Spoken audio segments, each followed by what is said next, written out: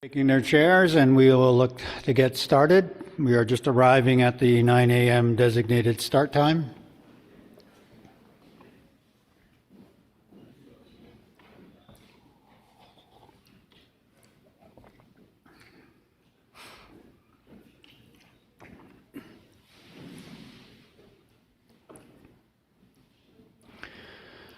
I did want to let everybody know that we have heard from our two ministers, and they are getting situated in the online room, but both have indicated that they have very limited time this morning, and so I just want to let you know that, just so we can deal with our frustration about that, as is often happens when we're trying to deal with them, but we do recognize their schedule.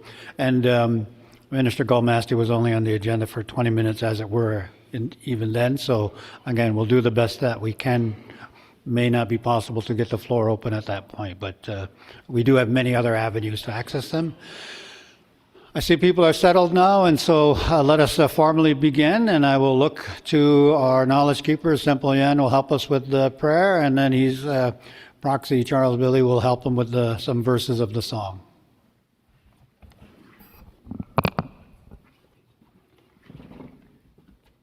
Thank you, Harold. O Siam Tanoya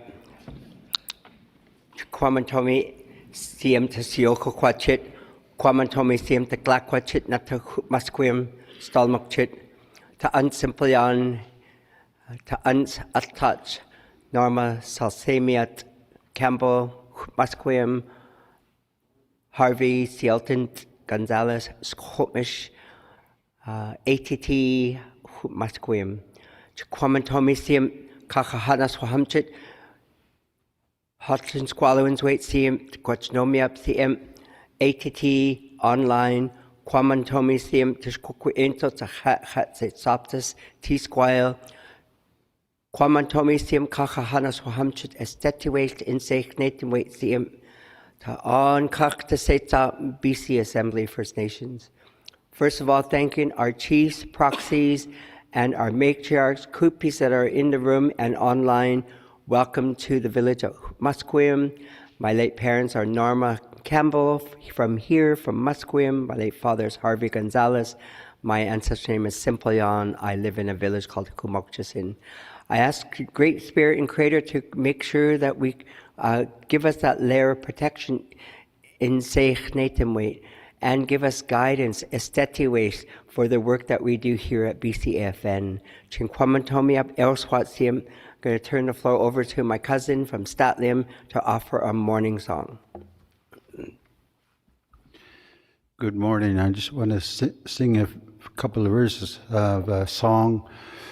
Our songs are from time memorial, so these are old songs, and I want to acknowledge that we've been here since time memorial, and our songs keep us that way. Good morning, folks. Charles Billy from Statliam Nation, Hachlip.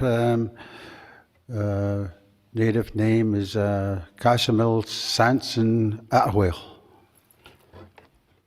Their song is the prayer song for our joining our heads together and fighting for the rights of our people and our housing needs and everything like that we need to do for our people.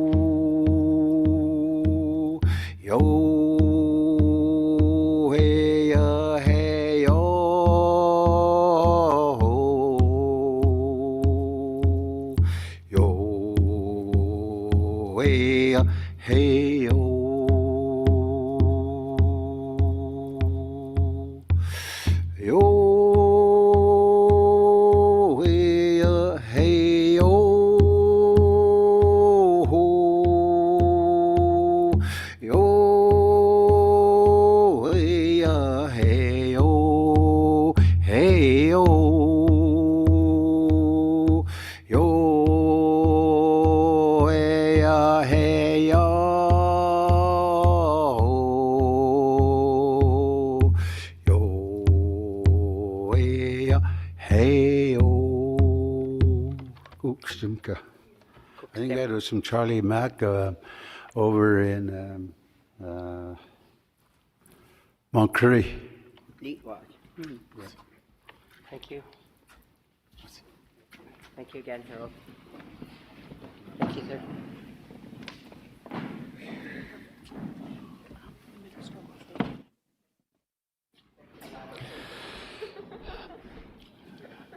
Good morning then, once again, ladies and gentlemen, and thank you for helping us with the getting started in a good way. As you will recall from the order of our agenda, we will hear from the Minister for Crown Indigenous Relations, Rebecca Alty, the former mayor of Yellowknife, as you may recall from her previous introductions, and following that from Minister Mandy Golamasti, Indigenous Services Canada, former Grand Chief for the Grand Council of the Crees.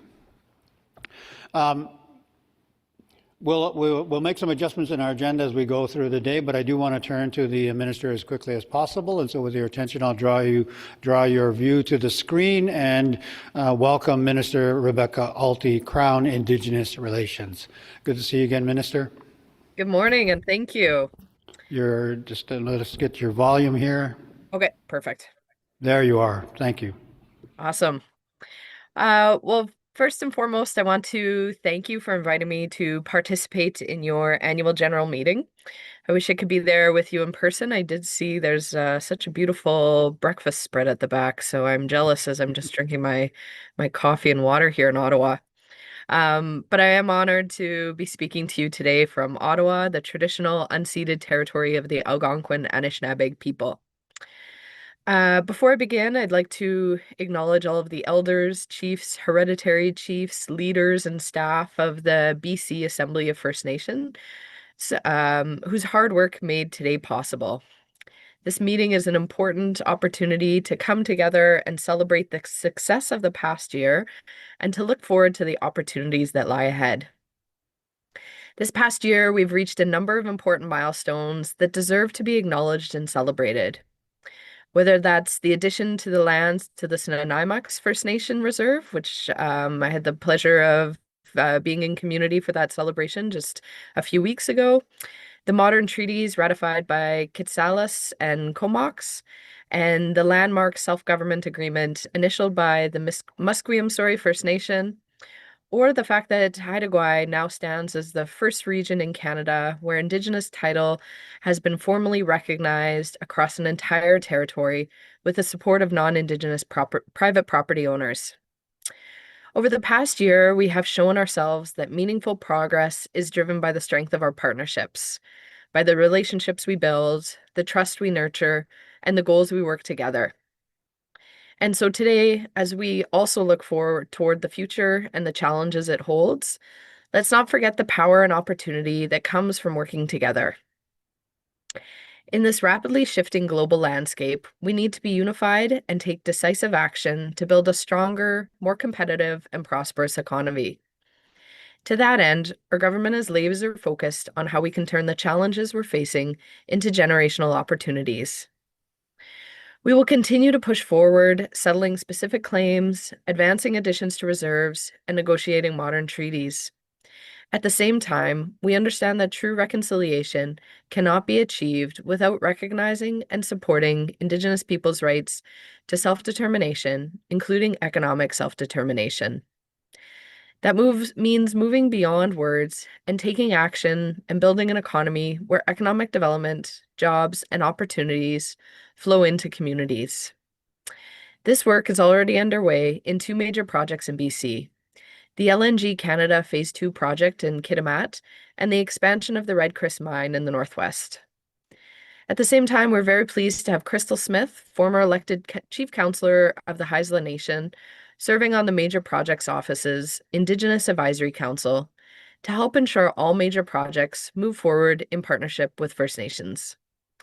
As a minister, I'm committed to continuing this work in collaboration with you so that together we can dismantle barriers, close gaps, and build the foundation for stronger, more prosperous futures for our nations. Once again, I want to thank you for inviting me to participate today. And although I only have a short amount of time, I'm happy to take some of your questions. And again, I've really appreciated the time to meet many of you during my short time so far as minister, and look forward to meeting more and more of you in the future. Thank you, merci, masicho, and I will pass the floor back to the chair. Thank you.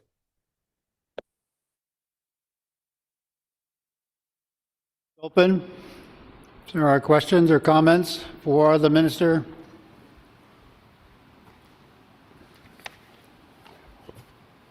Regional Chief. Yeah, thank you, Minister LT, for taking some time for questions and comments today. And I suppose, one of the burning questions and resolutions that was passed here was on specific claims and the funding for specific claims research. We have many here in British Columbia.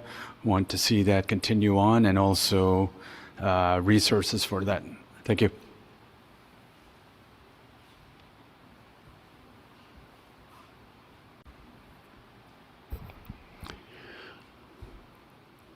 Over to you, Madam Minister, for response on the question about specific claims funding. Yeah. Perfect. Thank you. Appreciate that, Regional Chief, and appreciate your continued advocacy. Yes, that is an issue that we discussed recently at the Assembly of First Nations meeting. We are releasing budget next week, so it's still in process. It is something that we were able to top up with some extra funding this year, and we'll be able to share more once the budget's released. Thank you. But I do appreciate hearing from folks on priorities.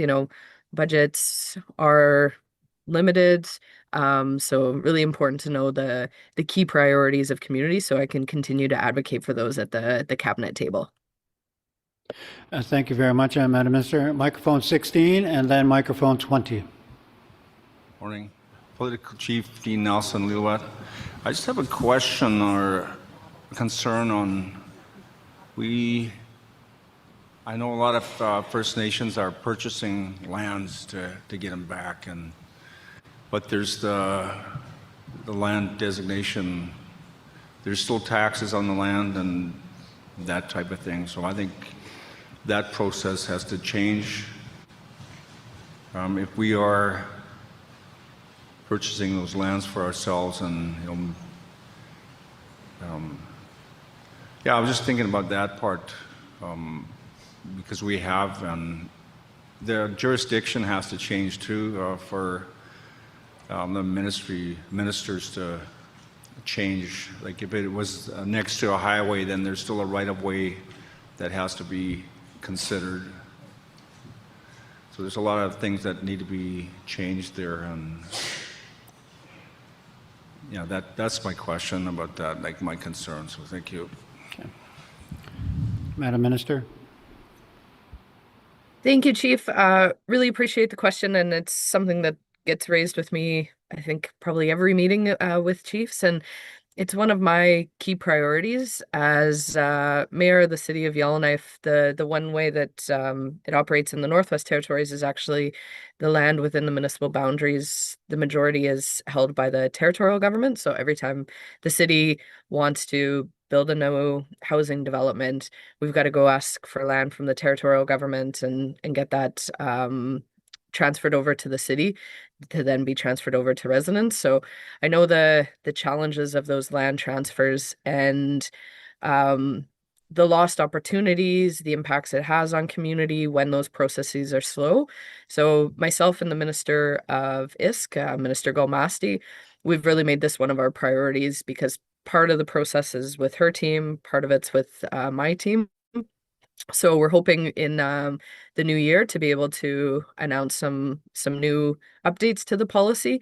However, in the meantime, we're really directing the teams to continue to expedite those processes, because at the end of the day, this impacts economic development, this impacts housing, this impacts access to land for cultural purposes. So it's I think, well, it's definitely my key priority, and one where I think we can make some good progress. Thank you, Madam Minister. And again, just as a picture, I keep it clear in my mind, ISC is focused on the services side, programs and services side. CERNA is, of course, more on the rights recognition negotiation side. Chief Lampro, microphone 20. Thank you. Good morning, everyone. George Lampro, Chief for SIMP. Thanks for the prayer and the song. Is a good way to start out the day. Last week, I attended CERNAC's engagement around consultation, and I was very disappointed in the fact that we have to rewrite consultation. Sure, things have changed, but open dialogue, honest dialogue never changes. But it's very disappointing going through those documents and seeing the wording that is being put forth and how watered down it is. There's no commitments, there's no recognition of rights title. The wording in there is just somewhat pathetic. There's no commitments on the governments because words matter. You put the wrong word in there or something that doesn't properly represent what we're trying to get across for nations, and you give it to a lawyer and they can just chew it up and spit it out, and that paper, in my opinion, wasn't worth the paper it was written on. There's no commitments. It was so watered down. It's just another piece of paper saying we're going to meet. And you talk about budget. You know, we're facing huge budget cuts for ISK, and we're going to suffer. Our programs are going to suffer. Our communities are going to suffer. Programs are going to suffer. And it's very unfortunate because when we as First Nations run into financial difficulties, you as the federal government step in for third-party management. We just can't throw up our hands and say, sorry, we're broke, we don't have money for you, we're going to cut all your services. But yet, there's no real accountability for you guys. All you're going to do is say, sorry, you're broke. And the last comment is around policy. When is the government going to stop making policy that goes against our rights we have won in court?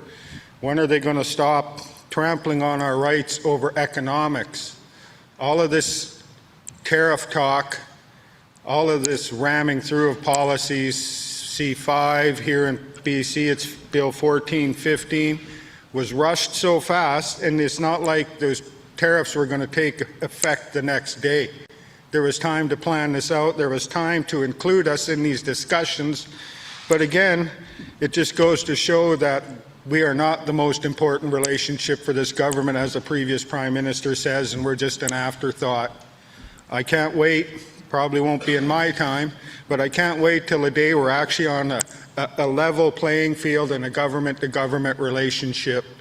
The government seems to think they still own this country and this land, and we're not being treated as the title holders we are, regardless if you're back east or you're here in BC. It's a whole new ballgame in BC because we don't have treaties, but yet we still don't have rights. They're getting diminished, they're getting downplayed, they're getting policied and legislation put in place in a colonial system that is still keeping us out of being true government partners. So I'm hoping the government will actually stand up and start living up to its commitments and undrip everything they've committed to, instead of just giving us the excuse, well, we have an economic crisis, we have to do it. Sorry, we're going to have to cut your budgets because we've overspent. We don't have that luxury as First Nations. It must be nice as an organization just to say what you want, continue to do what you want, and step on our rights repeatedly. It's very frustrating, it's very tiring, because the rights we have, we weren't just given. They were fought for to get into court. We weren't recognized in this province as citizens till the 50s. We weren't allowed to vote till the 60s. In our own country, we're treated as third-class citizens. And to this day, you're still doing it. We've come this far when we need to go this far, and we're not there because of your government, your policies, and your legislation that keeps your colonial thumb on us to keep us oppressed. Thank you. Thank you very much, Chief Lampro. Madam Minister. Thank you, and thank you for sharing your concerns, Chief. When it comes to the Building Canada Act, so the meeting that was held last week, I believe that's the one you're talking, the Major Projects Office had. at the end of the day, the duty to consult and accommodate continues to remain. And so the way that the legislation's drafted, if a project gets listed under the legislation, there's a duty to consult to add it to the legislation. Once a project's in there, if it's working to advance, to create a conditions document to kind of give final approval to build the project, there's a duty to consult and accommodate. So at the end of the day, the legal rights remain. The one thing, that I'm committed to is continuing to look at the policies and legislations that are under my department's control and working to remove elements to give back more and more authority, self-government, and the inherent rights for First Nations to be governing, and really working with my colleagues on those aspects for the policies and programs and legislation that they deliver. I know that it's not in a quick enough timeline, but it is still my priority, and really look forward to working with everybody to hear about the challenges, the policies, the legislation that needs to change. Thank you. Thank you very much. I do know the minister does have a hard stop coming up, but let's go to microphone 25. Yes, good morning. Elected Chief Robert Nelson from Metkalla, BC. When we deal with capital projects, somehow that needs to be fixed better than the way it is formatted right now. We started a erosion project 5 years ago, where we got phase 4 and phase 5 to finish. And it's going to cost us probably twice the amount of money to do it, because they never ever follow through with completing a capital project. When we're doing capital projects, especially in the north, we barge everything.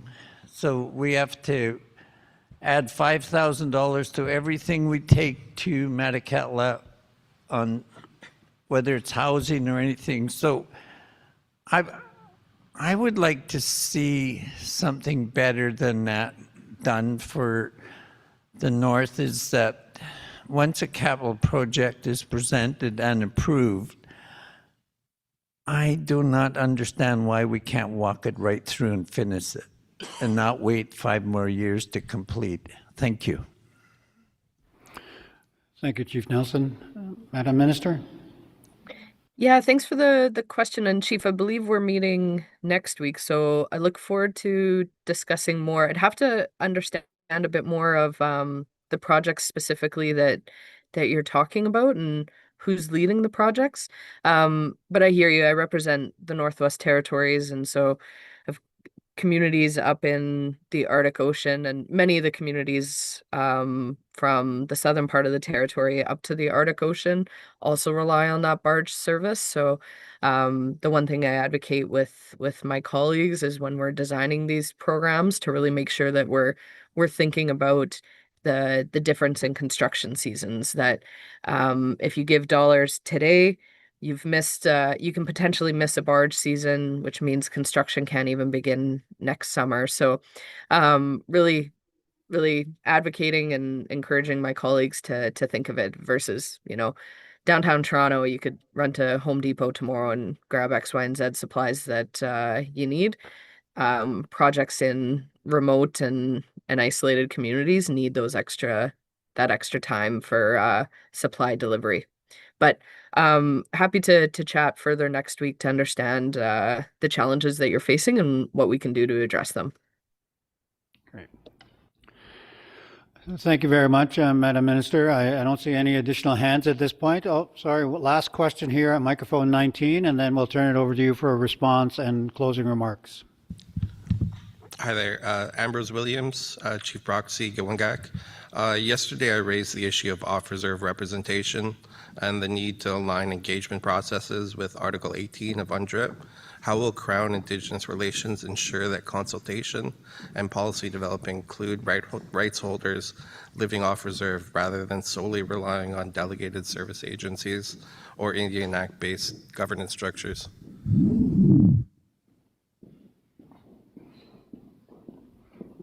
Yeah, Madam Minister? yeah, no, thank you for the question. It is one that that we grapple with, and myself as minister, I'd love to chat further to hear your recommendations. A lot of the work that we are doing is with rights holders, and so meeting with chiefs to get their feedback on ways that programs can be delivered, and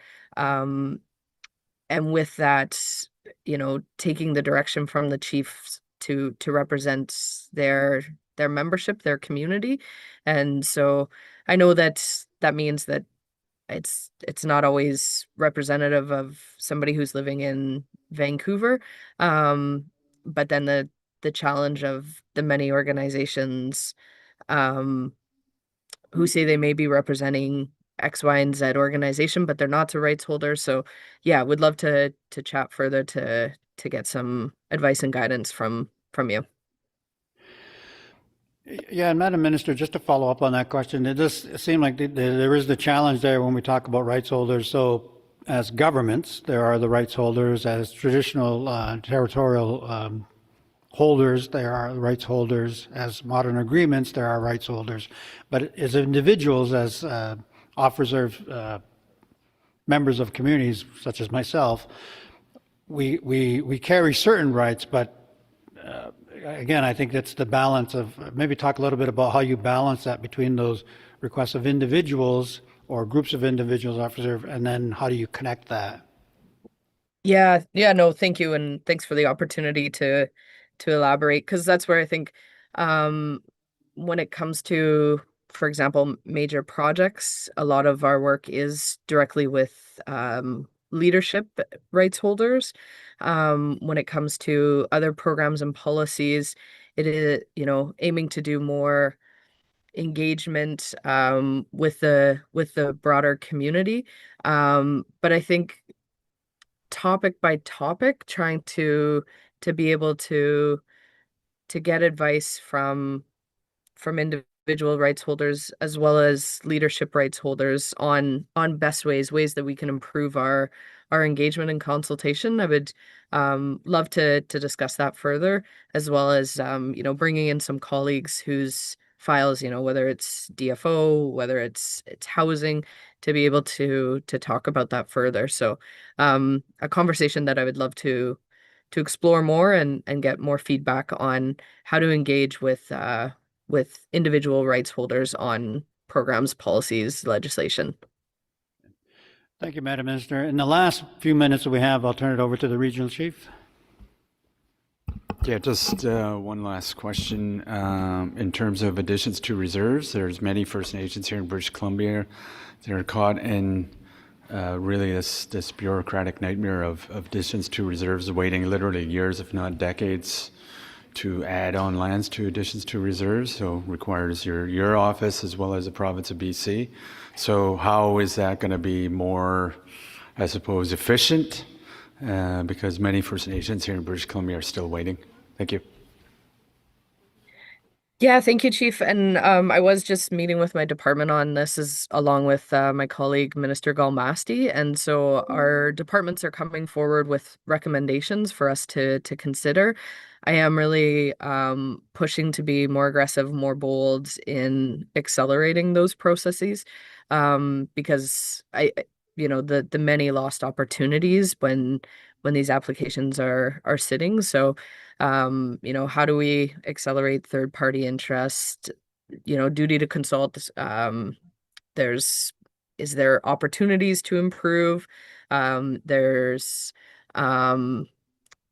some stuff with working with municipalities. I think there's ways to accelerate and improve those systems, but would be happy to chat further once we have more of the policy recommendations fleshed out. but it's definitely one of my top priorities. Thank you, Madam Minister. I know you do have to go. Any final remarks before you depart?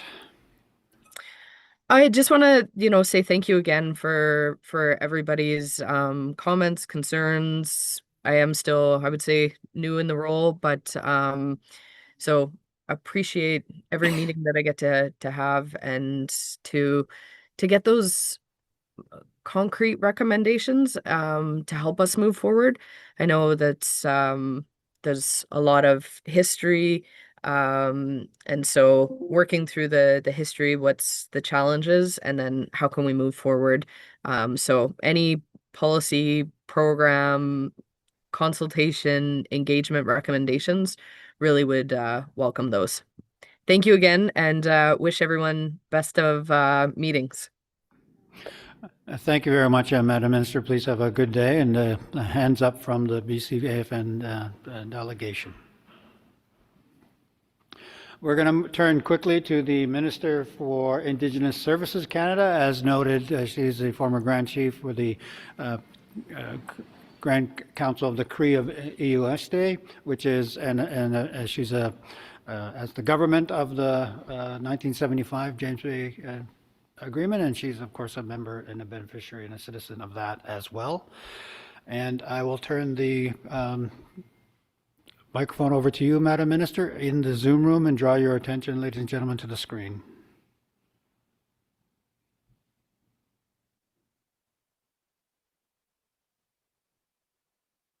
As she's making her way to the technology, I will note that there you are. Madam Minister, welcome. So over to you. I've done a excellent introduction of you by my own admission.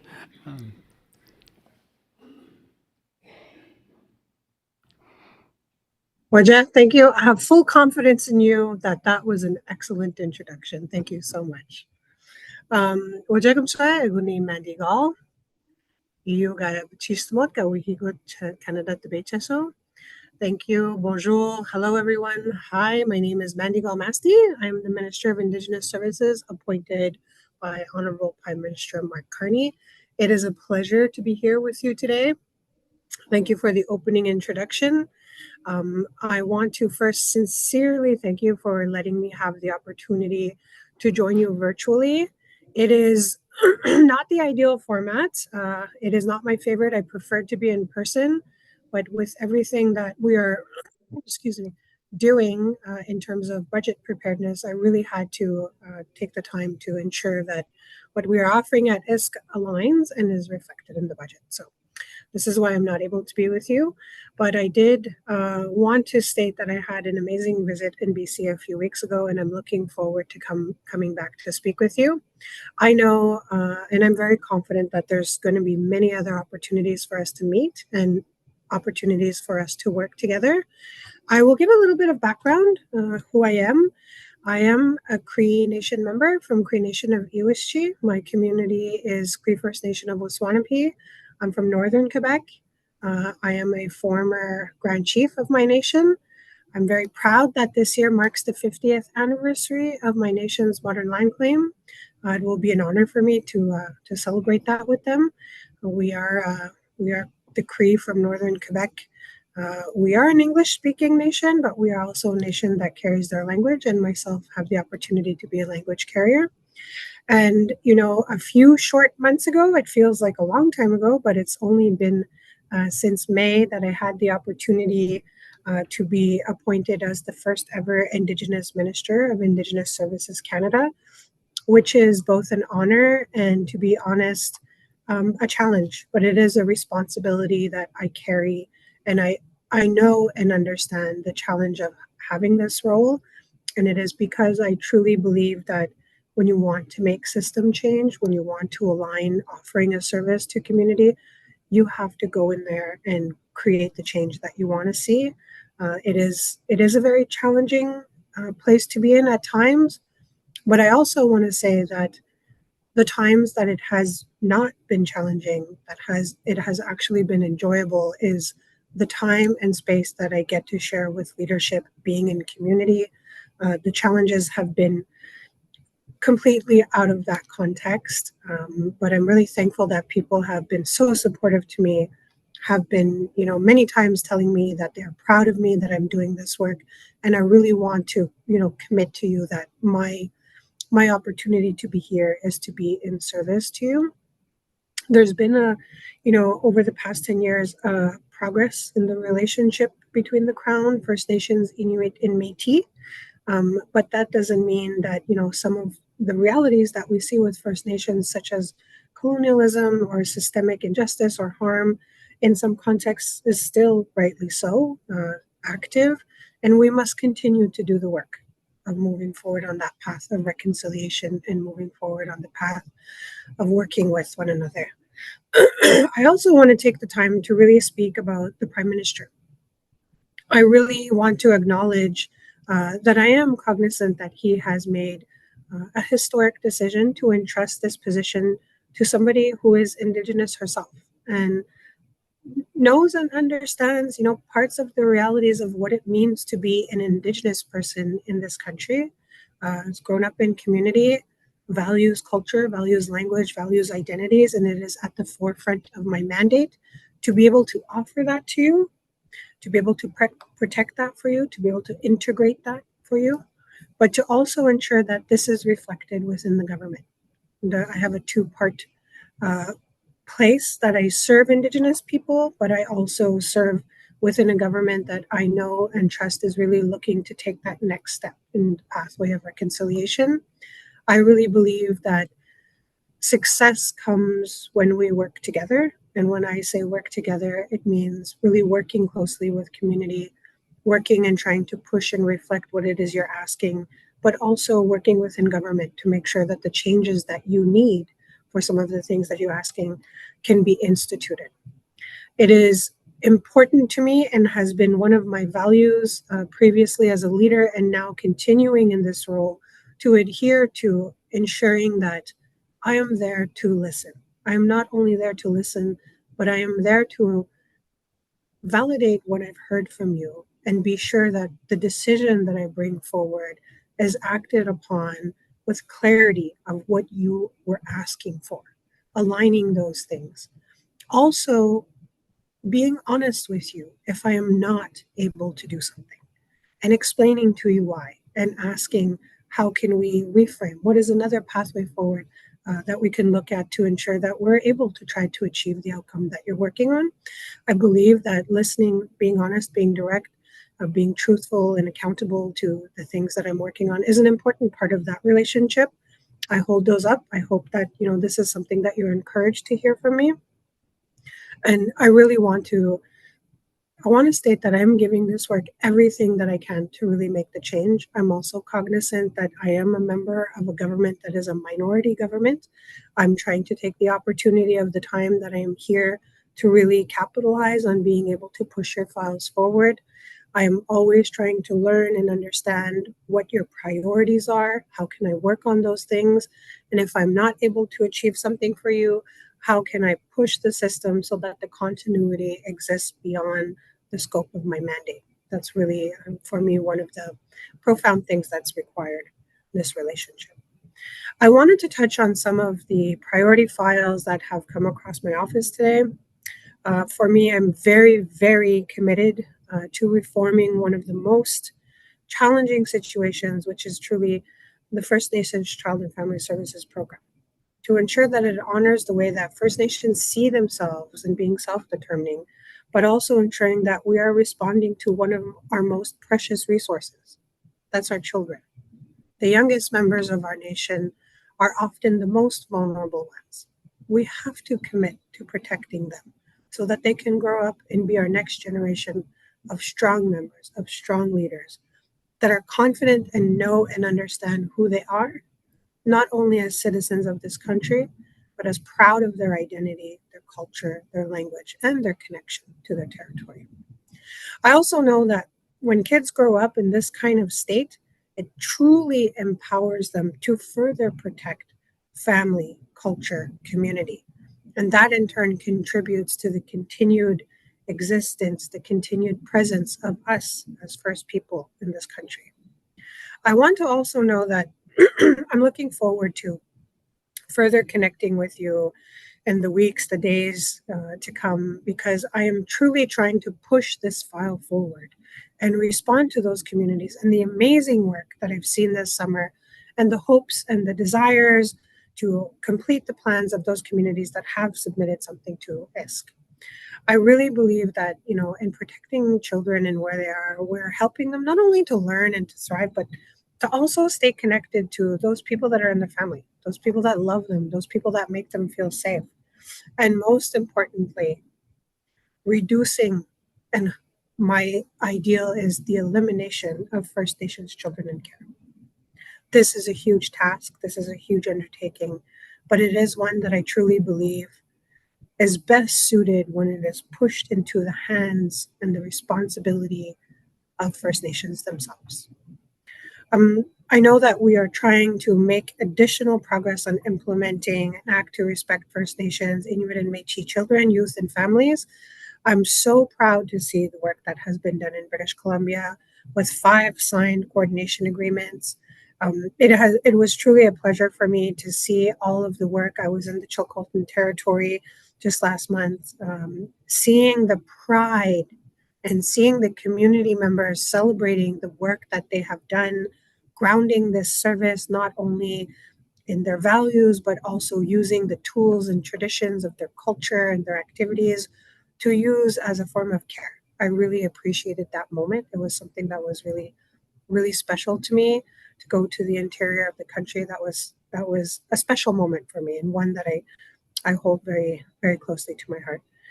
I know that I also heard directly from the community that the coordination agreement was trending and looking to be a success for them. They felt that the number of children in care was not only reduced, but they were meeting those targets of it being gone. And I'm really proud to say that, it just reconfirms to me when you're working with community, you're giving them the opportunity to define what their success and what their outcome is. And that's the path that we need to be looking at here at ISK. One of the other files that is incredibly important and has come across my desk and come across in all of my engagements is Jordan's Principle. Jordan's Principle is in a position that is extremely complex. We have seen this past spring an operational bulletin that in implementation was not aligned with many of the needs of individuals and families seeking to use that service. I'm looking to work with community to amend this and to align it with what the community is looking to do. It is something that we have to do in a timely way. I'm challenging myself to create that space and engage with those families, with those communities across this country to be sure that we are truly trying to protect the legacy of what Jordan River Anderson's contribution, to the outcome for First Nations children across this country, but respect the legacy of what he endured. And I think that's really important that we have to acknowledge that. And in the next coming weeks and months, you will be seeing coming from my office and from ISK a lot of engagement with rights holders, with organizations, with service delivery, with families, because I truly believe that to protect the outcomes of Jordan's Principle, we have to really take it into a place that is better aligned with who we are as First Nations people. I know that the principle seeks to ensure that no First Nations child is left behind. I want to also, acknowledge that for us to do that, it truly has to be within the hands of First Nations people, because that's how we will achieve that target. It is not through legislation is not through an operational bulletin. It is through ensuring that we define and protect the process ourselves that we will succeed. And before going any further, I want to acknowledge that, the fire season this year has been one that has been exponentially intense across the country. And I do know that within your territories, there was a lot happening. I want to acknowledge the work that was done, by all of the frontline workers, the firefighters, the coordinators, everybody who did logistics, being sure that they were able to respond. I know it was challenging. I know that there's room to improve in how this approach is established, I'm looking to also engage on determining what does that look like. There are future upcoming conversations this year that I'm looking forward to meeting many of you if you will be attending to have that further dialogue. In British Columbia, I know that we're looking to advance a new phased multilateral emergency management agreement, which is guided in community by chiefs, and it is self-determining. It's Indigenous-led, which are critical for me, but also looking at the stewardship of the territory is another component, because we do have to respond to the reality of climate change. And this is something that is personally very important to me. The future that we plan for our children has to also be one that responds to the reality of some of the challenges that we will see. We are living in them now. But I know and trust that the knowledge that we have in who we are as First Nations, or in our relationship with the territory, is really, an addition not only to what science tells us, but it's a portrait of a very intimate relationship with territory that has been, in some cases, longer than time can even define. So I acknowledge the wisdom in that.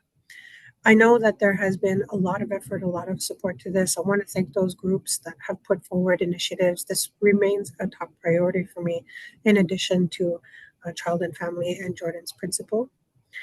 Emergency management is a huge, huge component of the work that we did last year. I really think that we need to take the opportunity to have a debrief, to have a discussion, to see what was the outcome of that. How can we improve it? It's because, partnership is critical to be sure that we are doing the right thing, pushing that path forward, advancing where we are, ensuring that reconciliation is not just a concept, but it is integrated in the programs that we do. There are, so many other things that I could speak to today. I know that there was a request for a portion of question period. I'm going to save some of my time. I see my clock counting down too. I don't want to go beyond the scope of the time that was assigned to me. But I want to thank you. I want to thank you and be sure that I wish you all the best with having a successful General Assembly. These are incredibly important meetings. You get the opportunity to hear from membership. They're able to give you direction. They're able to guide you. They're able to give you the feedback on how things are going well. And very often they're also able to tell you what is not going well. And those are the conversations that we cannot shy away from. I'm willing to be in that space with you. I'm here to work with you. I'm here to serve you. And I'm here to ensure that what I leave behind at ISK aligns with the future that you want to see from government in a respectful way.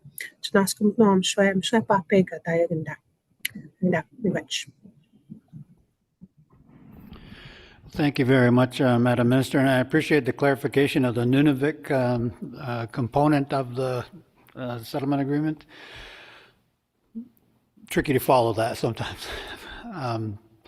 I recognize the pressure on your time. We do have three speakers, and perhaps we'll take them all and then turn to you for a response, so just to get you ready for that. So let's go online to Chief Shanna Thomas. Good morning, Minister. Thank you so much for your presentation. Good to see you virtually. I just happened to be sitting with Chief Cindy Daniels of Cowichan Tribes as well, and just want to encourage you to encourage your colleagues at Canada to reconcile with the Cowichan Nation in regards to our recent litigation on our rights and title.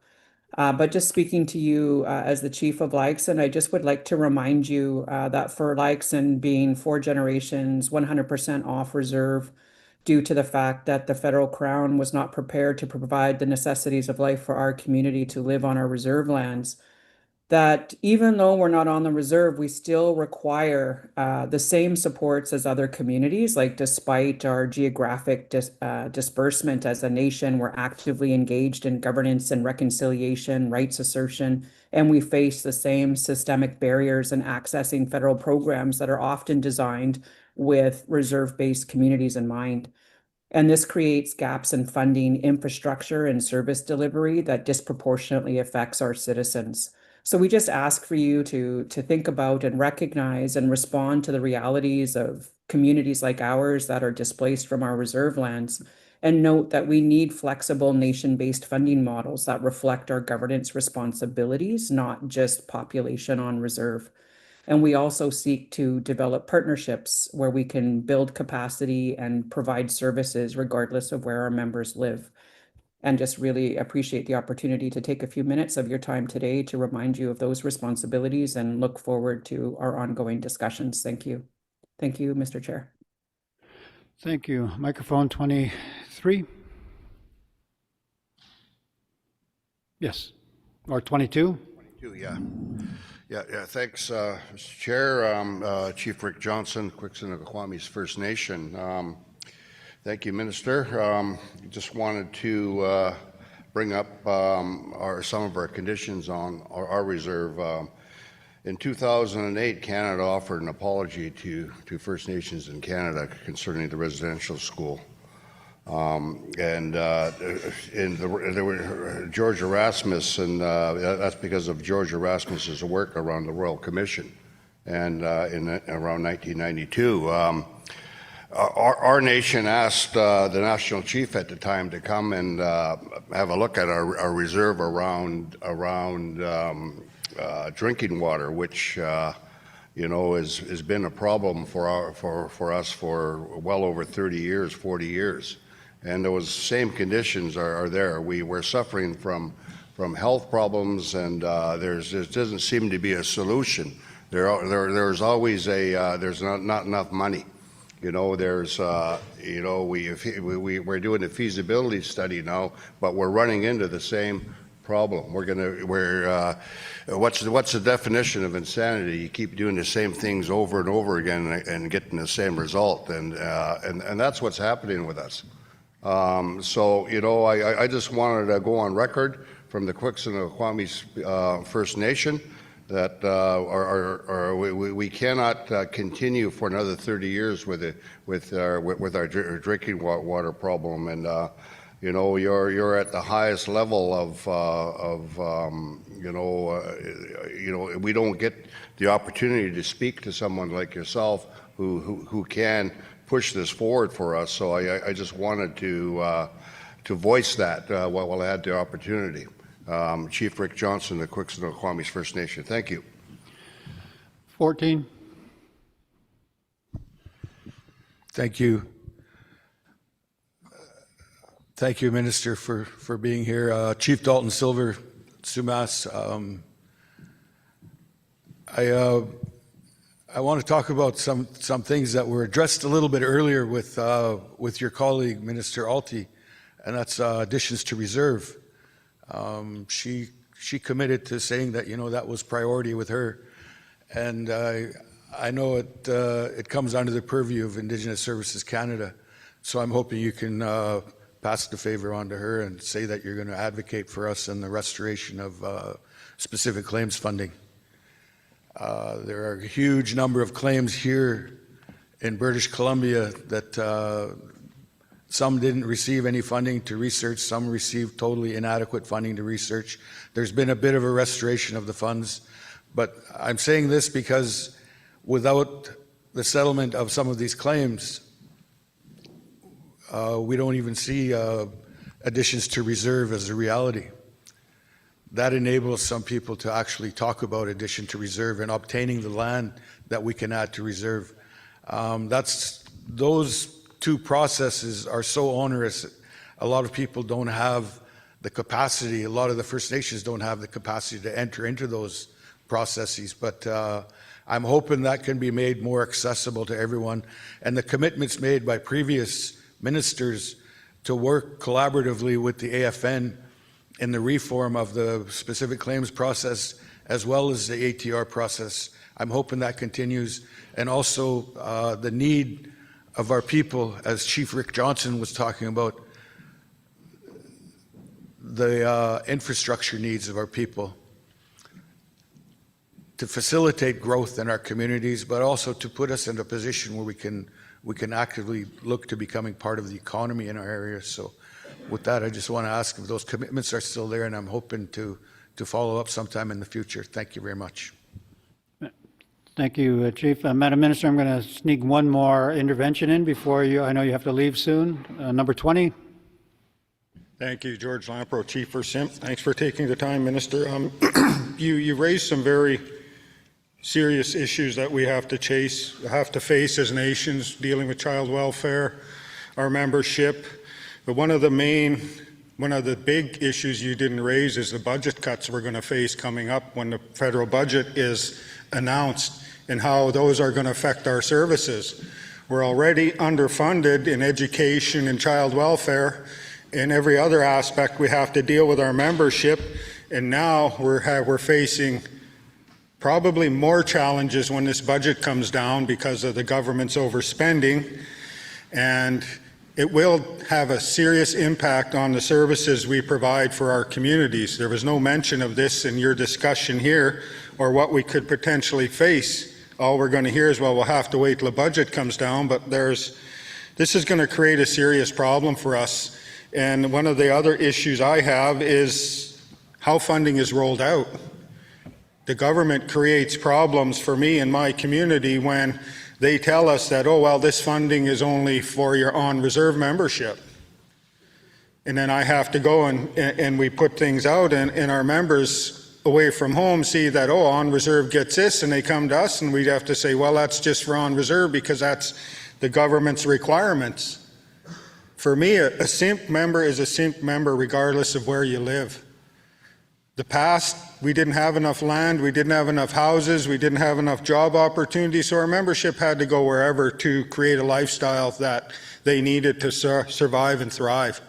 And unfortunately, a lot of that is off reserve and away from home. Yet, we can't get adequate funding to service our memberships regardless of where they live. The federal government can go anywhere in the world when you have Canadian citizens as tourists go get stuck on a leisure trip somewhere and get in trouble and go bail them out. Yet they can't adequately fund us to provide services for our membership right here in our own province, in our own country. So I want to know how much we're going to be impacted by these budget cuts and what services we expect to lose, because that's a conversation we're going to have with our membership, and you guys can just sit there and say, sorry, we overspent, we got no money, we have to cut. Thank you. Thank you. Madam Minister?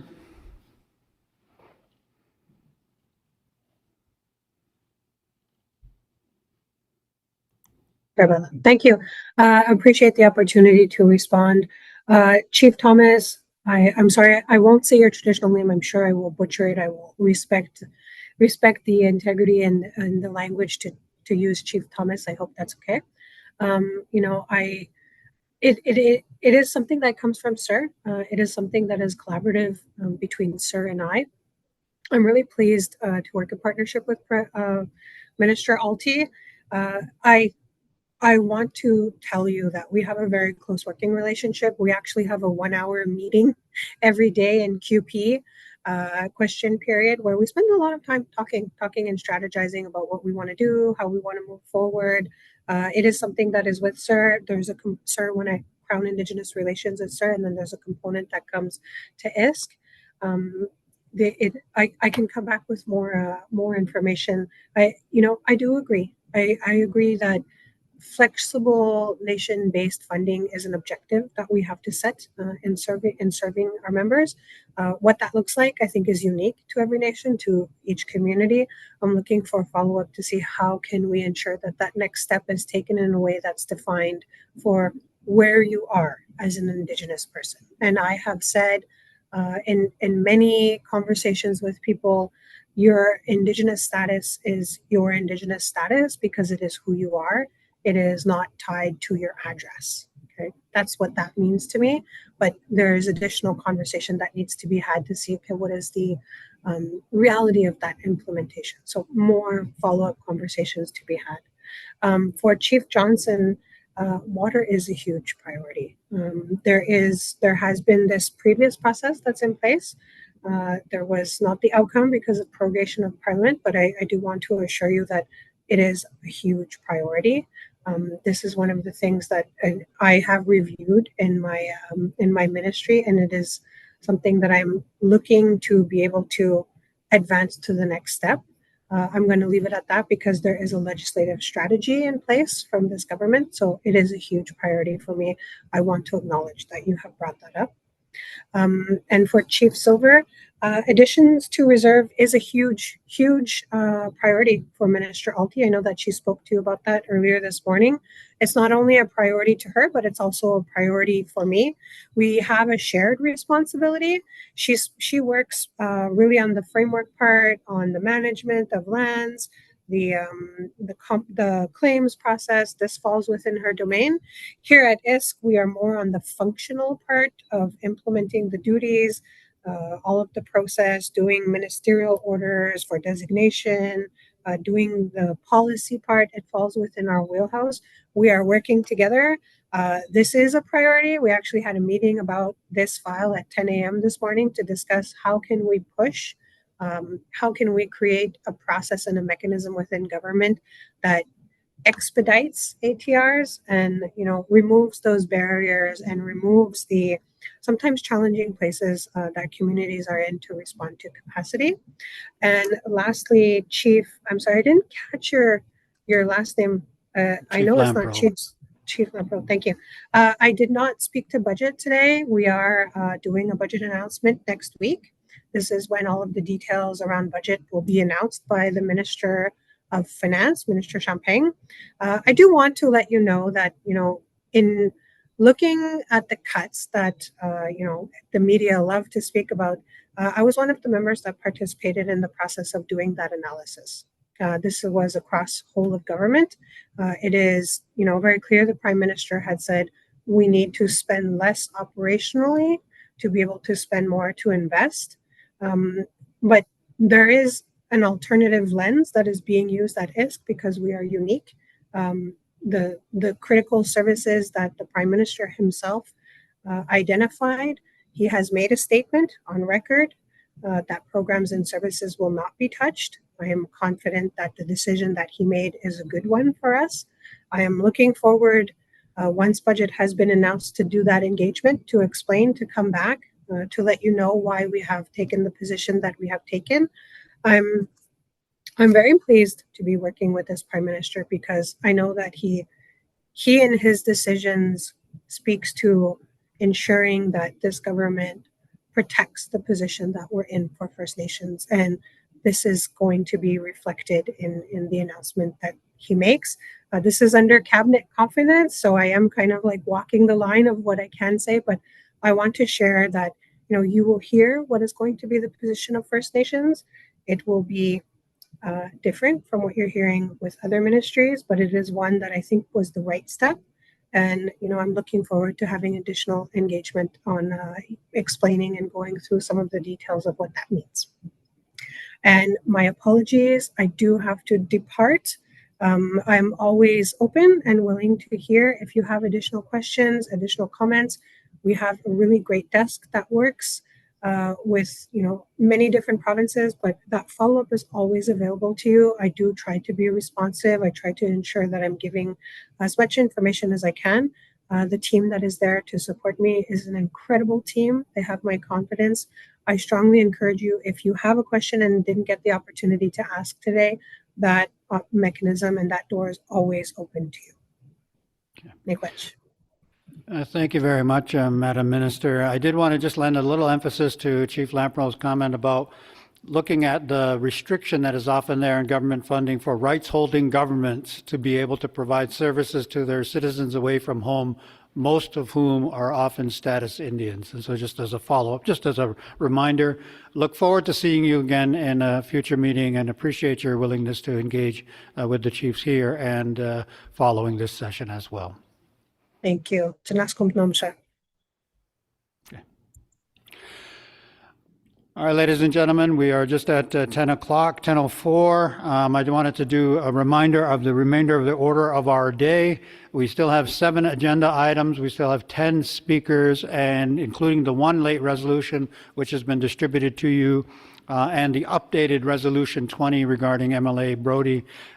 We have 13 resolutions to deal with today. In terms of our order, we are going to go to the First Nations data sovereignty on precision health, which is a specific type of health, which is mentioned in the resolution that is attached there.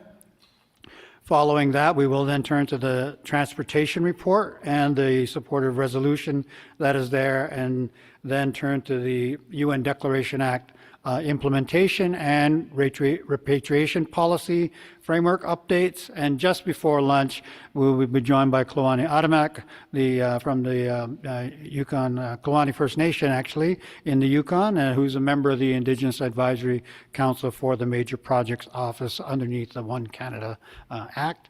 And we do have a resolution there regarding climate action and watershed protection. We will take the lunch, and then following that, we'll return for a presentation from the Center of Excellence from Harlan Schilling. There are some related resolutions attached to that, and then following, we will pick up, I think at that point, we'll have about 8 resolutions left, and we'll pick that up right after the lunch period in that brief time that's available, and then turn to the regional chief for the closing as close to 2 o'clock as we can get to. I do want to note we have had several requests around the room and outside of the room for additions to the agenda, and respectfully, just given the volume we have here, I don't see the opportunity for us to get that in before we are all on our way today, so I do extend my apologies for that. With that, then let us turn to our next speaker. We are joined by Dr. Nadine Caron, who is Sagamok First Nation, which is in Ontario near Sudbury. I have friends there, and I've done some running there, and her and the Knowledge Keeper will join. You're able to speak from here or from the microphones 1 and 2. I did want to note that Dr. Caron is the first Indigenous graduate of UBC's one of their health initiatives. She's also the first Indigenous surgeon, general surgeon in the country. She's the chair of the First Nations Health Authority's health chair, and in her spare time continues her general practice and runs the reconciliation, I forget the name of it, but the reconciliation initiative at UBC related to the calls to action about Truth and Reconciliation Commission's calls to action regarding health initiatives and health professions. So with that, please help me welcome the Knowledge Keeper Gwen Point and Dr. Nadine Caron.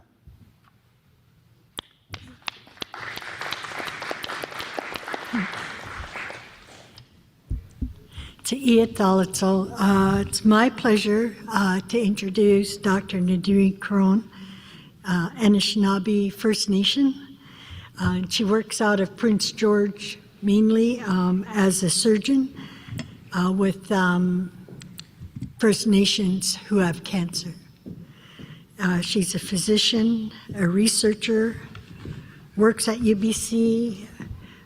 She founded the UBC Center for Excellence in Indigenous Health, and it's been my pleasure and really my honor to work with her as Knowledge Keeper for her work, all her work that she does.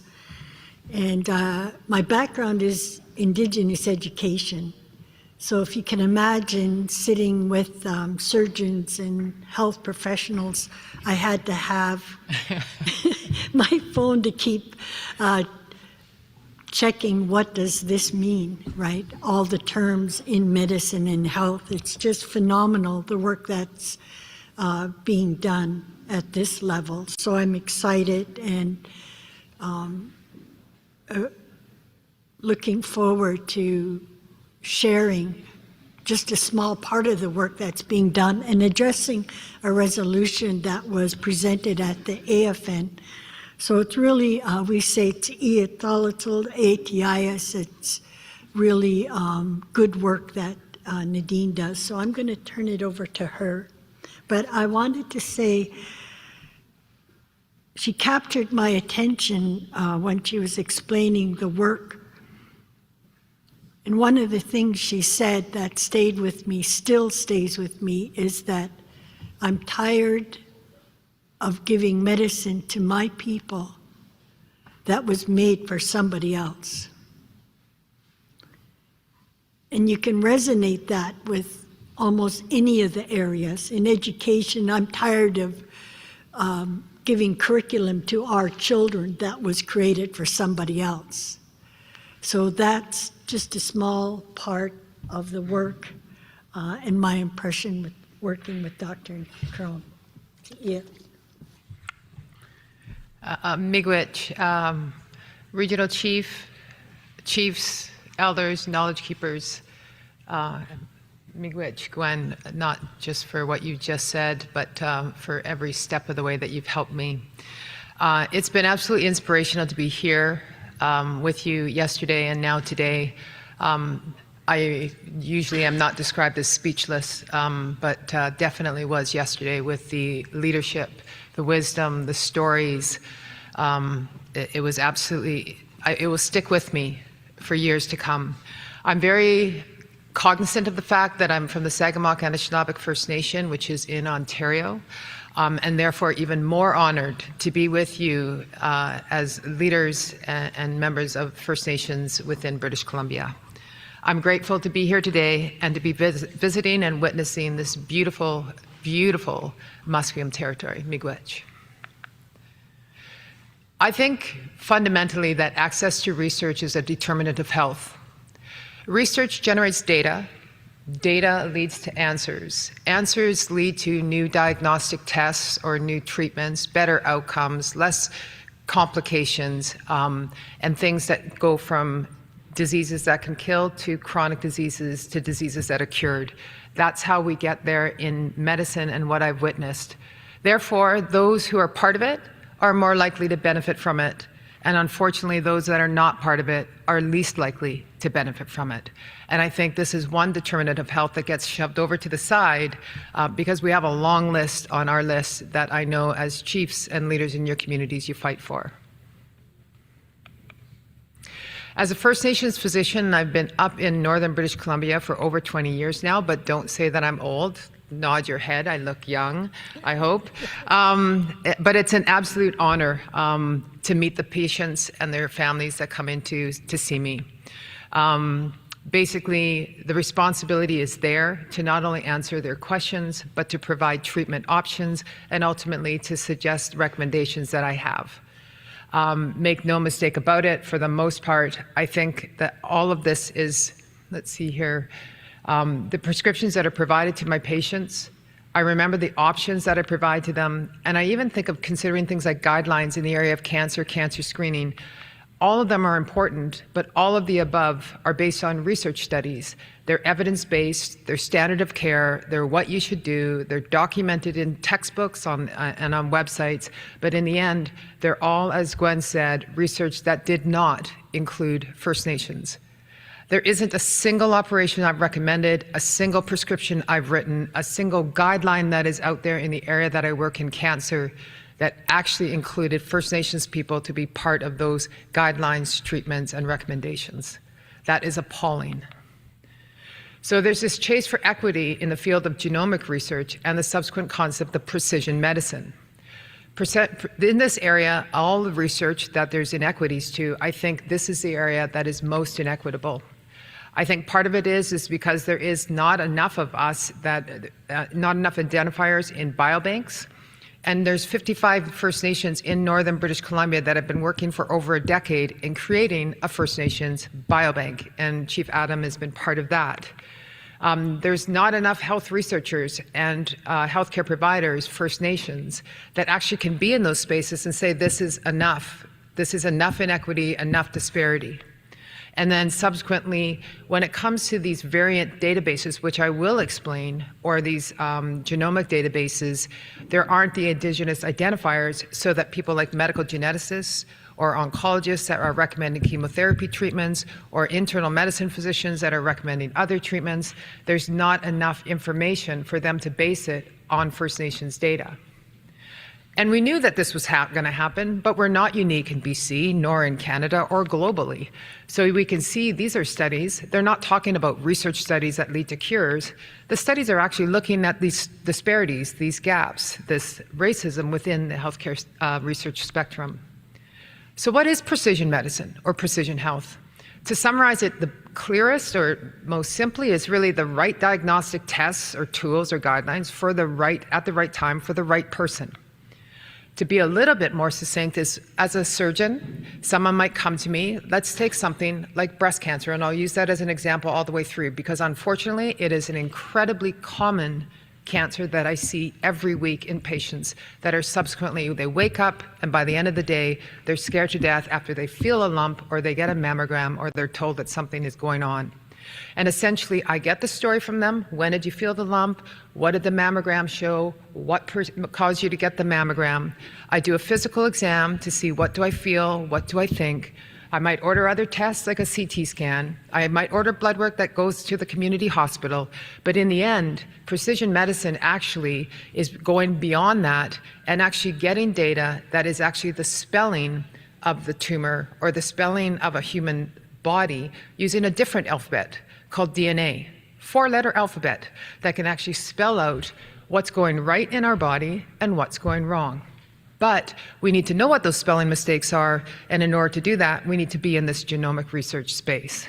Some examples of precision medicine are POG, or Precisionalized Oncogenomics, which basically is BC-based but globally known. And another one which you might know, particularly if you're from a First Nation in northern BC, one of my colleagues, Dr. Arbour, was the one that did work in the long QT syndrome, which is when the heart has an arrhythmia that can lead to significant health problems, even sudden cardiac death, that some First Nations are at higher risk from because of the spelling of their DNA. And you could treat that, you can understand that, and you can prevent these catastrophic complications because the knowledge from the research has been done. In my world, again, I'll bring you back to breast cancer as an example. Let's say that every figure here had breast cancer. The way that we used to do it is we knew it was breast cancer because the lump was in the breast. We did the biopsy, and under the microscope, the pathologist would look at it and say, this is breast cancer, and we would treat it in the same way. If all these people had breast cancer, but you looked at the DNA and the spelling of their tumor, some would look one way, some would look the other way, some would look that way. And then when you hear from that oncologist, that cancer doctor, and they said, you have an 85% chance that this chemotherapy will work, it's actually not luck. It's the spelling of your tumor. And the better understanding you have of the spelling of your tumor, it's based on what's the normal spelling of tumors in our people. How much do you think that's been done globally for Indigenous people? That's the difference. And so we started with silent genomes, and silent genomes was not in the original resolution, but I'm going to try to walk you through this. Silent genomes has been a project that's now in its 7th year, and 2 of its deliverables was 1, to create an Indigenous background variant library, basically to create a genomic database that included healthy Indigenous peoples. And the outcome of this project was to create this library. And, of course, it's data. So how do we create a governance structure that includes individuals that are Indigenous, that work in the space of genomic data? And so that's what we did to build the path to this genomic health care equity and address these disparities. So if you want to take a look at this, I'm going to sort of show it to my right-hand side here. Basically, you have an individual, that's the person on the far right. That's the individual that might have a genetically based condition. They see there's a doctor there, but actually it's a bunch of doctors because there's a whole bunch of specialists and subspecialists. And you take all that information from the history, the physical exam, the CT scans, the biopsies. But then medical geneticists use this tool that includes all this genomic data that is out there for years of research, billions of dollars. And then they say, okay, then what's the diagnosis? The diagnosis leads to treatment, leads to better outcomes, leads to programs, leads to funding. The only issue is that if you don't have the Indigenous data for an Indigenous person, you're way less likely to get the diagnosis. And at the point where Silent Genome started, there wasn't a single genomic database in the world that included Indigenous genomic data. So over the past 6 years, we then went on to create an Indigenous genomic data governance. It took 35 virtual meetings, 2 virtual workshops over a period of days, 3 in-person meetings, and they went through and they decided what needed to be addressed, what needed to be governed, how it was going to be governed, and making sure we adhere to OCAP and UNDRIP and the TRC, everything that was in those resolutions, because they were Indigenous leaders in this space. We had an elder that many of you will know, Sequoia, that's been part of this project from the beginning, and she has been instrumental in guiding us in this space. But we also had Indigenous people who lived in this space. They had genetic conditions. They had a child. Our chair had a child who died from a genetic condition. We heard about Jordan's principle. Jordan had a genetic condition. This is not new to us, but it's been pushed under the ground because genetics and genomics and precision medicine is expensive. So this steering committee through Silent Genomes ultimately became the governance. And in January of this year, the Genome Library was launched. It includes about 600 First Nations individuals from across the country that have consented to be part of this, with the plan that the library will grow, and therefore so will the power for it to provide diagnosis. So all of a sudden, does this look familiar? It's one difference, one word.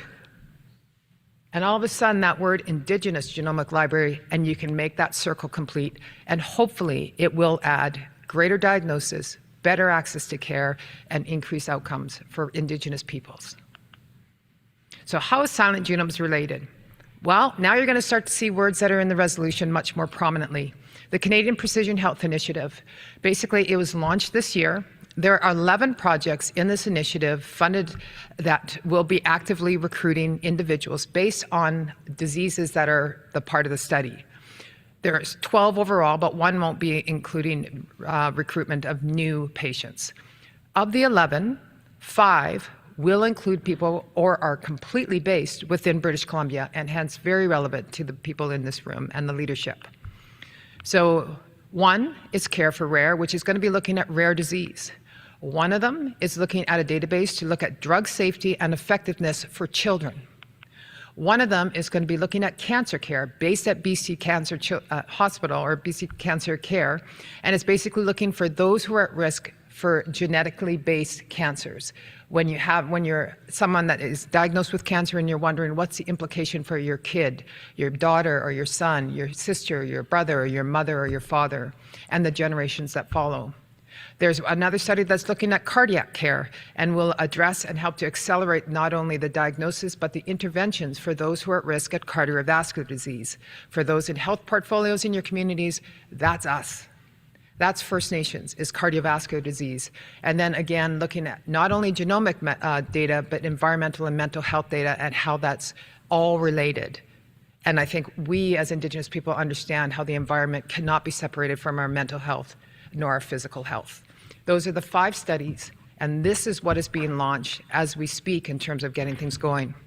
A different way to look at it is because this initiative is 12 projects. The green ones are the ones that are relative related to BC because they will be partially based in BC or completely based in BC. And then what's important to note is that we're planning this, what the ultimate goal is that the data from these 5 projects, or all 12 of them, will funnel into what will be called the Pan-Canadian Genome Library, because some of these other studies are in the Atlantic provinces, some of them are Ontario, some of them are Quebec, some of them are in the prairies, and so ultimately flow into the Pan-Canadian Genome Library. But it will be a federated model, which was not made clear in the original resolution. And that means that it will enable Indigenous data to be stewarded in accordance to OCAP and UNDRIP and the TRC, so that it will be kept separate and governed with Indigenous governance. Because I think everyone in the room understands that Indigenous data must have Indigenous governance. So another way to look at it is, if you can see here, if the studies across Project 1, 2, 3 to 5 for BC, but ultimately for 11, of those people who are in and they say they're not Indigenous, their data will go into the Pan-Canadian Genome Library.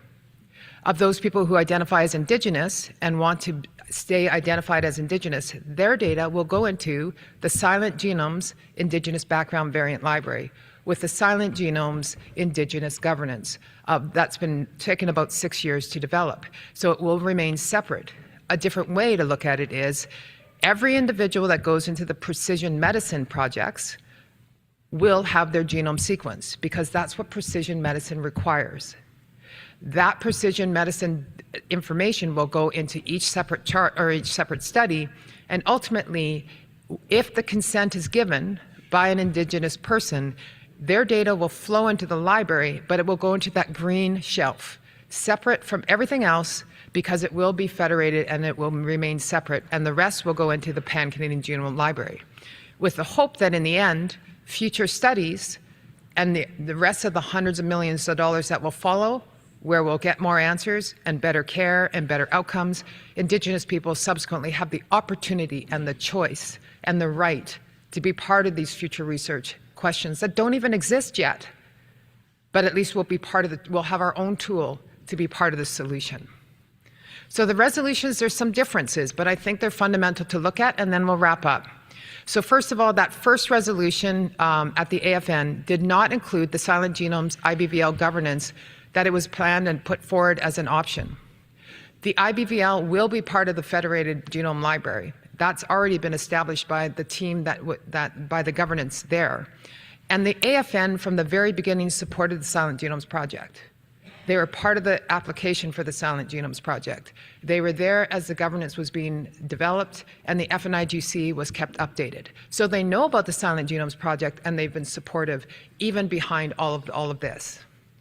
The resolution back in Winnipeg said that they wanted the AFN to formally oppose the inclusion, collection, and the use of First Nations genomic data, and immediately pause the collection and use of First Nations genomic data. I can understand that there would be concern about this. What the current resolution on the table that has been proposed to you is that the BCAFN states that no transfer of the First Nations data should occur until we confirm that the genomic governance that's been set up by the Silent Genomes Project is the one that we're going to go with, but so that there's no use of the data and there's no transfer of the data. But I want to stress that I've been part of development of governance of genomic data in the past. It took over 8 years to develop a governance structure for the First Nations biobank that will include genomic potential for data. And that took over 8 years. The Silent Genomes Project took 6 years to develop it. I think we could start from scratch.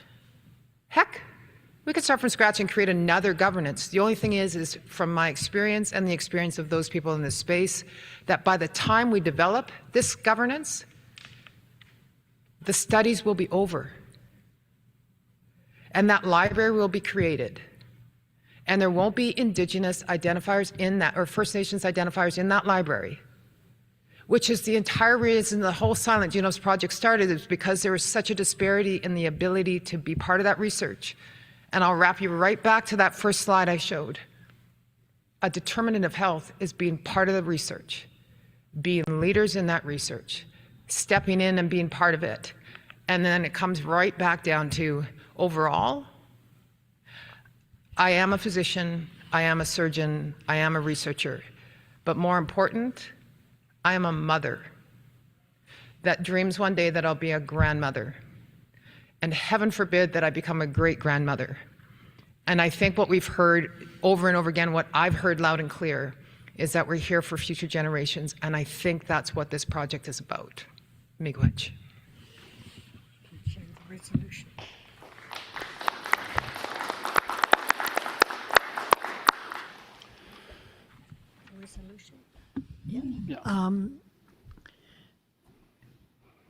They're going to put it up. Yeah.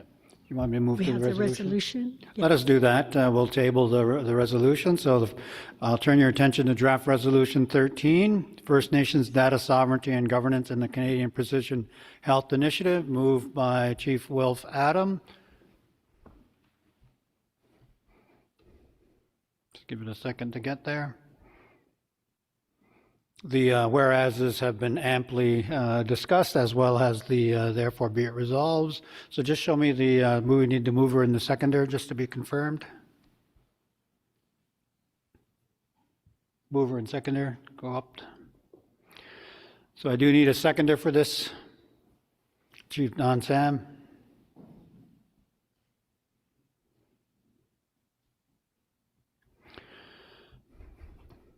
And in fact, I think in this presentation, the therefore be it resolves have been directly addressed. And so, and this has been in our package and arrives unchanged.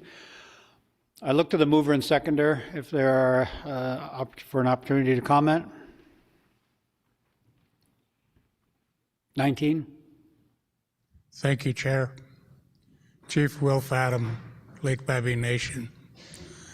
And I'm honored to move this resolution. I've known Dr. Caron for many years and worked with her in terms of getting all this data set up.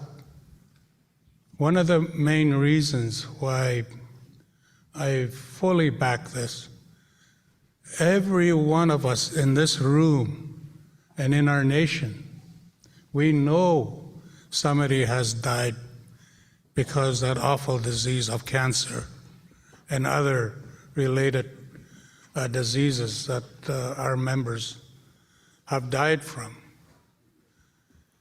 Many could have been saved if there was data, the genomic data that Dr. Caron is talking about.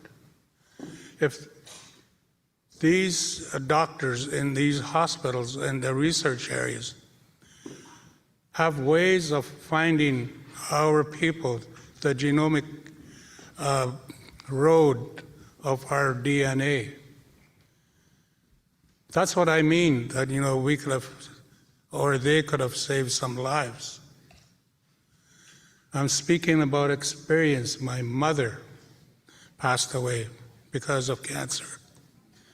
She kept going to the doctors. They turn her away.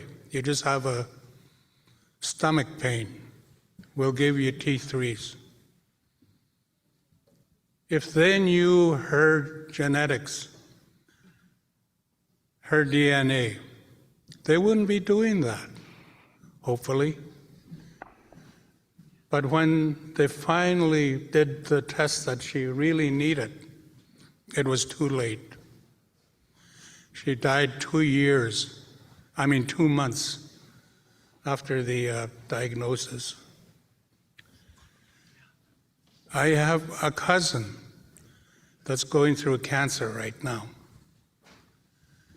And it's really hard on families in our community dealing with these awful diseases.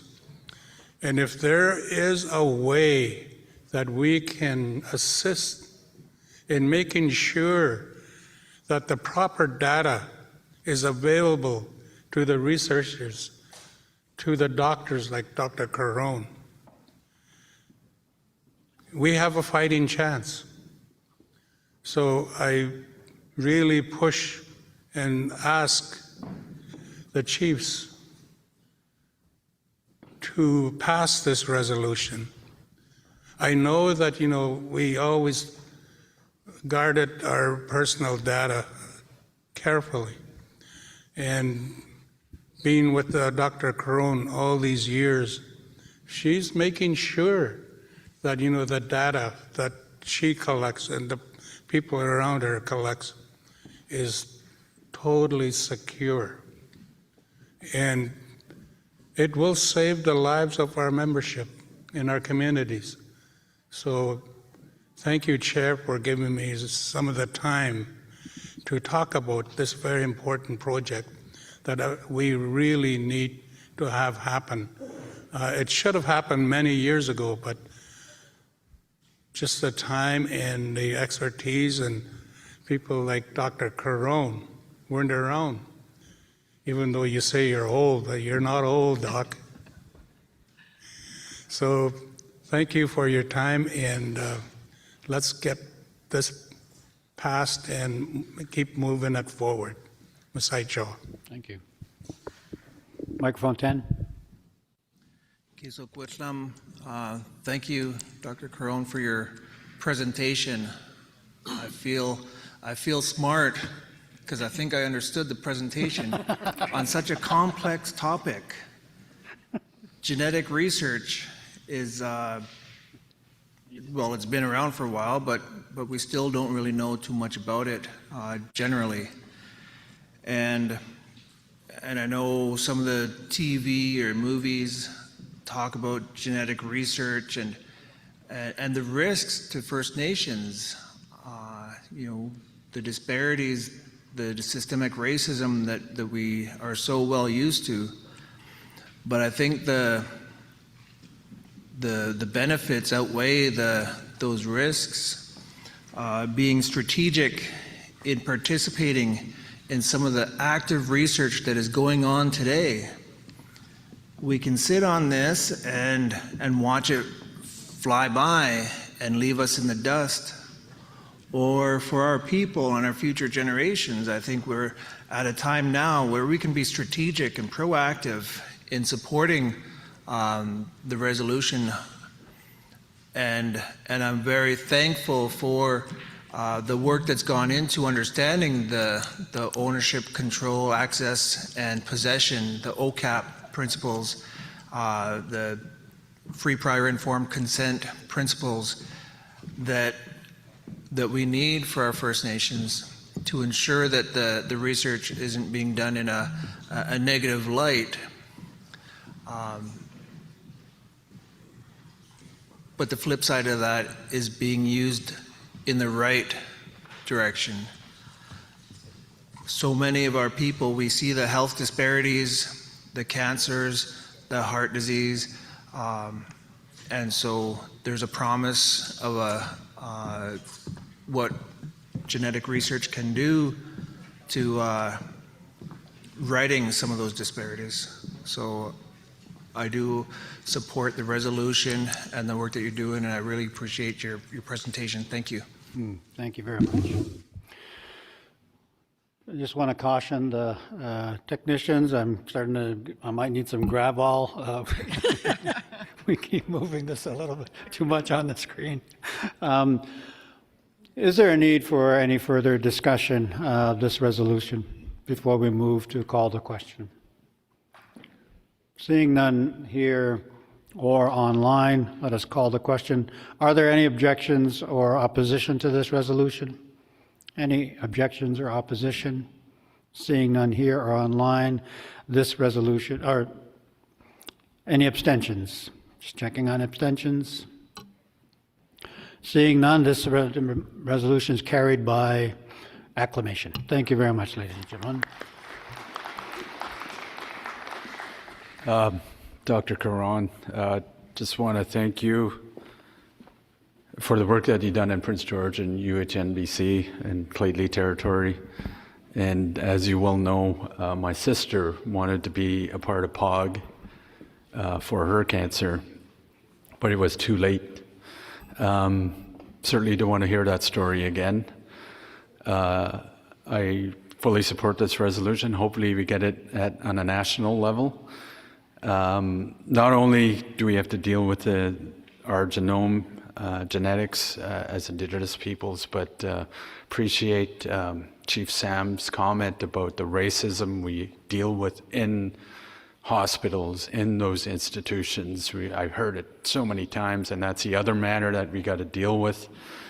And the other matter is this ongoing health crisis of the opioid crisis that has been a provincial crisis here since 2016. I mean, not only cancer, all these chronic diseases, heart disease, diabetes, then we have to deal with these other issues of racism and the issue of mental health and addictions. So thank you for this good work, Masi.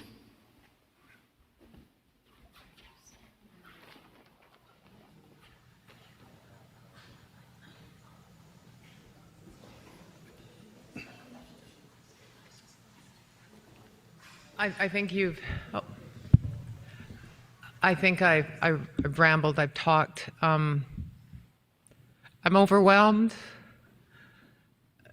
I feel like this is an immense responsibility. You can't promise outcomes, but you can promise to try your best.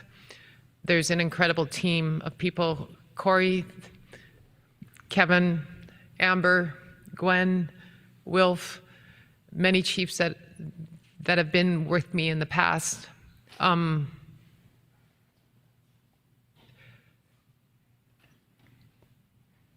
I am so honored and see BC as a leader in this field that I think is going to really demand equity, finally, for what we deserve. Chimikwech.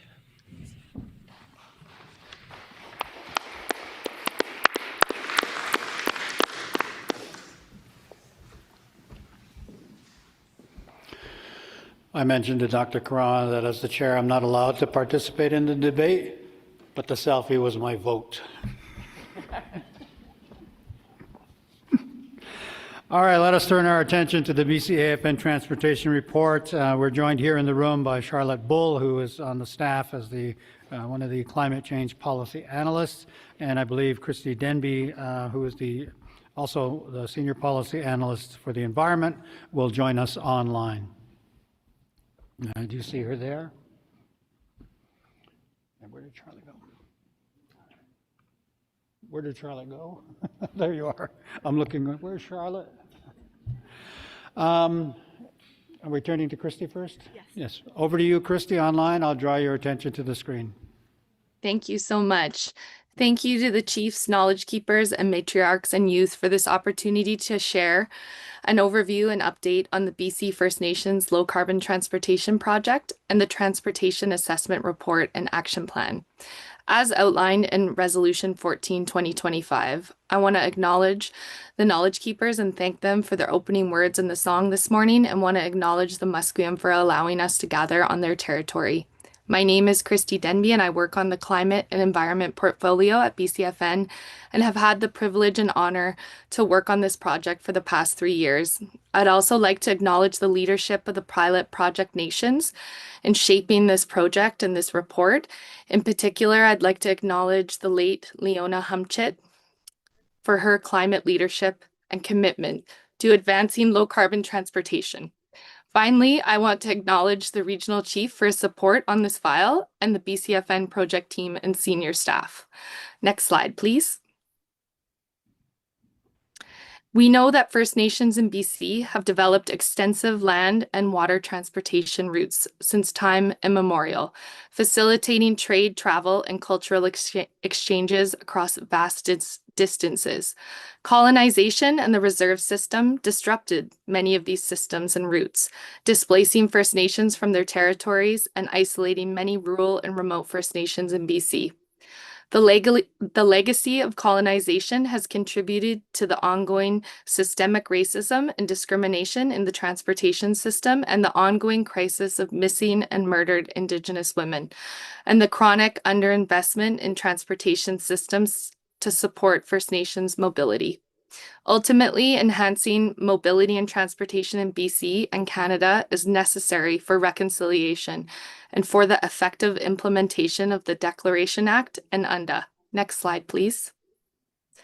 The transportation sector accounts for the largest percentage of greenhouse gas emissions from any sector in BC. These emissions continue to rise, and the province continues to fail to meet its legislated emission targets. BC and Canada's car-centric transportation policies, aging infrastructure, and chronic underinvestment have led to a transportation system systematically stacked against First Nations while contributing to climate change. As extreme climate events become more frequent, the fragility and inequities of the BC transportation system have become even more evident. Next slide, please. The First Nations Low Carbon Transportation Project is a direct response to Resolution 1223 and aligns with the implementation of the BC First Nations Climate Strategy and Action Plan. This is a 5-year project that began in 2022 and will wrap up in 2027, with the goal to accelerate opportunities for First Nations in BC to access safe, affordable, and reliable low carbon and active transportation. The project is led by the BCAFN with funding support from the BC Ministry of Energy and Climate Solutions. Next slide, please. The project seeks to identify gaps, barriers, and opportunities and provide recommendations to address them and engage rights and title holders. Furthermore, to advocate for transportation-related policies that help reduce greenhouse gas emissions and uphold First Nations title, rights, and treaty rights.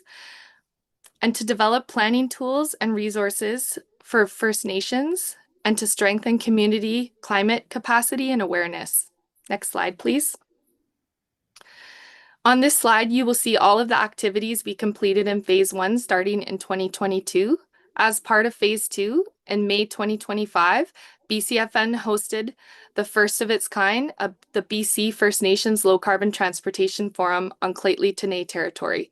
Some of the key Phase 2 activities to date include engagement, research, and drafting of the Transportation Assessment Report and Action Plan, funding and supporting 6 additional pilot project communities, and conducting ongoing research and advocacy. Next slide, and I'll pass it over to my colleague, Charlotte Bull. Thank you.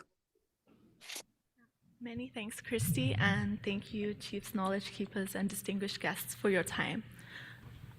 Oh, is it? Okay, perfect. On this slide, you can see the selected pilot project communities in Phase 1 and 2. Each selected pilot project community receives up to $65,000 in flexible funding to support the development of their self-determined low-carbon transportation plan and gaps and opportunities analysis report. BCAFN staff will continue to provide ongoing support to the pilot project communities, including regular meetings, facilitating relationship building between nations, and supporting implementation, and an in-person community visit.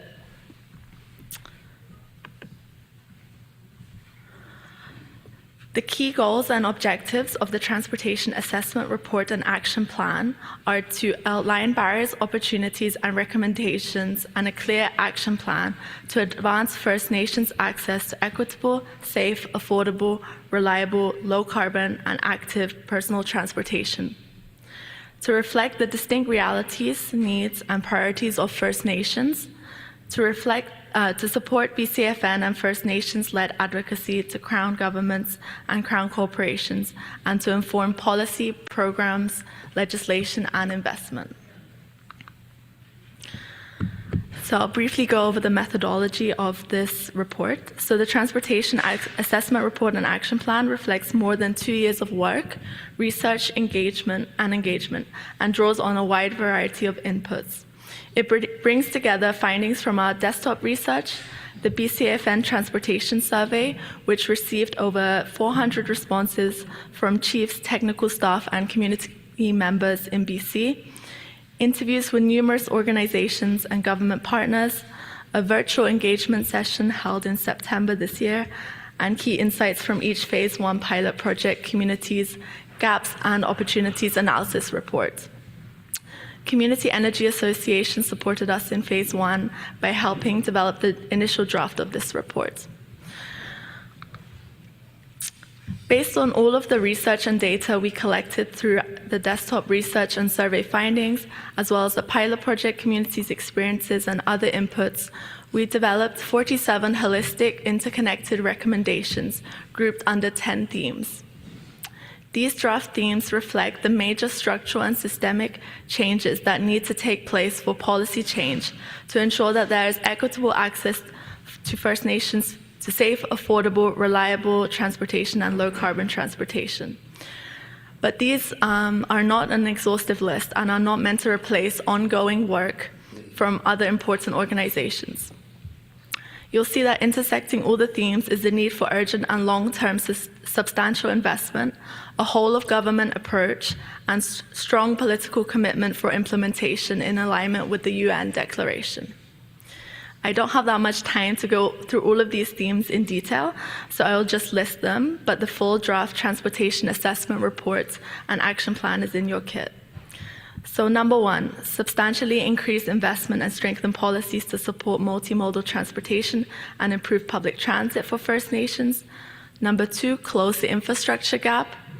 Number three, advance meaningful improvements in cultural and physical safety, especially for First Nations women, girls, and 2S LGBTQIA+ individuals. Support First Nations-led and self-determined active transportation. Enhance First Nations self-sufficiency by building capacity, improving services and infrastructure on reserve. Number six, prioritize First Nations access, safety, protocols, and rights in marine transportation. Number seven, ensure a just transition that centers First Nations rights and self-determination. Number eight, facilitate collaboration, innovation, and shared decision-making and partnerships. Number nine, reform funding and program delivery and support First Nations-led transportation planning and capacity. And number 10, commit to equitable and affordable access to private vehicles, licensing, zero-emission vehicles or electric vehicles, hybrids or plug-in hybrids, and innovation in low-carbon fuels. Masi Cho, and many thanks for your attention.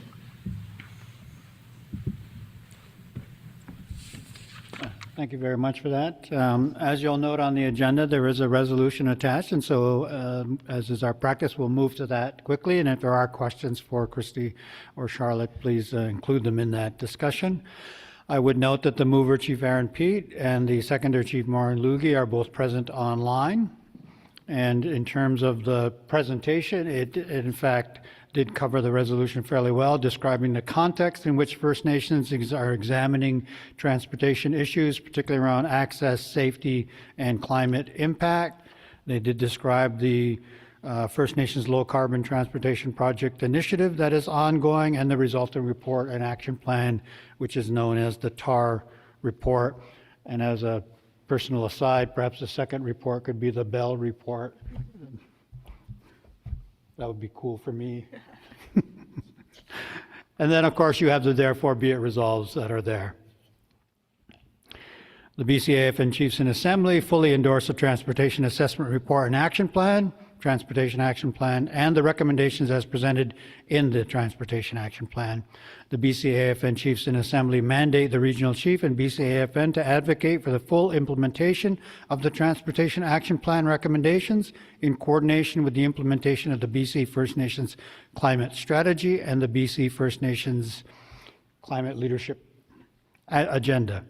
The BCAFN Chiefs in Assembly call upon Crown governments, Crown corporations, local governments, organizations, and industry to substantially increase investment and work collaboratively with BCAFN and relevant partner organizations to implement the Transportation Action Plan recommendations, and the BCAFN Chiefs in Assembly direct the Regional Chief to advocate for ongoing collaboration, shared decision-making, and co-implementation of the Transportation Action Plan recommendations with rights and title holders in full alignment with the United Nations Declaration on the Rights of Indigenous Peoples.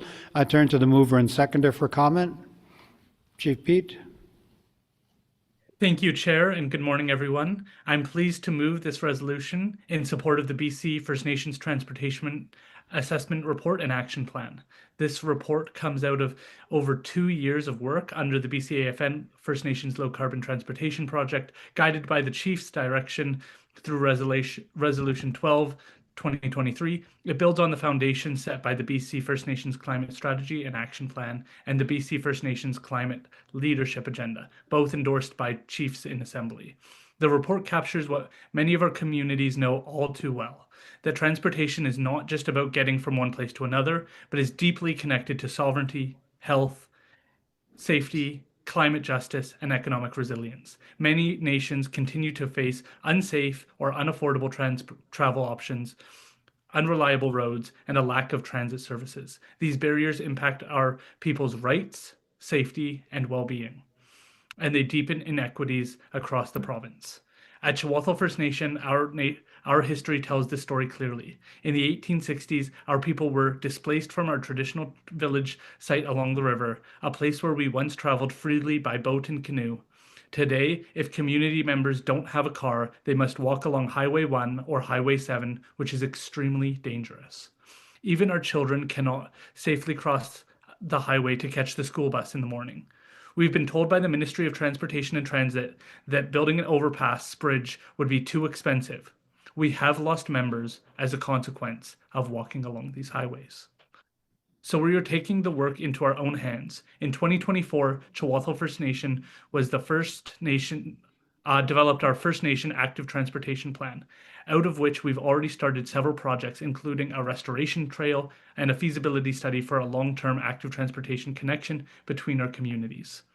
But we know that local action alone is not enough. Across the province, much more must be done to support First Nations-led, self-determined transportation planning and to advance a transformational, collaborative, and culturally grounded system change. By endorsing this resolution, we're giving a clear mandate for BCAFN to advocate for the full implementation of these recommendations and to work with all levels of government, crown corporations, and industry to make them a reality. I respectfully move that the Chiefs in Assembly endorse the BC First Nations Transportation Assessment Report and Action Plan and its recommendations, and support continued advocacy for equitable, safe, and sustainable transportation systems for all First Nations in British Columbia. Thank you. Thank you, Chief Pete. Over to the seconder, Chief Lugie. Good morning, Ms. I. I'm just going to refer to my notes. I'm just at the airport right now. So if you hear background noise, my apologies. I just want to say that I will second this resolution in support of the BC First Nations Transportation Assessment Report and the Action Plan. And it reflects what our communities experience every day, that transportation is a matter of rights, safety, and sovereignty. The BC First Nations Transportation Assessment Report and Action Plan provides a clear path forward with recommendations for safe, affordable, and low-carbon transportation systems. Endorsing this resolution means that the BCAFN is advocating and holding government accountable to address these long-standing transportation gaps, to reduce emissions, and to build a system that truly serves First Nations in British Columbia. Ms. I. Is there a need for further discussion of the resolution or any questions for the presenters?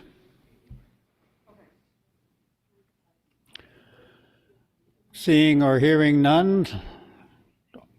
Oh, I do see a hand. Chief John Harris. Thank you very much, Charlotte. Yes, it's just Online. Stating that I won't be opposing, but I have to abstain from this. And, it goes both ways, that we have a huge need to address the transportation in our community. We are a remote community, like several others that I've mentioned over the last few days, of living at way down the bottom of a gravel logging road. But when adding the carbon neutral initiatives and stuff like that, that does hinder our communities. And this was a first for us this year. We were declined on funding for our community hall because it was determined that the transportation of materials would cause too much pollution. I'd never heard of that before, but two communities in our nation applied for the same funding. One was approved, and my community was not so far out in the, and it was determined that building our community center in our community would cause too much pollution. So, but I just wanted to share that because we have been working on a lot of issues trying to get transportation. Since the Olympics, when they announced that they were going to build an alternate route into Whistler, which was eventually declined or decided that they didn't need it. We've been working on getting our logging roads up to standards so our members are safe. We've even bought a boat to be on Harrison Lake. We were working on airstrip, but that got quashed by treaty fight. And we end up losing our airstrip because the dispute caused somebody to sell a little piece of land in the middle of our airstrip. So, like I said, I'm not opposing this. Everything sounds great, but because of some of the initiatives that are added into it that are hindering us in our growth. So, thank you. Thank you very much, Chief Harris. Much appreciated the approach you've taken there and clarifying, so let's say, those sort of other implications that can happen to particularly the remote communities. Microphone 24. Yeah, Victor Isaac, just also Naugis First Nation. Just wanted to talk about the remote communities again. It's something we deal with as well. We got about 80 cruise ships that come into our community, the smaller ones, a year, and then we got to get them around to various sites of the island, tallest totem pole, the museum, etc. And we're trying to find ways to get them moved around with, make sure that the emissions are low, etc. And so we're going to be applying for these dollars to try and make sure that we're able to do that. A long time ago, in Alert Bay, there was 11 taxis, and we held the world record for our most taxis for the smallest island in the world. So we held the Guinness Book of World Record for 11 taxis on one island. Now we have one taxi, and the elders have to wait about an hour and a half for that taxi now. So we need ways to get them moved around as well. So we need these types of programs to help us as well. Thank you. Thank you very much. Any further need for comment or discussion of this particular resolution?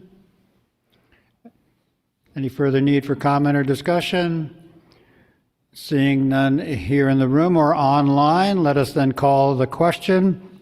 Noting we have one abstention already on the opposition or objection. Any opposition or objection to this resolution? Any opposition or objection? Seeing none here in the room or online. Noting any additional abstentions. Are there any additional abstentions here in the room or online?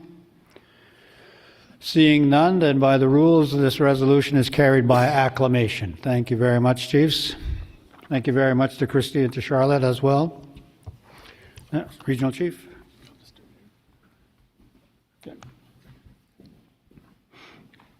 Microphone 2. Deneza, Tsekuza, Skiza, I just want to acknowledge the territory of Musqueam and thank them for allowing us to do some of the business that we're doing over the last 3 days. This item is basically for your information. There is no resolution for this, and it's an update on the United Nations Declaration Act implementation. Since the beginning, it has been a privilege to hold this portfolio on behalf of the Assembly of First Nations, and more recently it has been, I suppose, disappointing in terms of the implementation. It seems to me that with the new administration of Prime Minister Mark Carney, there seems to be a step back in the commitments of the United Nations Declaration Act and the National Action Plan, which identified 181 action plan measures. So this act requires, in consultation cooperation with Indigenous peoples, to 1, ensure that federal laws are consistent with the declaration. Number 2, prepare and implement national action plan. And 3, develop and table annual reports on implementation progress to date.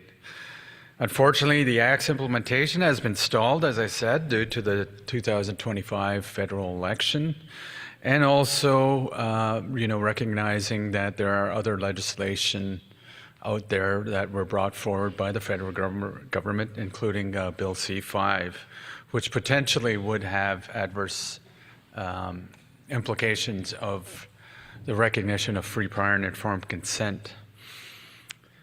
As a result, I continue to hold serious concerns with the federal government's pace, transparency, and commitment to all 3 aspects of this act.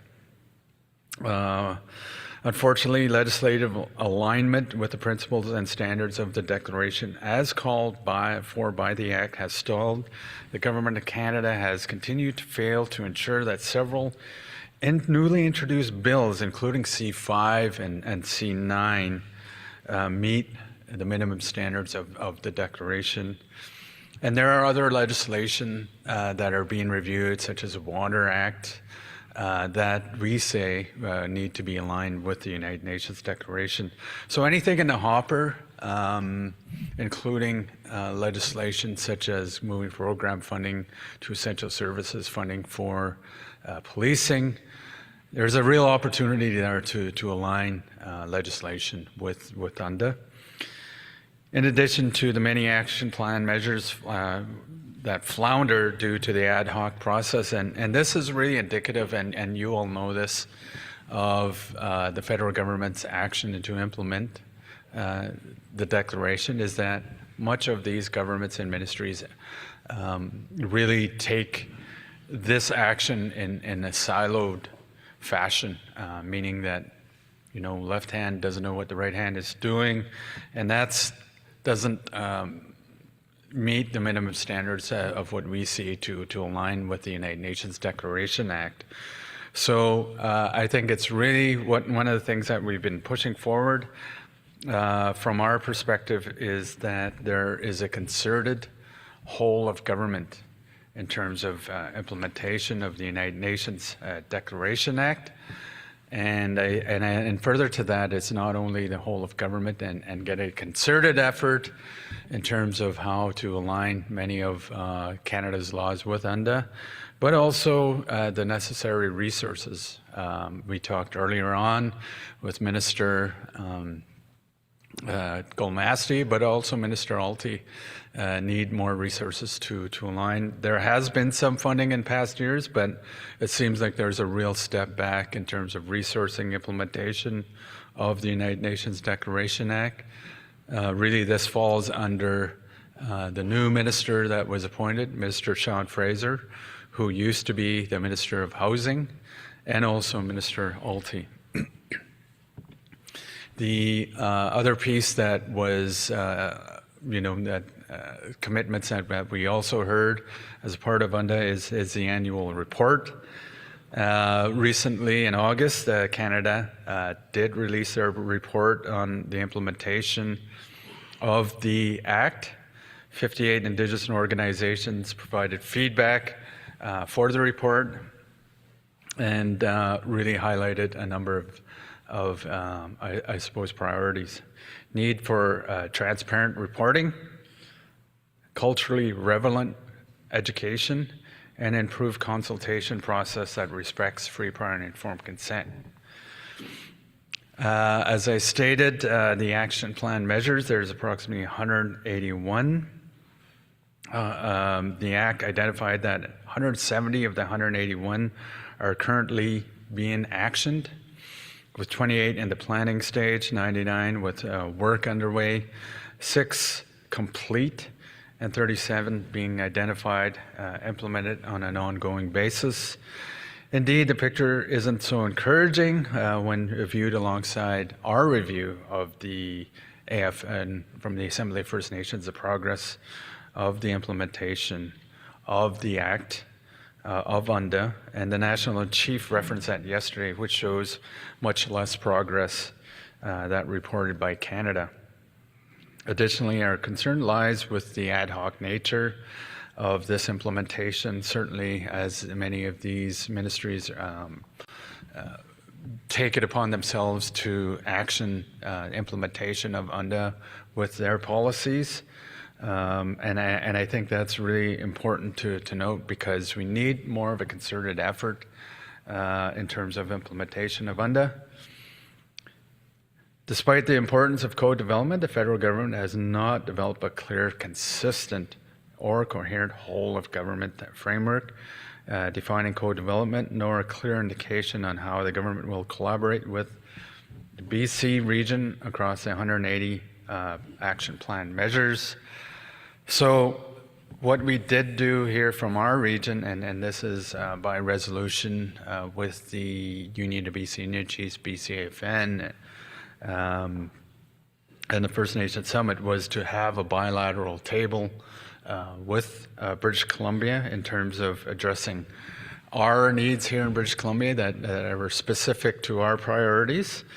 And the FNLC we entered in an MOU and has developed a shared bilateral table with the Department of Justice on UNDA implementation. Unfortunately, once again, the work at this table has been stalled due to the federal election, cabinet shuffle, and also having a new minister, Minister Fraser, take this position. Previous minister was Minister Varani, and previous to that was Minister Lametti. I did have an opportunity when we had, in June, we had a press conference in Ottawa in regards to Indigenous Justice Strategy, but I also had a chance opportunity to meet with Sean Fraser.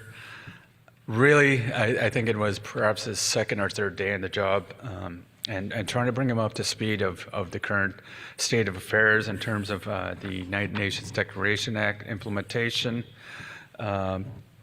Certainly, I think one of the important pieces to this was that we developed 5 key concept papers outlining priority recommendations necessary to align Canada's implementation on UNDA. 1, co-develop principles which respect our rights to self-determination and FPIC. 2, critical transparency and accountability mechanisms. 3, legislative and APM prioritizations. What's really important out of the 181 APMs. And the renewal of the UNDA action plan. The action plan, as I've noted, is an evergreen report that can be updated, and that's really important to note. Mechanisms, number 4, mechanisms to ensure First Nations receive the financial and technical support necessary to participate in these discussions. And 5, the creation of a whole of government cross-departmental United Nations Declaration Act coordination body, similar to the BC Declaration Secretariat. As you will know, we do have a secretariat here in British Columbia to implement the DRIPA legislation here in this province. I'm the co-chair for the Chiefs Committee on the United Nations Declaration Act. We've had several meetings to share our updates, and especially in terms of regional priorities. And also help in reviewing the progress report and the critical resource that provides an independent analysis and documentation of Canada's implementation progress. In contrast to Canada's annual report, the report notes that the majority of the APMs remain in the initial stages of taking meaningful action to ensure their policies, legislation, consultation processes, and mandates are aligned with the standards of the United Nations Declaration. The AFN reports funds that are several APMs have made some progress, with only a few having made significant advancements, while 123 APMs action plan measures have made no or little progress at all. Lastly, Ministerial Advisory Committee.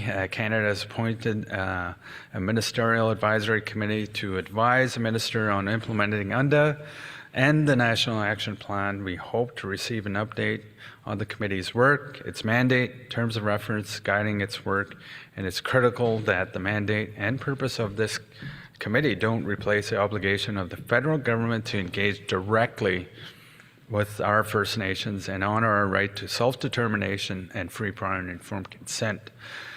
But support for regional engagement processes which reflect the diversity of our regions and our relative experience implementing the United Nations Declaration here in British Columbia. I think overall, with what we've seen politically coming from the south of the border, really changed our relationship with the federal government, and I could say that also too. I know we have the First Nations leadership gathering next week with the province of BC, but with legislation such as the federal legislation C5, the One Canada Act, and also bills 14 and 15 provincially, really brings us back, takes a step back on the implementation of the United Nations Declaration provincially and federally. And as I said in my opening comments, it seems like a lot of the decisions are consolidated into the Prime Minister's office and perhaps the Premier's office, where decisions are being made without us. So it's really important that we push back and also have full implementation of UNDA and the ability, in light of C5 and 14 bills 14, 15 provincially, to have free, prior, and informed consent, especially in regards to project development in this country and in this province.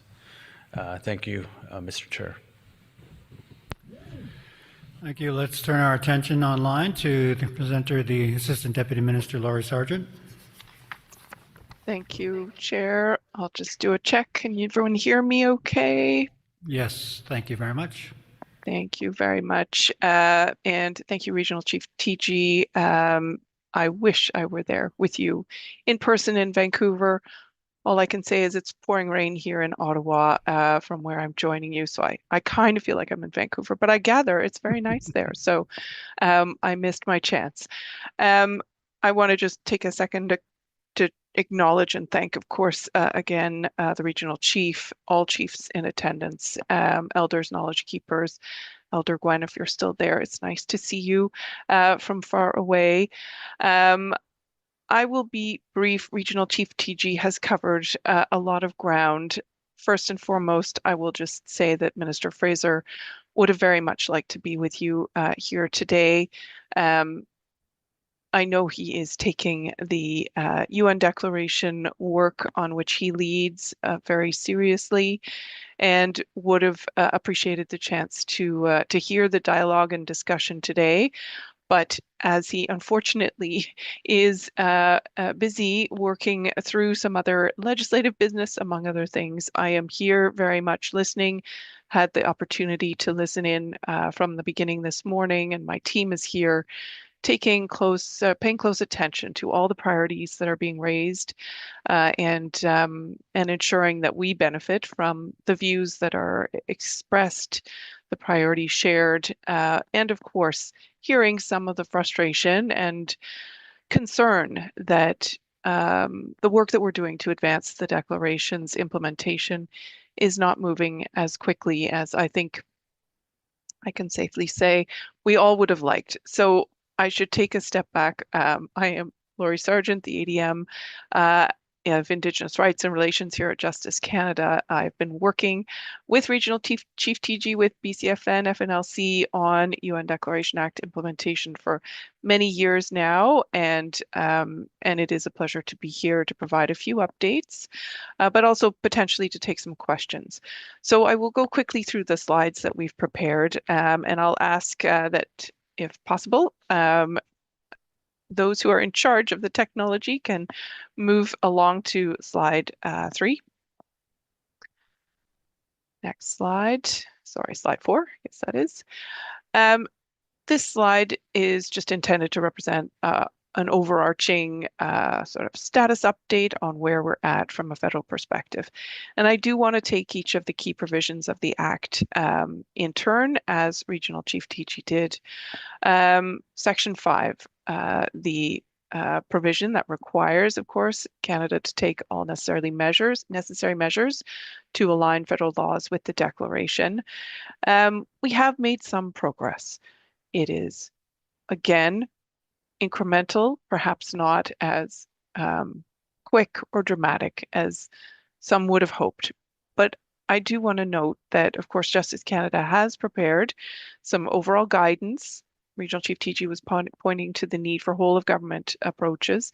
So this is guidance that's now available on Justice Canada's website that is being used by departments to guide their work in relation to legislative development with a view to meeting Section 5's obligations. We recognize that implementation has been somewhat varied and uneven across departments, across legislative initiatives. But if I can just take a moment to say, Bill C5, the major projects legislation, did not involve extensive or even, weeks of initial outreach prior to its introduction. But it did involve some initial outreach, and there have been considerable investments of time and energy on the part of colleagues in Crown Indigenous Relations, those in PCO who are leading on that legislation, and now the Major Projects Office itself to consult and to genuinely gauge on what this legislation means going forward. So while I recognize that many will be of the view that it did not meet the standards of Section 5, it is different from the way the government has proceeded before in relation to this type of legislation. We are working differently. There is a basis on which, officials are advising government about how they need to engage with First Nations, Inuit and Métis when legislation concerns them. And so,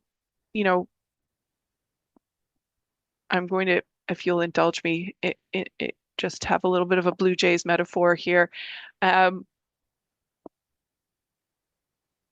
not a baseball watcher, but my husband and my son have been roping me into watching those games. And what I see is the determination, the persistence, and the multiple strategies of getting to where everyone wants to go that are coming through on that team.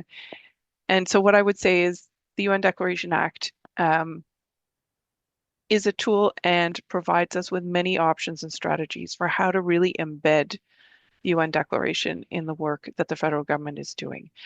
And I do believe, hearing from the ministers you heard from this morning and the work that's underway, that it is becoming embedded, but it's taking some time. We're going to need a bit more time to continue that progress. But the fact the legislation is clearly in place and that we are developing guidance and new practices in relation to consistency of laws, means that things are moving forward. There may be a step back, there may be a game or two lost on the way, but we are advancing, I believe, this work in a good way, and we look forward to working with BCAFN and our colleagues at FNLC and our technical table to continue moving that work forward. Section 6, the action plan itself, as Regional Chief TG noted, it's ambitious, has 181 measures. Those are shared across a wide range of federal departments. There has been progress made, again, perhaps not at the pace and scale that we were all hoping when it was first adopted in 2023. But we are working with other departments, and I will just note that my role includes convening my colleagues from across CERNA, ISK, Natural Resources Canada, Fisheries and Oceans, all of the departments that are implicated by the action plan on a periodic basis to discuss progress, to talk about how things are moving forward in relation to the action plan measures, and to talk honestly about challenges that we're encountering in this new environment, including of fiscal constraint and, frankly, economic existential challenges in the face of what has taken place south of the border. So we do continue to try to bring, I continue to bring my colleagues together to talk about this and to identify opportunities to move forward concretely in relation to action plan measures. Resourcing and capacity challenges are an issue. We will acknowledge that transparently. All we can do is continue to point to the action plan and identify opportunities again to leverage where we can move forward and resources that are available. And I commit to you that that is what I continue to do from my position. Section 7, the annual report, is also a key piece of the UN Declaration Act itself and the work that we've been doing.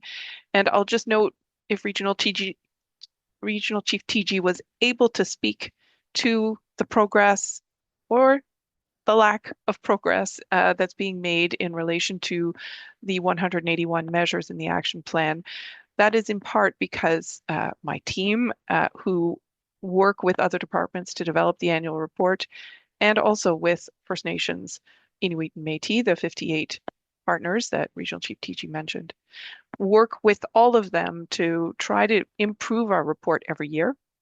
And we do think that the fourth annual report tabled in Parliament in August is a step forward on that front in terms of transparency, a bit more detail about where the government considers itself to be in relation to each of the action plan measures, but also comments from Indigenous partners on their perspective. And of course, there are divergences of perspective sometimes, but this annual report, we have genuinely been committed to trying to show with some transparency those divergences, with a view to equipping you as chiefs, as members of First Nations, with information that allows you to assess progress and to identify where we need to focus our efforts going forward. So we'll turn to the next slide and just take a moment to say that while Justice Canada and the Minister of Justice play an overall coordinating role in relation to the UN Declaration Act, we of course also have a number of measures on which we as a department are leading. And I will not attempt to go through all of them in this short time remaining, but we'll touch on just a few. So the first one, if we can go to the next slide, is, we'll go to the next slide. Shared Priority 1. This really is the core piece of our work that relates to Section 5 of the UN Declaration Act, and talks about the guidance that we're working to develop and frankly improve upon through work with First Nations, and we will be talking to FNLC in the near future, I hope, about how to improve on the guidance that we've developed so far. There is ongoing work led by Justice Canada to keep this work moving forward in a good way. We'll go to, let's see, I think, yeah, I'll turn us to SP19, Indigenous Rights Monitoring Mechanism. Really just to acknowledge that this measure, which relates to creating one or more independent mechanisms to provide greater oversight of how Canada's implementing the declaration, how to resolve areas of challenge and dispute, has not advanced at the rate that I think, again, expectations would have liked, including our own. All that said, I do anticipate that work will get underway soon on this measure, and it is a complex one. We will need to engage with many partners across the country, given the implications of this potential mechanism for all of you. So this one is not well advanced. We have acknowledged that, but we do expect it will be one that moves forward in the relatively near future. We can also turn to number 22, the Action Plan Advisory Committee. Regional Chief TG mentioned it. We are very pleased that we have 10 expert members who have been identified, appointed, and started to undertake their work. We will be sharing their terms of reference, which they have agreed upon, and our minister has agreed to, through the Justice Canada website, and more information about their work will definitely be coming. It will be reflected in their terms of reference that, as Regional Chief TG said, this is not a body that's replacing consultation and cooperation directly with Indigenous peoples. It is well understood. In fact, the committee members themselves insist upon it, that needs to continue taking place.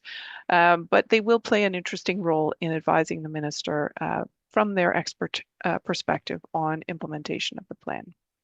I see that my time has elapsed, so I will, I think, end there. I will perhaps just flag that we are also very focused on the work on the next action plan measure that's mentioned in the deck, the Indigenous Justice Strategy, working closely with the BC First Nations Justice Council, among others, on now moving forward with the implementation of the Indigenous Justice Strategy that was, of course, published by our previous minister in March of 2025.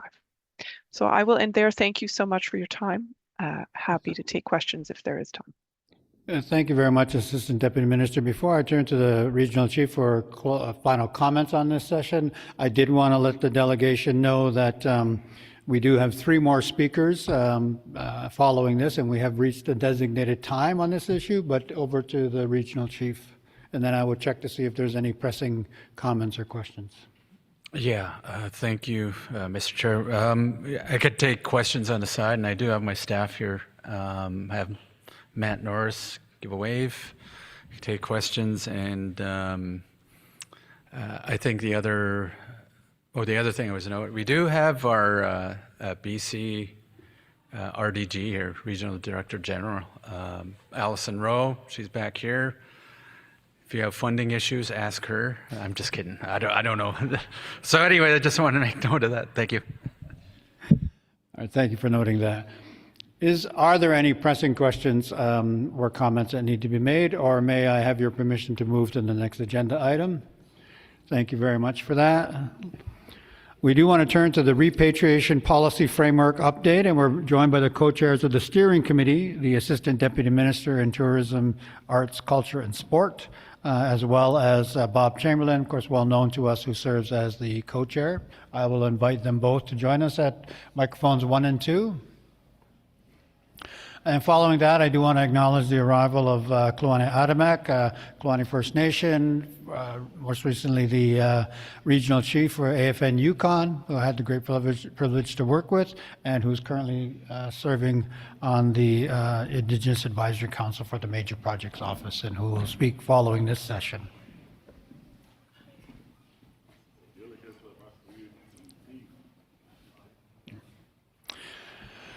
And Assistant Deputy Minister, I see you're noted first on the agenda, but I'll look to you two to take it away. Yeah, there's good. Here we go. Oh, am I manning the slides? Do you want me to kick it off? Sure. Gaelic la hamas la look latle. Nugo gilagi me gaitlaka quickly suitinu chwatmis muskamag dowdino. Gaelicus la musquium a weenaguis, wheat la megans nunmacolas quatnala. My traditional name is Gilagame, from the Quikwasutidu, Chwatmis people of the Musqueam Dowdeno. I've acknowledged around the unceded territories of the Musqueam people to Nunwacolas, where we can have conversation to learn from one another. For the past 2 years, approximately, Claire and myself have been co-chairing the Repatriation Steering Committee for the provincial government.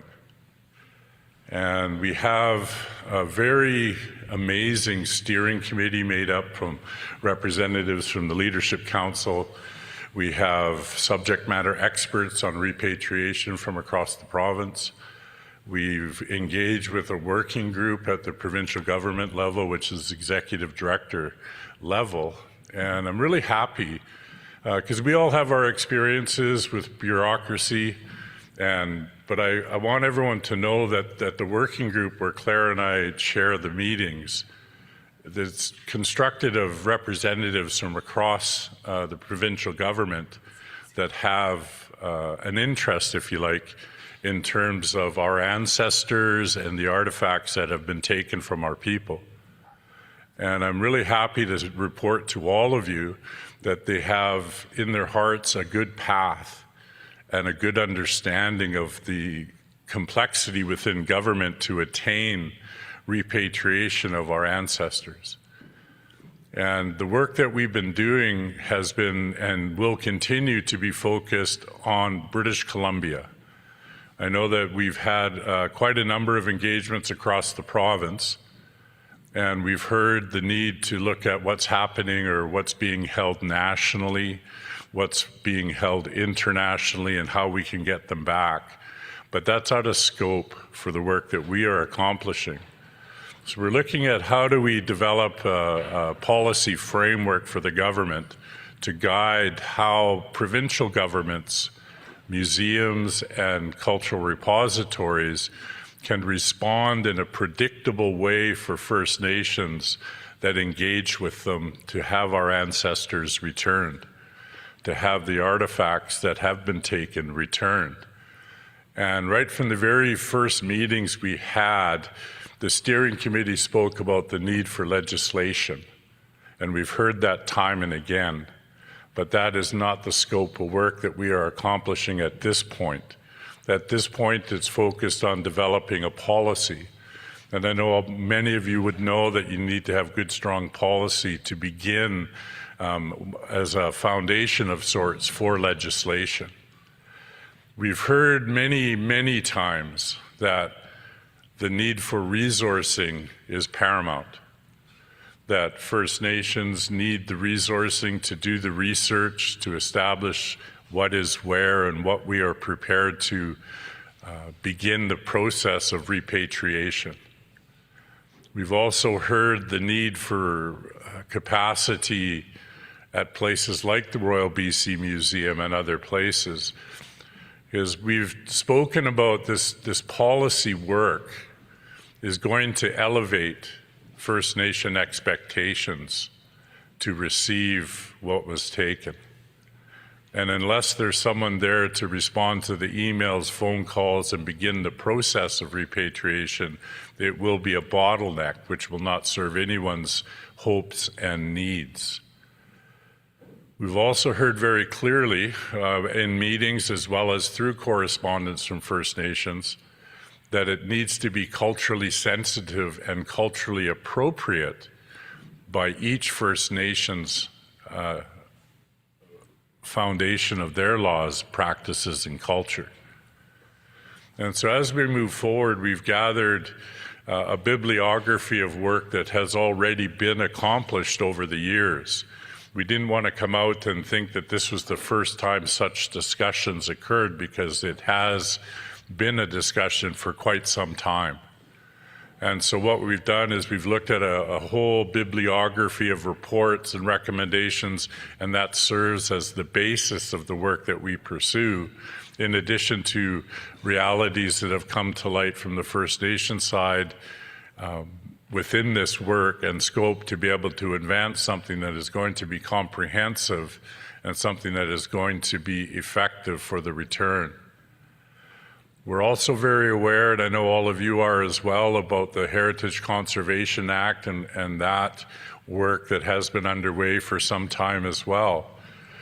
That is, in our terms, I'd call that a very close cousin, but that's not what we're in the room for.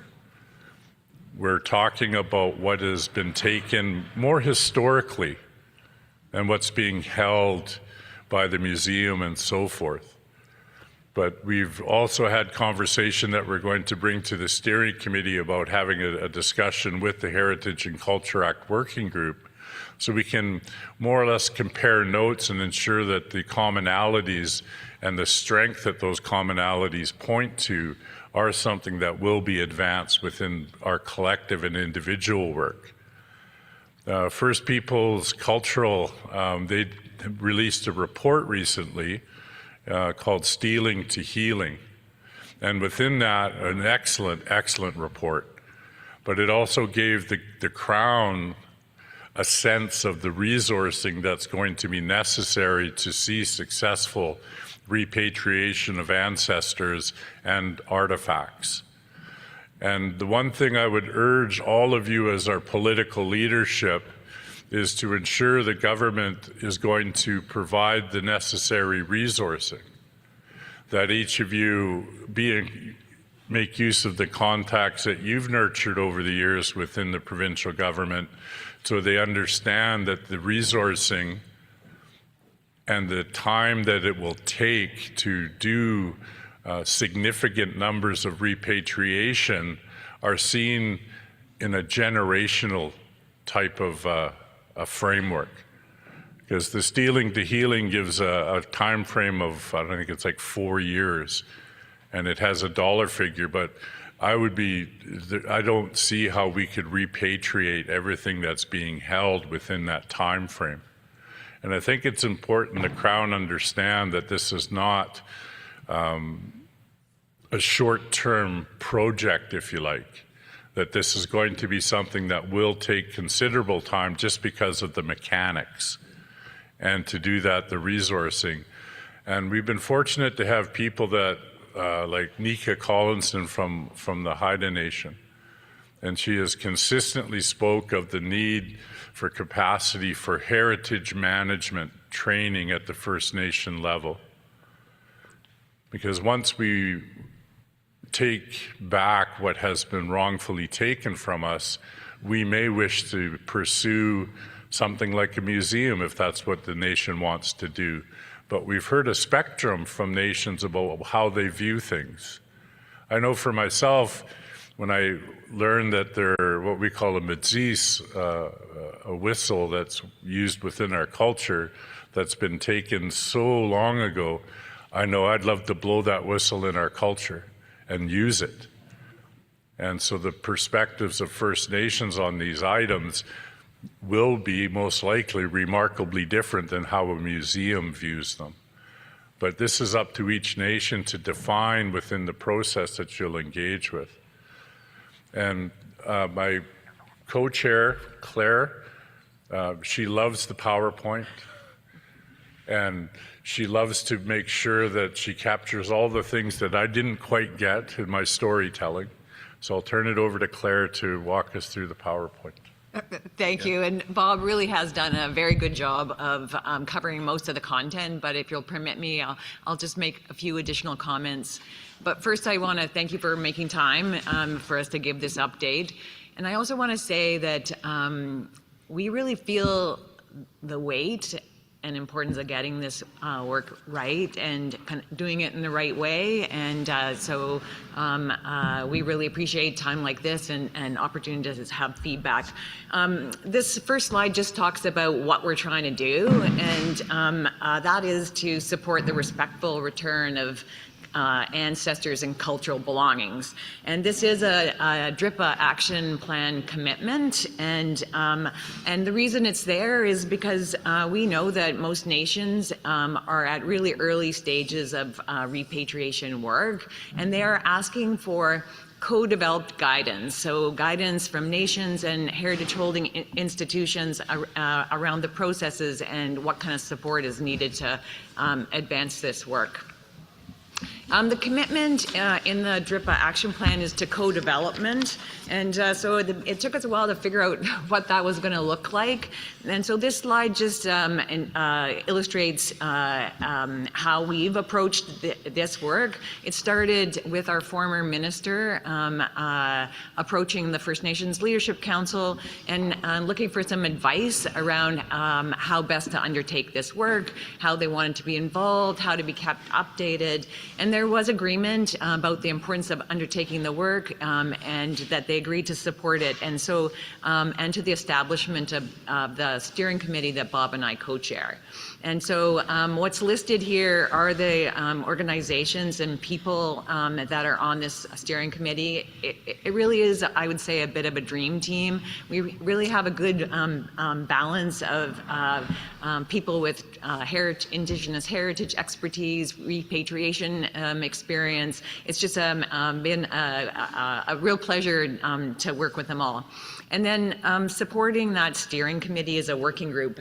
And we have a slide here coming up that is Bob's favorite slide. But it really is a group of executive directors across government that work in other areas that intersect with this policy work that we're trying to advance. And so they support the steering committee. They aid with communication across government. I know people will be shocked to hear, I think I heard the regional chief say, talk about the siloed nature of government. I wish that wasn't true. It is really true, and it's very hard to work across. But we've tried to structure ourselves in a way that we can be as effective as possible, working across that kind of paradigm. And we think it works well. Bob and I chair both committees, and then the other part, the important part of the co-development, is the province-wide engagement, and that means directly with nations, directly with rights and title holders. And Bob and I just finished the 8th in-person session with nations this week, and they've been great, actually. We've learned something new at every single session. Some of them have been a bit hard, and but that's okay too, and that's what we're there for. I won't spend a lot of time talking about the guiding principles, but really we wanted to undertake the work in a good way, and we wanted it to be principle based. And so it's a much longer list than this one, but the last one is just the one that maybe I'll emphasize. It's about respecting the non-linear nature of repatriation. And originally the slides said it was an emotional process, but we've amended it a bit based on what we've heard. And it's not just emotional, it's also spiritual. And it's sacred, and it doesn't look like the same for all communities, and so we feel that in the room, and when we're engaging with nations, and so that really is probably should be at the top. I know self-determination is at the top, but this bottom one is, I would say, pretty up there too. Bob's talked a little bit about this, what's in scope and what's out of scope, but basically we are trying to return ancestors, are in heritage holding organizations across this province and across the country and the world. We are wanting to start in British Columbia and try and get that right, and then kind of widen our net from there. We are looking through this framework to provide comprehensive guidance, tools, kind of a database. We heard that. That would be a tremendous help for nations to know where their ancestors are, where their belongings are, and not make them have to undertake all of that work. We've also heard about the importance of this policy being reflected in legislation, and the steering committee most assuredly will be recommending that. But right now, that's not the direction we have. And so we've heard, though, people want the legislation to be enforceable and to have the importance that it deserves by being reflected in a legislative policy instrument. And then right now, funding isn't in scope. But as Bob said, we know the implementation of this policy is going to require funding. And we just, in fact, are not in a really good position to understand what that looks like. Although First Peoples Cultural Council, as Bob said, released a really important piece of work called From Stealing to Healing recently, and it had a costing analysis based on case studies, and that is going to provide really good guidance. The figure they use is $663 million. But over 5 years, and the 5 years time frame, it would be great if that was possible. It's just that where most nations are at, that just is probably pretty unrealistic. And I think we've talked a little bit about what's on the out of scope. Right now, I would just emphasize maybe that private collections are out of scope. This is Bob's favorite slide, and I think he's just a policy nerd, really. And but he likes it because what we've tried to do here with the working group is capture where all the policy intersections are. So kind of make sure, part of the DRIPA legislation is bringing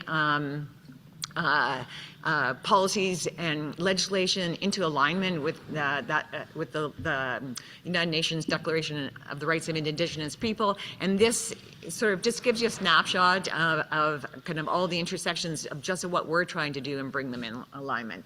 Bob, I have to let you speak to this one a bit.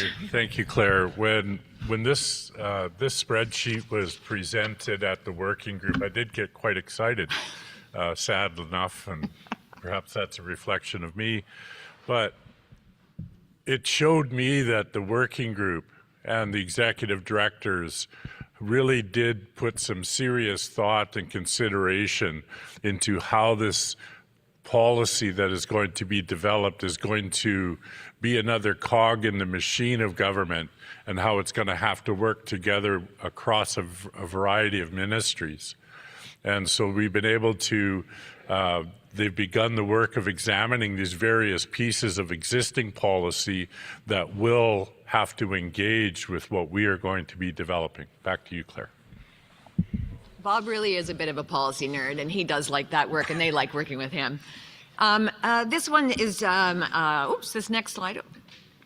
I think this next slide just shows you the communities where we've been to date, and we now have a number of virtual sessions planned, and I think most of them are oversubscribed, and so that's great. I mean, part of what we're also trying to do is just raise awareness of the work that we're undertaking. And sorry, I'm going to move quickly unless Bob has anything to add, because I see we only have 2 minutes and 29 seconds here. The one thing that we've heard from the very beginning of the work is what is being held and where. And so, of course, myself having a vision, in addition to being a policy nerd, I said, well, let's gather from every heritage holding place in the museum and make a very long census. And we chose the word census because we're talking about our ancestors. But we also would require a catalog of various artifacts that are being held. And of course, then I was told that there's not a common database that holds all this, so it would take a lot of work to accomplish that. And I said, well, we better get started. Because we realize the spectrum of First Nations readiness and experience on this topic is quite varied. And so we thought it would be best if we could provide, like, here's what is there, and be able to identify as best as the catalog could be where they come from. And so this work has begun, as far as I understand, that they're beginning to look at how to accomplish that. And every time we've had one of the community engagement sessions, we've picked up some incredible bits of knowledge. And one that I thought was really striking, that really caught my attention, is we were talking about the possibility that some artifacts aren't very well cataloged. They may just say they're Kwakwaka'wakw or they're Coast Salish, but that doesn't meet the needs that we have to identify which nation within the broader. And so one of the participants said, why don't we start with what is well cataloged and well identified? And why doesn't the places that hold these things reach out to nations and begin the discussion? And I thought that was just brilliant, because then we could, I think any new initiative, we all want to see success. First Nations will want their ancestors to come home and their artifacts to do the same. And the provincial government and the places that hold these items would like to see success as well. And I did serve for a couple of years on the Royal BC Museum Board of Directors, and so I have an idea of what the challenges are within that organization. And I think that we as the leadership of the nation need to be engaging with the minister and ensuring that the resourcing lands at places like the Royal BC Museum so they have the capacity to respond to the enhanced focus from First Nations once this policy becomes a reality and creates that path of opportunity. This last slide with any real content on it just speaks to some of the key themes that have come from the engagement session. So repatriation is essential to reconciliation. It really is a foundational piece. We've heard that the policy needs to be in legislation, and the legislation needs to be enforceable. And so one of the things I really like about that NAGPRA legislation, that Native American Graves Protection Act, is it does require heritage holding institutions to be proactive and make their collections available to nations to know that where they're at. And they're just, Bob talked a little bit about the catalog and the need for funding that's not project-based. And the next couple of slides are just some of the graphic illustrations from our sessions. Each one of our sessions, we have a graphic recorder. And she's been amazing, and so this is, we provide notes and all the materials at each session, but we also provide a graphic illustration of the things that were captured. And so they also are a piece of artwork and a really nice element. And thank you very much. I think we... Thank you, Claire. Thank you, Bob. And thank you to both of you. Just from a time management point of view, chiefs and proxies, I would suggest to ask if it's sufficient enough to invite our presenters to join us for lunch in a few minutes and to approach them on the side with any follow-up questions that we might have or comments. I would propose that we hear from our guest, who's our next speaker, on the member of the Indigenous Advisory Council on Major Projects Office before lunch, and we'll defer the resolution you see listed there to that time after the Center of Excellence presentation, where we're going to deal with the remainder of our resolutions. So if that's acceptable, please join with me in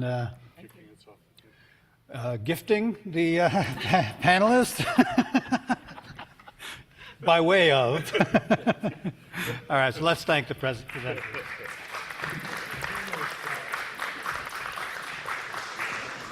The answer is yes, in the nicest possible way.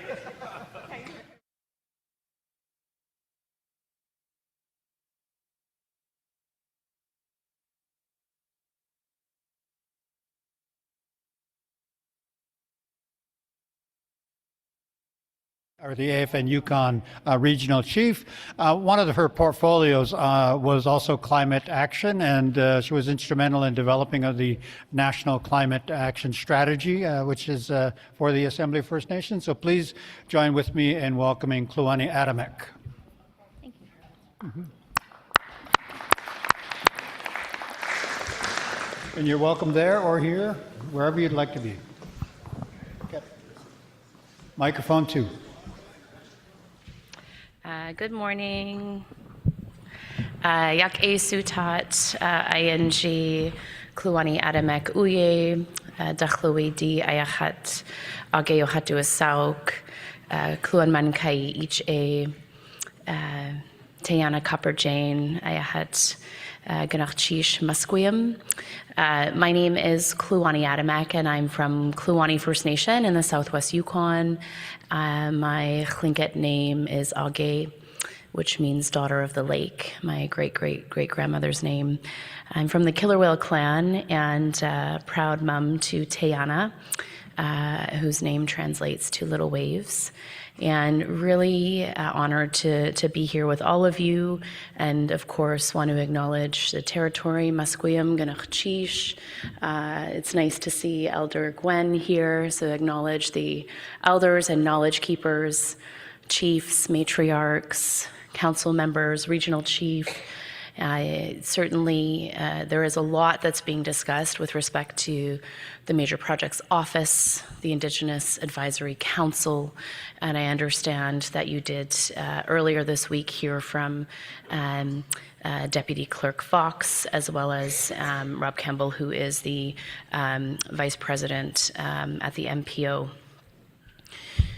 Thinking about the invitation and opportunity when first appointed, and to be really candid, when first asked, had to take a moment of reflection to speak with, at the time, while serving as regional chief, my own chiefs, to say, does this make sense? Is this what's needed?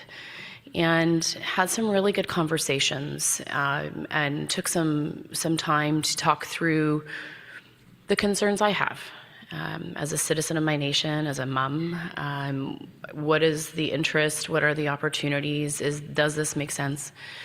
And ultimately, looking to the future and the critical time we're in when it comes to the path forward in major projects and a rights-based approach, felt compelled to accept the appointment, but also, as Harold mentioned, climate change, the environment, and conservancy is really, really important. And so how do we look to a balanced approach? What does that look like when it comes to major projects? And how do we as a country push for a diversity of projects as opposed to just looking at extraction?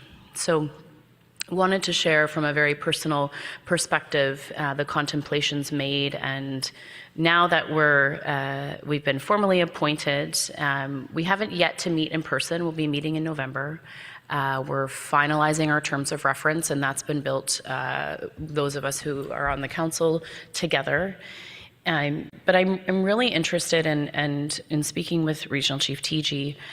Building relationships to me has always been really important. It's important to us as people. And so here today to listen, to understand, in hopes of being able to bring what I hear to the council, but also to help give the best advice. Because ultimately that is what is being asked of those of us on the council, is to give our best advice to the MPO on how they're going to navigate this.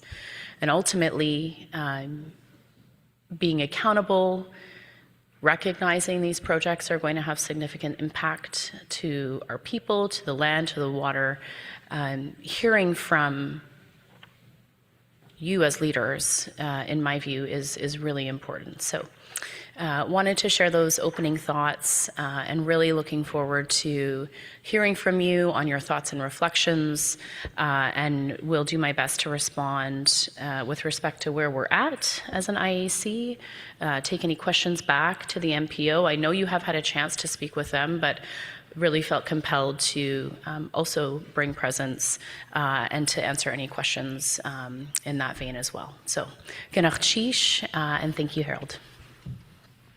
Thank you very much for that, Kluani. And we will open the floor if there's any comments or questions. I did want to follow up. In the presentation earlier, I talked about the fact that the IAC is developing its own terms of reference, and forgive me if I missed that in your presentation. Can you speak to where that's at? Yeah.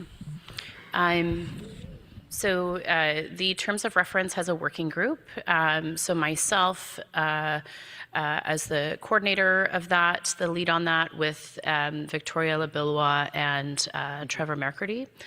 We've been working for the last few weeks together. That will be presented to be finalized by our colleagues in the coming weeks. And so that terms of reference as well is going to be really critical and key in nations also seeing and understanding some of those responsibilities. To be clear, and this is one of the biggest questions that I've received is, okay, Kluani, so you're approving major projects. And I said, no, that is not at all what we're doing.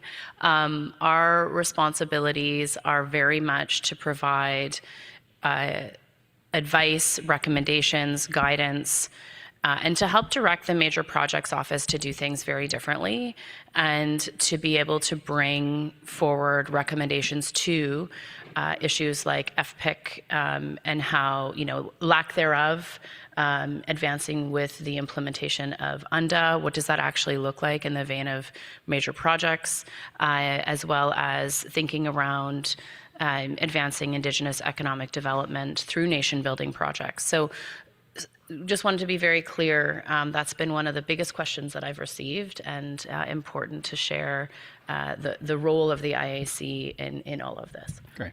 Microphone 10. Kiso Kyukit, Chief Donald Sam. Thank you, Kluan, for being here, and I guess your boldness in participating in the MPO. So the chiefs in BC have proposed several recommendations to DC Fox and the Vice President of the Major Projects Office on Monday, including creating opportunities to co-develop governance frameworks to uphold First Nations laws and to add that additional Indigenous-led review body that would support review of major projects development. So I'm wondering, in your view, do you think that there is space to strengthen the Major Projects Office, to expand its governance systems to align with the UN declarations and give that confidence to First Nations? Thank you for the question, Chief, and was provided a summary of what was shared by leadership to the MPO, so I'm familiar. But in terms of the specific question, absolutely, from both a need and opportunity to strengthen MPO's governance. In section, in the actual legislation, one of the 5 factors around the Building Canada Act is specific around whether a project advances the interest of Indigenous peoples. And so I really do see that as an important opportunity to think around whether a project should proceed under the umbrella of UNDRIP and FPIC. So those are some pieces I think that we're working to discuss as a council. Again, we haven't met in person. I'm really eagerly awaiting that opportunity. But to answer your question, advancing the interest of Indigenous peoples has to be in alignment with a rights-based approach. And that's something that have continued to hear from other members of the IAC. And so to your point, I think that recommendation and alignment is very much attuned to what it is that the Advisory Council is also thinking.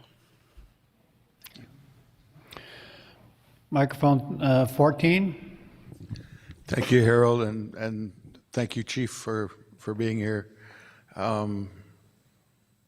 It's good to know you're there with the committee and make some strong recommendations on our behalf. I'm hoping that that the government, in moving forward with this, will really look at the true title holders in BC. And I know you're aware there's no agreements whatsoever, and it's been proven so many times in the Supreme Courts that our title has not been extinguished. And I'm hoping that the government is really looking to move forward in the spirit of UNDRIP, and not just the legislation, but the spirit of UNDRIP and what's contained therein. Because it seems they're always moving forward, and what has been said in the Supreme Courts is crown title, any other title than our own here in most of BC is an assumption. So I'm hoping they're not moving forward under the assumption of title over our traditional territories, over our homelands, where some of these projects could very well have an adverse effect on the livability of our homelands, the water and everything else that's therein. So I'm hoping you make a strong recommendation that they look at partnerships where it's acceptable to the nations who hold title to those lands. Thank you very much.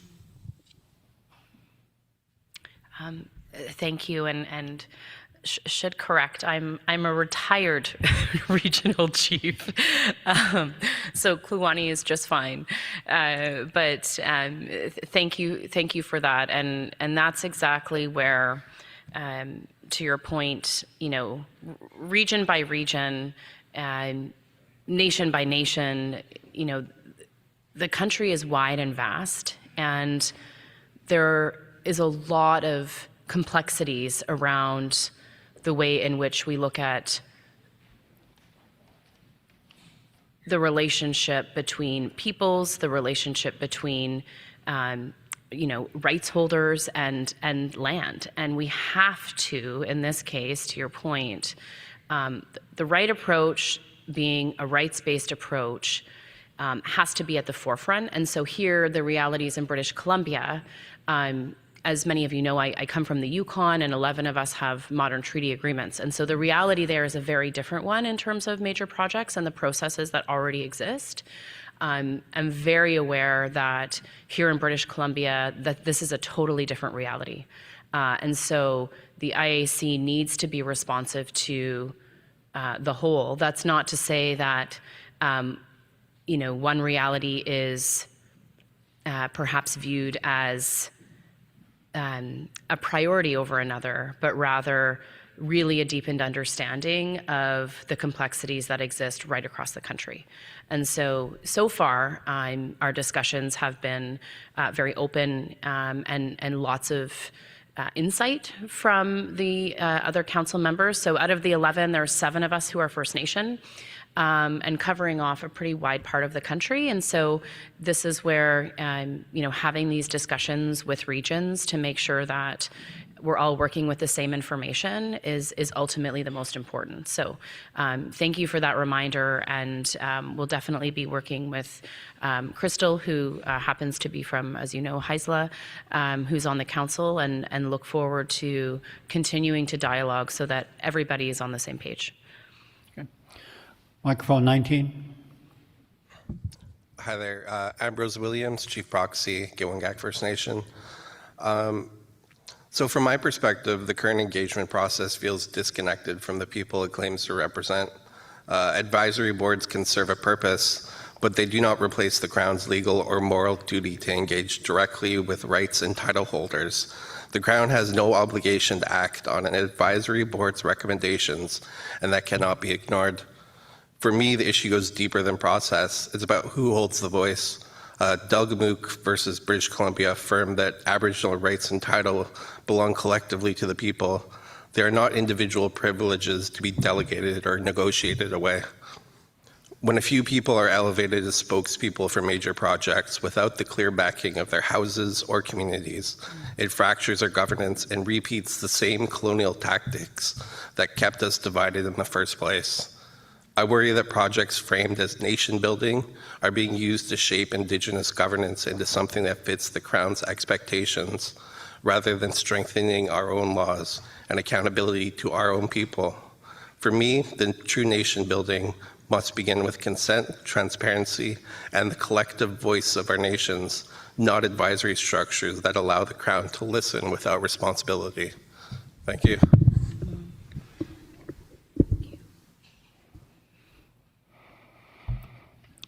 It's pretty eloquent. Yeah, I was going to say, I hear you. I'm not of the view that as advisory council members, we are a body to be engaged with. So to be very clear, we're certainly on the same page, and I would say largely on the same page with everything that you've said. And I recognize that in terms of process, as you mentioned, like the legislation went through so quickly. And you know, it's almost feels like we couldn't catch a beat, and then things are moving. There's going to be projects that I think will be announced, you know, and we're trying to respond. So I hear you. Any advisory body does not negate the Crown's responsibility to engage with rights holders, and will certainly ensure that that's at the forefront of our work. I can't speak for all the IAC members. They're not here, but fair to assume they would largely align with that as well. None of us see ourselves as being the bodies that need to be engaged with. It's the rights holders directly. So thank you. We do have time for another comment or two before we reach the designated time for our lunch. Chief Silver, microphone 14. Thank you, Harold, and thank you again, Kluani. I didn't properly introduce myself. Lamhailtuch. I'm Chief Dalton Silver for Sumas. Thank you. Sheesh. Any further comments or questions here or online? If not, then I'll ask the Regional Chief if he'll make a comment and provide a gift to our speaker. Thank you, retired Regional Chief Kawani Adamak. You know, I have confidence in your representation at the executive table, at the AFN. Who kept us on our toes, who kept us toeing the line of following rules and bylaws was Kluani, and I really appreciate that, was keeping us accountable and responsible. So I expect the same with this advisory, Indigenous Advisory Council. I just did an interview with CBC about Bill C5. What worries me is the more controversial projects. One that transects many areas, perhaps have environmental effects elsewhere. There's going to be projects out there, I really believe, that are going to be supported by First Nations, perhaps driven by First Nations, but I think the ones that are going to be very controversial, you know, perhaps one like Daniel Smith is pushing, you know, for an oil pipeline in the North Coast, you know, those types of projects, and I think that is those types of projects are really worried about, and I think depending on your the terms of reference and what have you, is that this Prime Minister knows our position here. I don't know if that list was right from the Globe and Mail. There was 32 projects, 9 of which, you know, a third of them come or have some sort of effect on British Columbia. So I think we have definitely, from a BC perspective, we have a vested interest in what happens out of this office. So, thank you for all the work that you did as regional chief, but also for your work on here. Merci.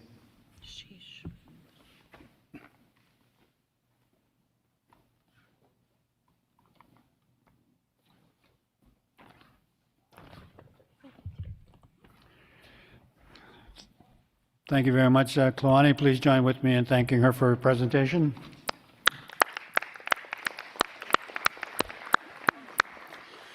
Just as a quick reminder that in front of you, you'll see tent cards with a QR code. We'll put that on the screen. It's essentially a small survey to the delegation, bit of a BCAFN evaluation, which we do fairly regularly here. And we'll turn your attention to Knowledge Keeper Gwen Point at the back of the room for the blessing of the lunch. To Iatalato Harold, I ask that you pray in your own way and making that connection to the Creator, to Jesus, however you pray. Special blessings on the food. Share prayer of thanksgiving in my language. Soth Mal, Tachiatama, Kolam, Kamakwat, Iskamukstab, 8 me kolch, Tali Talawa, Kwaset me kolch.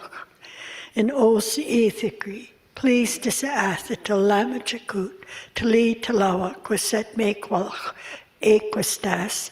And God bless the cooks and thank you for the wonderful meal to eat. Thank you.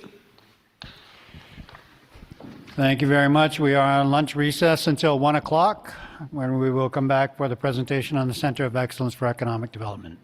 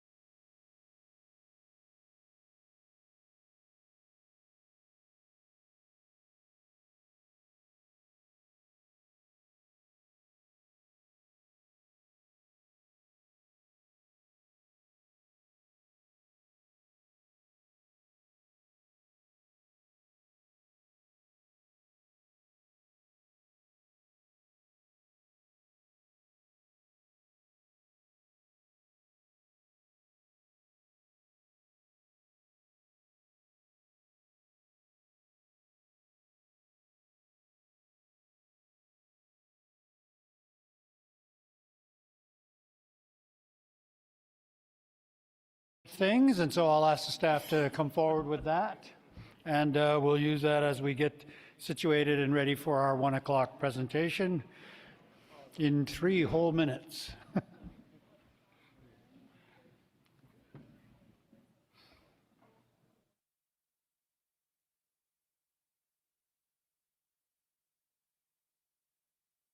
Dean get his gift? Dean Nelson? Yep.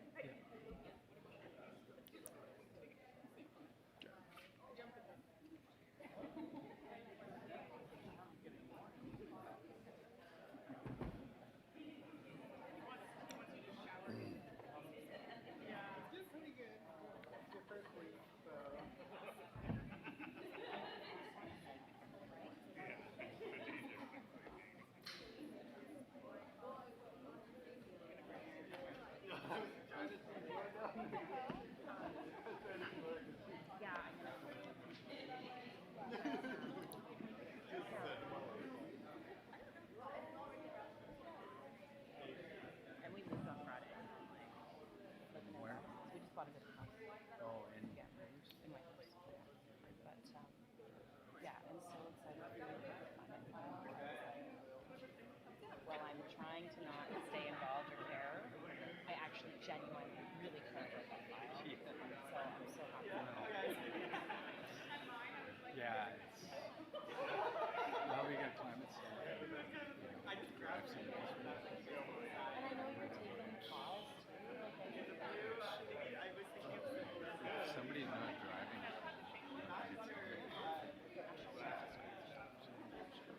Just power play it. Anyway, whatever.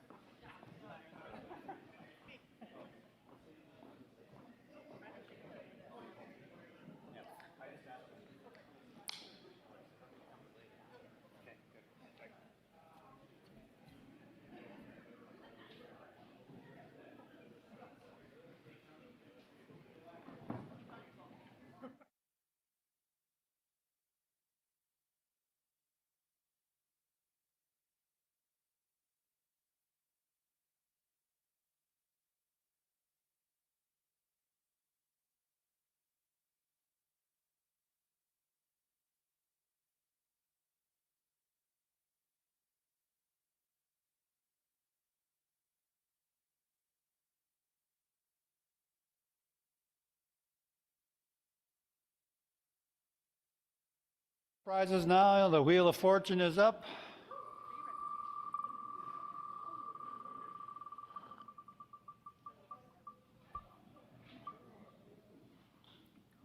Dalton Silver, Chief Silver, microphone 14. So we can go to the back table and choose a prize. On the table outside with the red tablecloth, there's a number of door prizes. You get to pick the choice. Yeah, you remove him.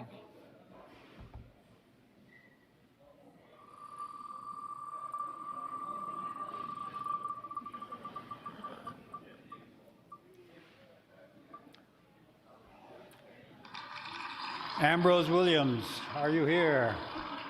Online? Ambrose?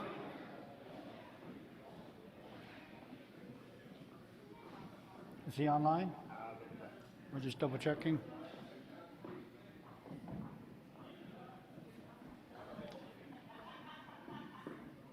Not seeing him? Okay, leave him in and then we'll go again. Yeah, we have quite a few.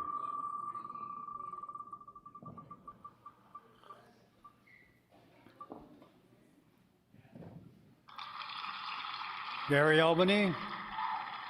Gary Albany?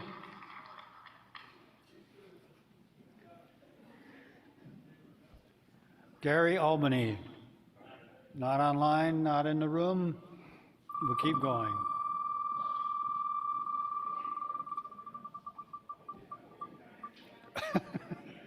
It's really teasing us. Fred Kuhn. Fred Kuhn.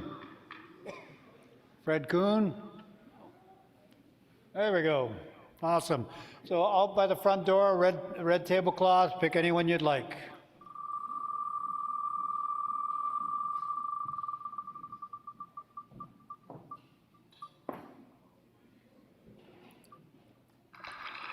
Fred Sam. Fred Sam. Fred Sam. I'm hearing he's left. Gone. I'll leave him in. Oh, sorry. Oh, never mind. Doesn't matter.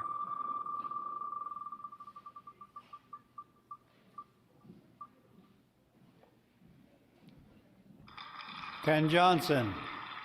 Ken Johnson. Again, just outside any one of the gift for door prizes.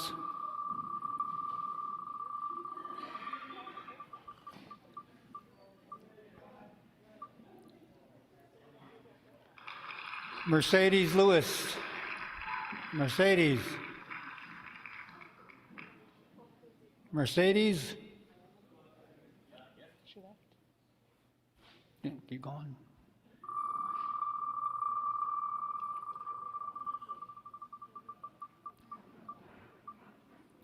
By the way, it's spinning crazily here. There's a little delay on that. Gary Albany. Do we just call him already? Oh. Yeah, but I left it in just because I wasn't sure.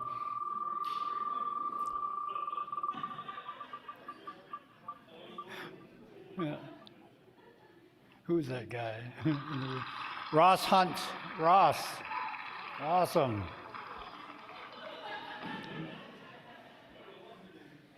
That's 4, right? Yeah, I think so. I see a handful out there yet.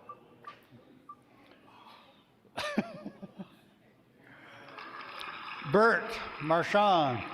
Bert. So close. Is that Bert there? That's Bert. He's there? Okay. Yeah. So that's Bert, right? I think we have 2 more then. I don't know. Looks And then about 6 it. at the end of the day. Yeah.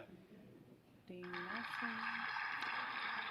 Dean Nelson, you get another prize. He also won the pre-registration prize.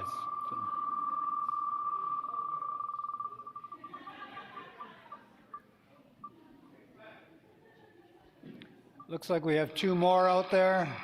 Jerry Jack, he was there. Did he go? He's here? He's here, yeah. Having a smoke. He has to be in the room. No, I'm So we'll give it to Jerry, and then we'll take one more.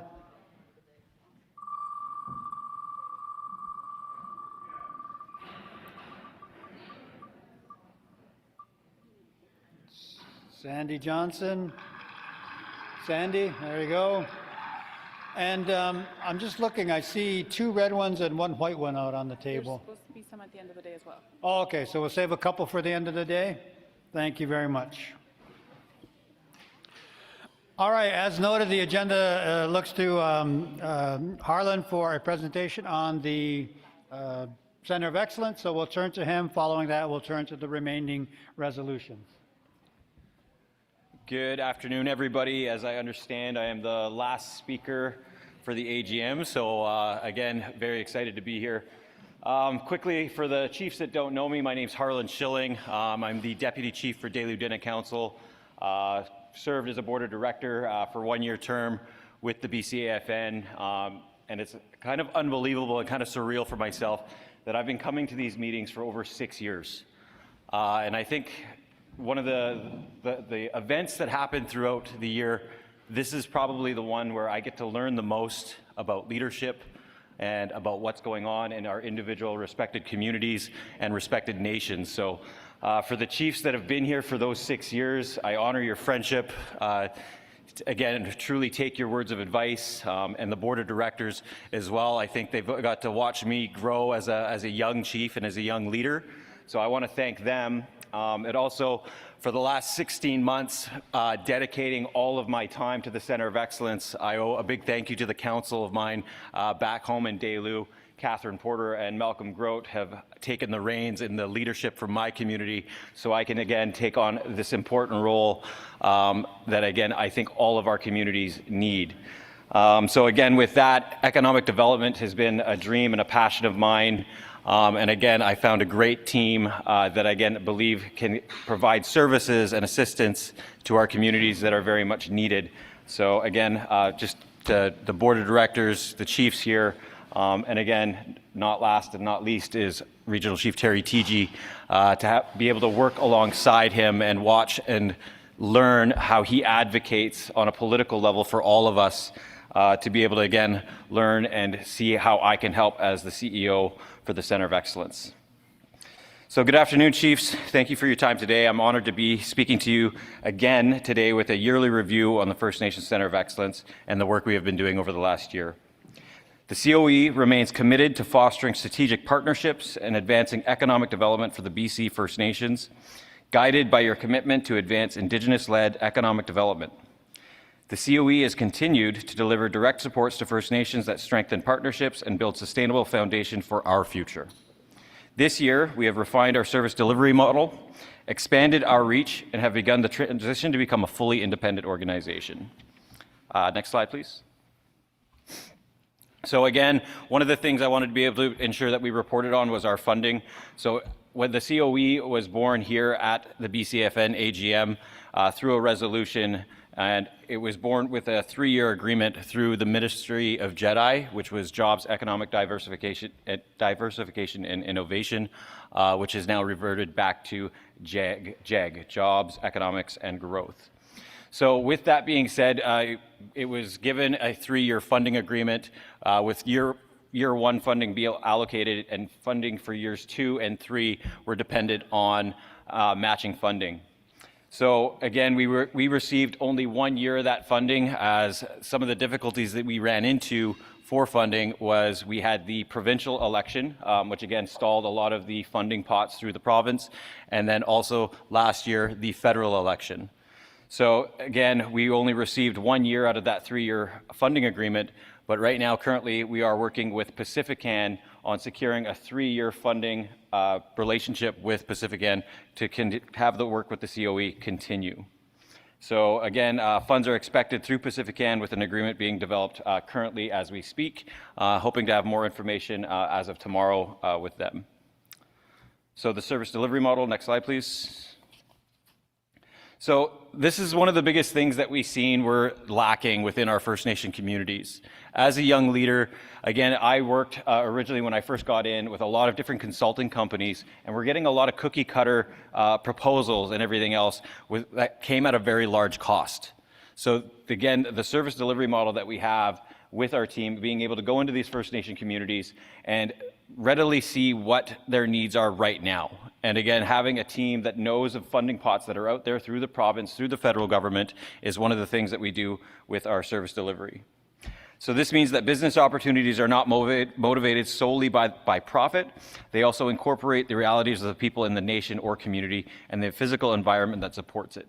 So the other things that we do is, again, building the relationships with our neighboring nations. So this is something, again, I've seen and learned from in the North, is if one nation or one community is having problems, very much so in many cases, so is the neighboring nations. So getting the collaboration of us working together to combat the problems that we have in the economic world is a big thing.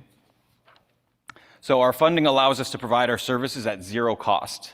So this is one of the biggest things that, again, we try and reach out to the communities and work with the economic development corporations and the chiefs and councils, as again, that we are able to come to your community at zero cost to your nation, which again, I think is very important.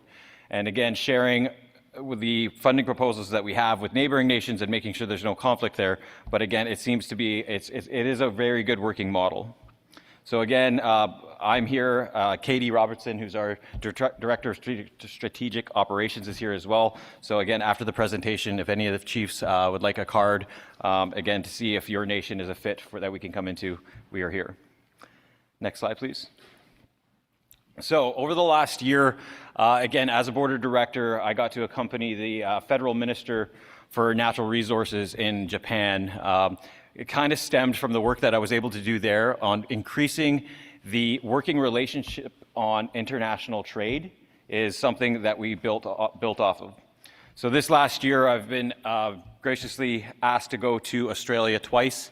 The first time I was brought to Australia, Western Australia, by the Goldfields Indigenous Business Exchange. So again, I had spoken at a conference, and again, a group of them were there and had heard about the work that we are doing here within British Columbia at the BCAFN and the Centre of Excellence.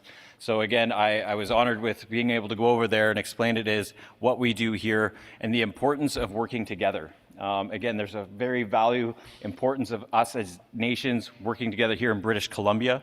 But as the economic situation we find ourselves in today, globally, with the tariffs and everything going on, I think it's equally important that us as Indigenous people build those working relationships with other Indigenous people across the world. Again, involving trade as we have done for thousands of years before the colonial government. So the second trip, again, I was to Sydney on a global affairs trade mission. Again, we have a representative from Global Affairs here today, and I also accompanied Sarah Bain, who's the Economic Development Manager with the BCAFN, and again, building relationships specifically in Australia and in the Indo-Pacific. So again, it was a lot more to come from that, working on the international level. Next slide, please. So one of the biggest things that we are just actually initiating now is Global Affairs Canada pilot project, where Indigenous leaders, we are looking to partner with Global Affairs on a youth Indigenous pilot project that will support 24 young leaders from British Columbia and the Yukon to gain international experience in the Indo-Pacific region. This pilot project is in development and we are hoping to launch in the coming weeks. The recent trade mission to Sydney, along with this pilot project, were the direct result of an extensive engagement process by Global Affairs and ourselves. Some of the goals will to create opportunities to expose young Indigenous leaders to various Indo-Pacific regions to build lifelong connections. Areas include diplomatic, cultural, business, academics. This will allow us both Indigenous to Indigenous and Indigenous to non-Indigenous relationships in the Indo-Pacific. So we hopefully to be hopeful to have support from the Chiefs in Assembly, businesses, and other leaders. It will be a small but large enough project that there is a life beyond it. So establishing an alumni network that we hope as these individuals move through their careers and life, that they will be there for each and every one of each other. So, as a pilot project, we will focus on British Columbia and the Yukon First Nations, and we will be bringing 24 young individuals who are aged 21 to 30 and are in their upper years of college or university, or who have graduated within the last 5 years and are working in business and academia. So again, this is a very exciting project, and I think, again, with the political landscape, economic situation that we find our country in, Canada, I don't believe, can do it by itself.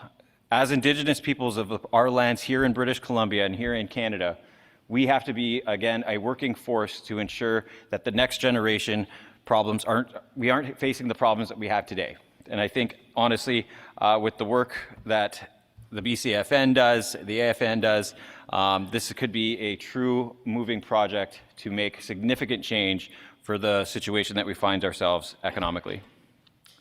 Next slide, please. So as mentioned in the beginning of the presentation, the Centre of Excellence was born here through the BCAFN, through you, the Chiefs in Assembly. So in that resolution, it was stated for the Centre of Excellence to be a standalone organization. So this is something that we are looking into doing right now. So earlier this fall, the BCAFN leadership informed the COE that, again, we are to start looking into where we are at the process of having this organization be a standalone entity. So that is something that we are doing now. So we are working to develop our new society structure, bylaws, and incorporation documents. This transition marks a significant milestone in our evolution and will strengthen the FNCOE's ability to pursue diverse funding opportunities, expanding partnerships, and better service the First Nations here in BC. So one of the things I'd really like to, as I'm nearing to the end, is the importance of communication. Honestly, Chiefs, this AGM, and the reason why I come to it every single year as a chief, was because this is where I found where the information was. This is where I got to learn what it is you are facing, and again, where it aligns with what I'm facing in my community. So again, as the COE continues to grow, I hope and that it will stay at this table, because again, how are we supposed to be an organization that helps you if we're not here to learn what the problems are? So with that, I'd like to end it. I have my email on the last slide there for any of the chiefs online. And again, as Terry's here, I just want to say again, thank you to you, Terry, for your leadership, and again, the ability to see this organization grow as it has. We've been able to build really significant partnerships with the First Nation Forestry Council, First Nations Energy and Mining Council, again, seeing where we can accommodate, uplift, and again, ensure that our needs and wants as Indigenous leaders are met on an economic level. So with that, again, to the staff of the BCAFN, everybody behind me here, the work that they do is absolutely amazing. And again, having the support for some of the work that we've done over the last couple of years has been instrumental. So again, thank you very much. And if there's any questions, I'm here for the rest of the day. Awesome. Thank you very much, Harlan. Nicely done.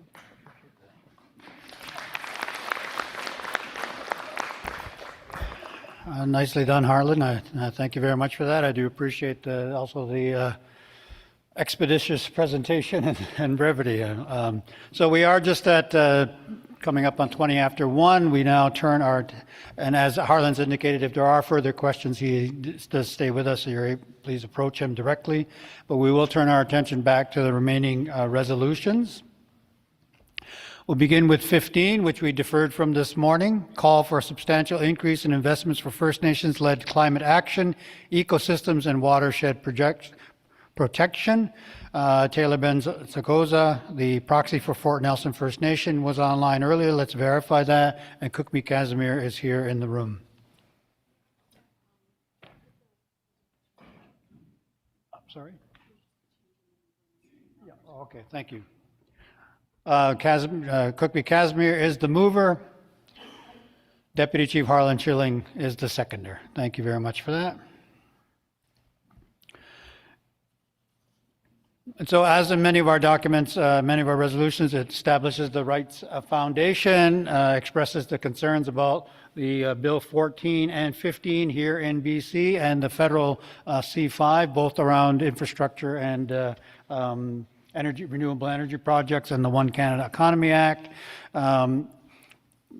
Reiterates the concerns about the significant negative impacts those could have on First Nations communities, and the concerns with the process in getting those passed. And then the resolution shifts the focus on the impact of environmental degradation and climate change, and emphasizes previous BCAFN resolutions related to those sectors, and then moves you to the significant, therefore be it resolves. The BCAFN Chiefs in Assembly urge the governments of Canada and British Columbia to acknowledge the current ecological and climate emergency First Nations face, and to honor the laws and commitments made that safeguard the protection of First Nations title rights and treaty rights, including the right to a clean environment and a just climate future, reflected in Articles 25 and 29 of the UN Declaration on the Rights of Indigenous People.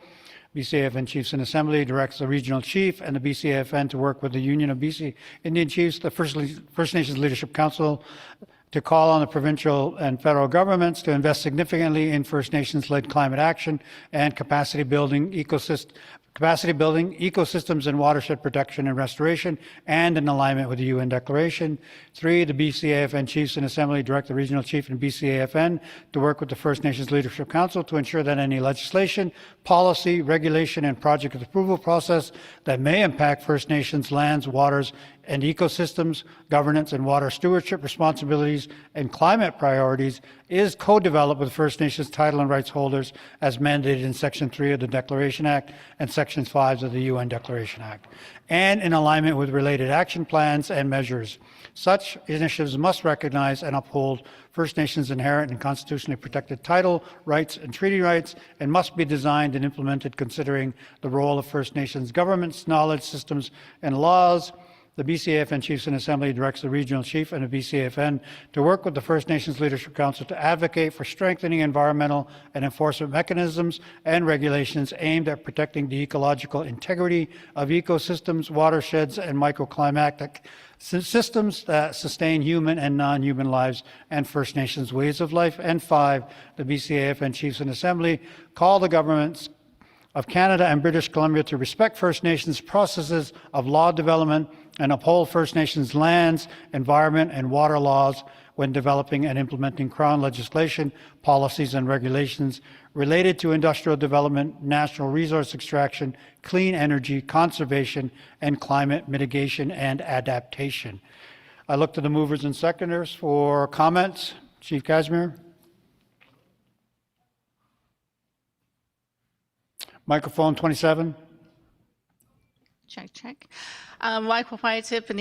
Boostman. Good afternoon. Hello, everyone. It's good to see all of you, those that are joined here in Musqueam Center and those that are joining online. I'm pleased to be moving this resolution in support of the substantial investments in First Nations-led climate action and capacity building, so as well as the ecosystems and the watershed protection and restoration. By endorsing this resolution, we're giving a clear mandate for the BCAFN to work with the First Nations Leadership Council and to advocate to BC and Canada to invest significantly in First Nations-led climate action and capacity building. And as First Nations, we have the knowledge, the laws, the governance systems to lead climate action and environmental stewardship. And that's rooted in our sacred relationship and responsibilities to the land, to the Tmiuk. And stable long-term funding is essential to support our self-determined climate responses and the ecosystem protection efforts. It's also, to ensure any legislation, policy, regulation, and project approval process that may impact us is co-developed. And it's done with us, and that the title, but also the rights of the proper title holders.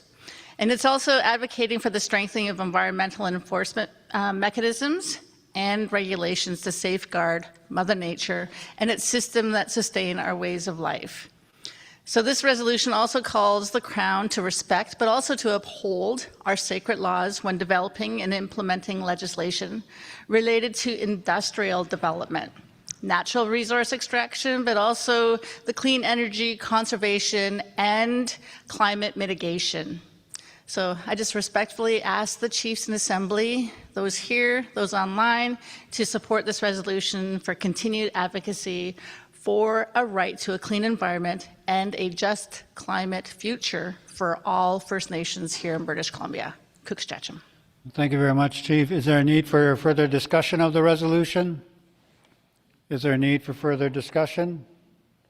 Seeing none here or online, let us call the question. Unless there is opposition or objection to this resolution, may I declare the resolution carried by consensus? Unless there is objection or opposition to the resolution, may I declare it carried by consensus? Seeing none, Resolution 15 is carried by consensus. We'll move to draft Resolution 16, the transition of the BC First Nations Centre of Excellence for Economic Development to an independent entity. Just want to check on the mover and seconder. Chief Jerry Jack. Available as the mover. I will need a seconder for this. Chief Casimir, thank you.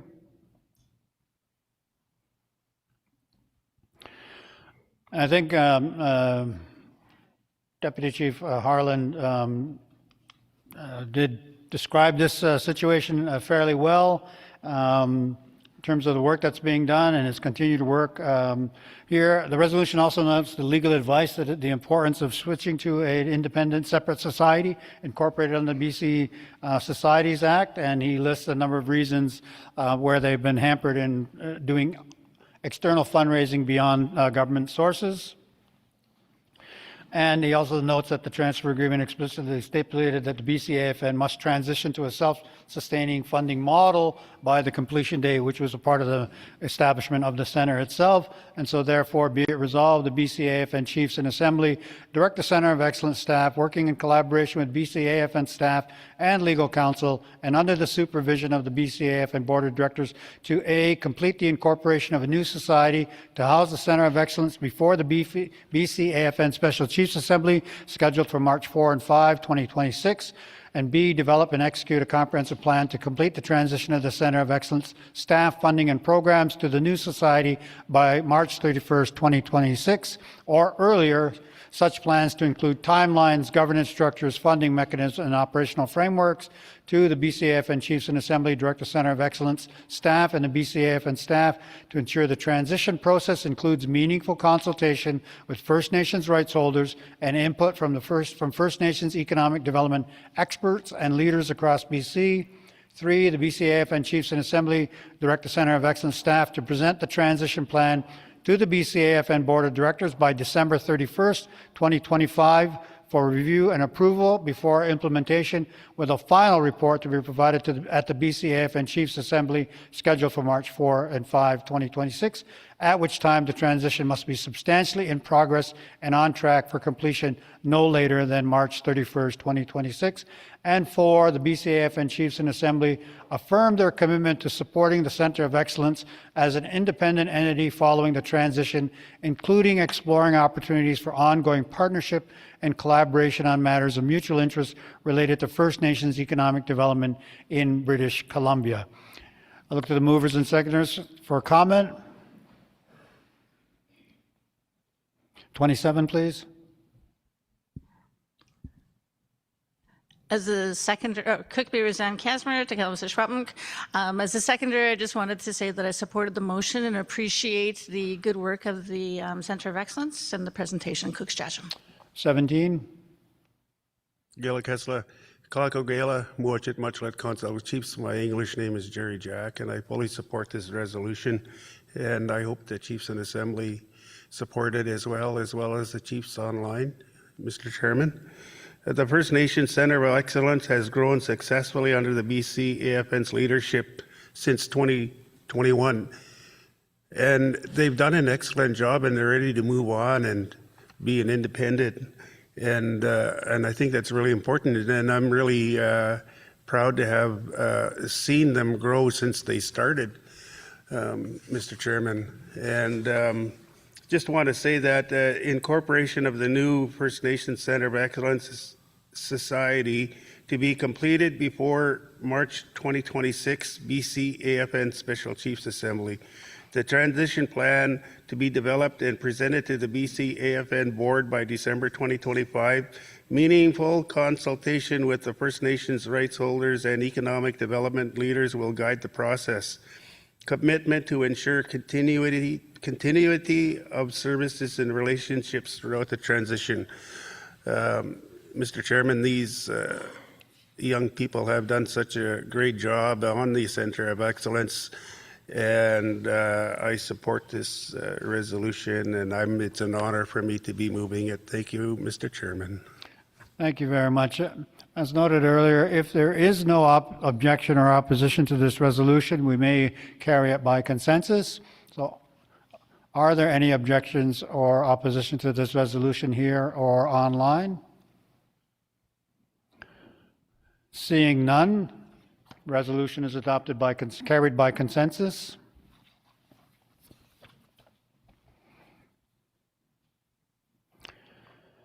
Let us turn then to draft resolution 17, upholding First Nations rights priorities in the 2026 review of the Canada-US-Mexico Agreement, or CUSMA as it is known here.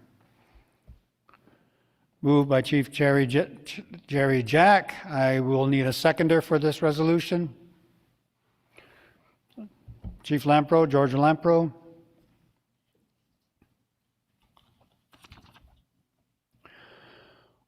And the whereas is here just emphasize the fact that the CUSMA is the free trade agreement between Canada, United States, and Mexico, modernizes trade rules amongst the three countries, respects to trade relations, intellectual property, labor standards, environmental protections, and rules of origin for automobiles while maintaining duty-free access for most goods traded between the countries. It does contain provisions to include Indigenous people, initially a working group and now an Indigenous peoples advisory group. This shift allows the Indigenous Peoples Advisory group members to access the text relating to Indigenous peoples in real time and provide suggestions throughout the negotiation process. lays out the process for how CUSMA is arrived at and how it will be negotiated. And therefore be it resolved, the BCAFN Chiefs in Assembly affirm that First Nations of British Columbia must be actively and meaningfully engaged in the 2026 CUSMA review, consistent with the UN Declaration on the Rights of Indigenous Peoples and the Declaration Act Action Plan.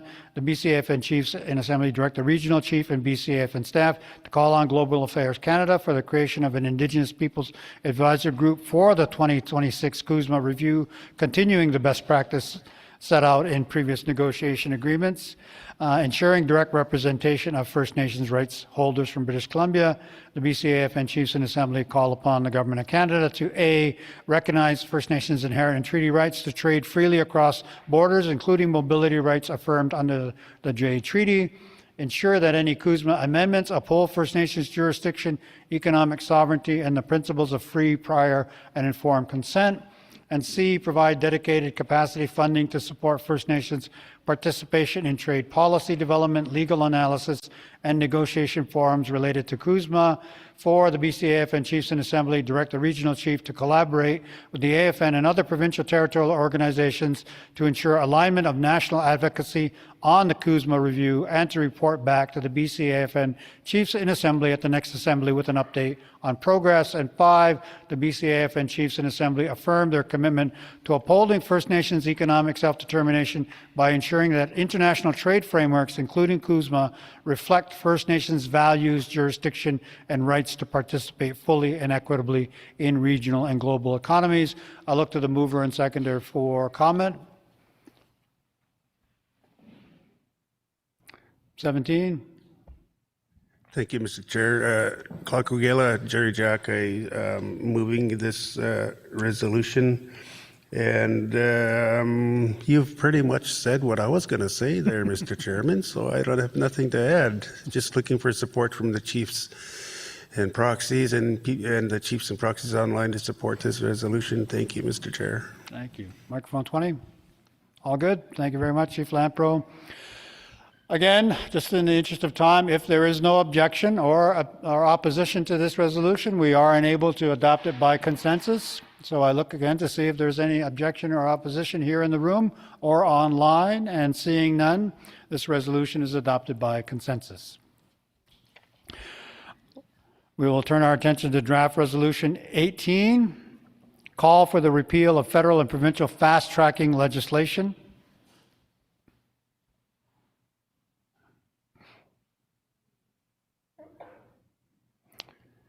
Moved by Cookby Fred Robbins, who has departed the meeting, and then seconded by Cookby Rhonda Phillips, who was online.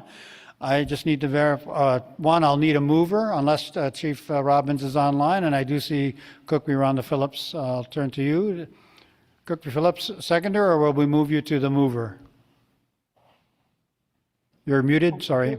Yes, you can move me to the mover. Thank you. I'll need a seconder.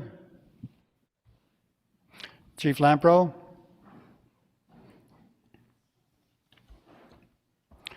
Again, this focuses on Bill 14 and Bill 15 and Bill C5, the Federal Act.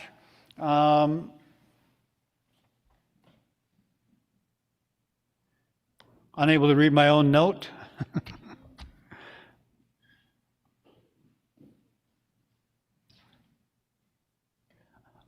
I think essentially what my note here says is, in the early whereases, it basically boils down to, despite comforting words from federal and provincial ministers and leaders, concerns about the impact, the Indigenous Advisory Council process and these particular bills and the degree of their influence of the Advisory Council continue. And then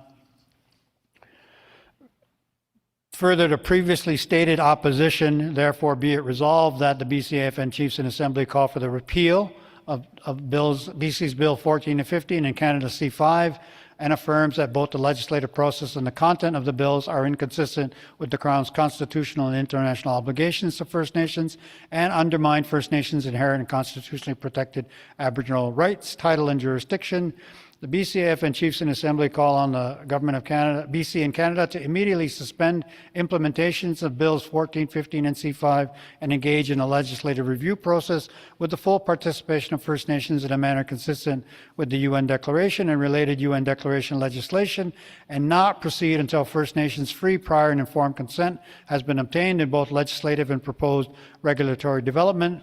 3, the BCAFN Chiefs in Assembly affirm that the Government of Canada's Indigenous Advisory Council of the Major Projects Office does not displace First Nations' inherent and constitutionally protected title and rights to their lands, waters, and resources, including related jurisdiction, or the Government of Canada's obligation to consult and cooperate with affected First Nations title and rights holders in order to obtain their free, prior, and informed consent. The BCAFN Chiefs in Assembly direct the Regional Chief and the BCAFN staff to monitor the Major Projects Office and the Indigenous Advisory Council, and to advocate for processes that respect and uphold free, prior, and informed consent, ensuring that First Nations governments are the decision makers on projects impacting their lands and waters and resources. And the BCAFN Chiefs in Assembly direct the Regional Chief and the BCAFN staff, working with the First Nations Summit and the Union of BC Indian Chiefs, jointly as the Leadership Council, to A, develop and pursue a coordinated legal advocacy strategy, including constitutional and judicial avenues to challenge Bill 14, 15, and C5, subject to resourcing. B, engage with the provincial and federal governments on scoping legislative amendments and regulatory co-development on fast-tracking legislation which reflects the rights, title, interests, and priorities of First Nations in BC and seeks First Nations free, prior, and informed consent prior to the finalization of enacting any related regulations. And C, call on the provincial and federal governments to provide adequate funding and timelines to ensure the full participation of BC First Nations in the co-development of any fast-tracking legislative amendments or regulatory developments. I'll look to the mover and seconder for comment. Cookby Phillips. Thank you, Mr. Chair. I'm honored to be moving this resolution today. I'm in strong support of it. Tatsooth, we have spoken out against this bills 14, 15, and C5, and we'll continue to speak out until the Government of BC and Canada come to the table with the true intent of reconciliation. We have felt impacts when projects move ahead without our free, prior, and informed consent. These decisions have lasting effects, scars really on our lands, waters, and within our communities. So it's not just about the bills 14, 15, or C5, it's about governments putting speed before justice and economics before relationships. We have to stand in solidarity with all the nations defending their lands and rights, and we must remember our sacred obligation as stewards of the land for generations to come. So I call on BC and Canada to honor their promises of reconciliation, to truly commit to shared decision making and stop pitting nations against one another. I think that's the biggest point too. Instead, work with all of us with honesty, respect, and the shared goal of protecting what we all hold dear. We're all living within these lands. So reconciliation cannot be fast-tracked. It can't be ignored. So I just ask that the chiefs in the assembly and proxies leadership that they support this motion. Thank you. Thank you very much. Thank you, Cookby. Chief Lampro, do you wish to comment? Microphone 20. Yes, thank you. Yeah, I support this bill because I'm tired of the government stepping on our rights and not including us. So I feel very strongly about this, and we should be standing up and calling them to the table, to the floor, when they do continuously step on our rights, especially since in BC they're not a title-holding government. So I think enough's enough. We should be pushing back on this fairly hard. So I'm supporting this 100%. Thank you. Thank you very much. Is there a need for further discussion of this resolution? Seeing or hearing none, as noted, if there are no objections, microphone 19, Councillor.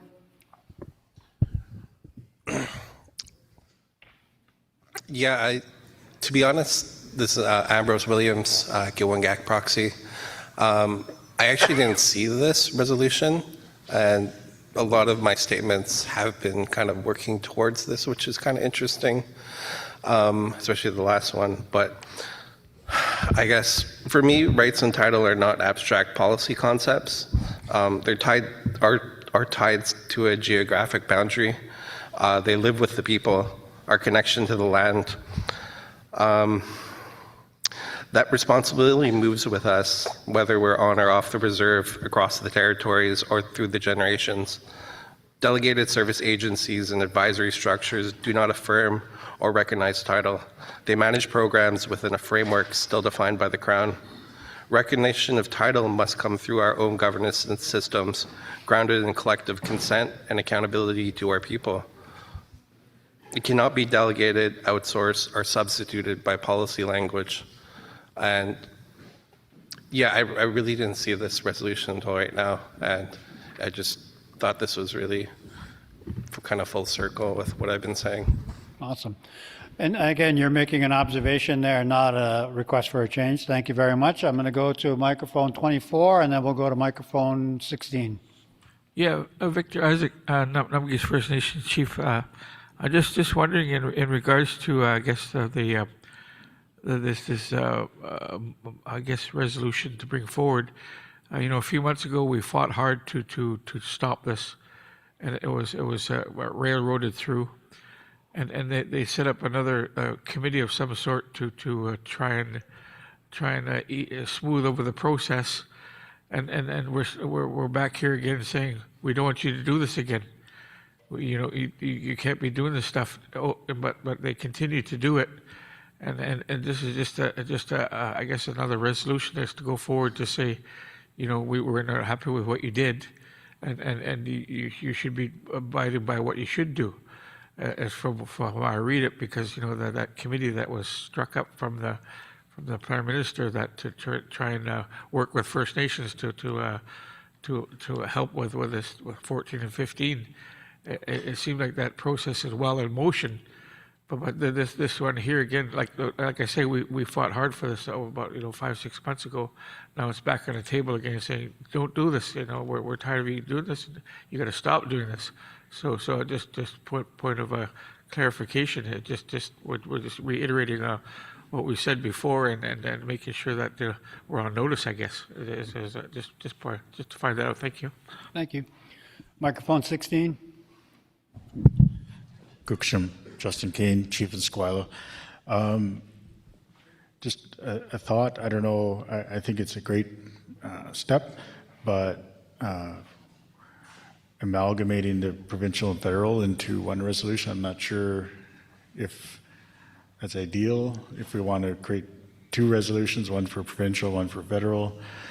The other thought is that, unfortunately, we can do a call for a repeal, but I think we all see the governments that we've come up against our whole livelihoods is that it's not going to happen. So what would be our next step in regards to what the governments have done in regards to fast tracking these bills? Thank you. Terry, I'll turn to you on that question. Just in terms of at this stage of the meeting, we wouldn't be in a position to split this into two resolutions unless we did it all very verbally, which would be a little chaotic. Regional Chief, just on this issue of the advocacy going forward, given the current state. Oh, microphone 5. My apologies.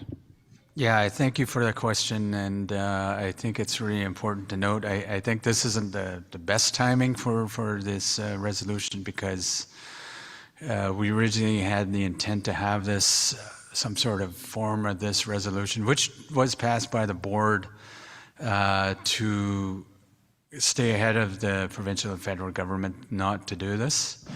The only option was to ask them to repeal it and get myself and the FNLC to repeal these legislations.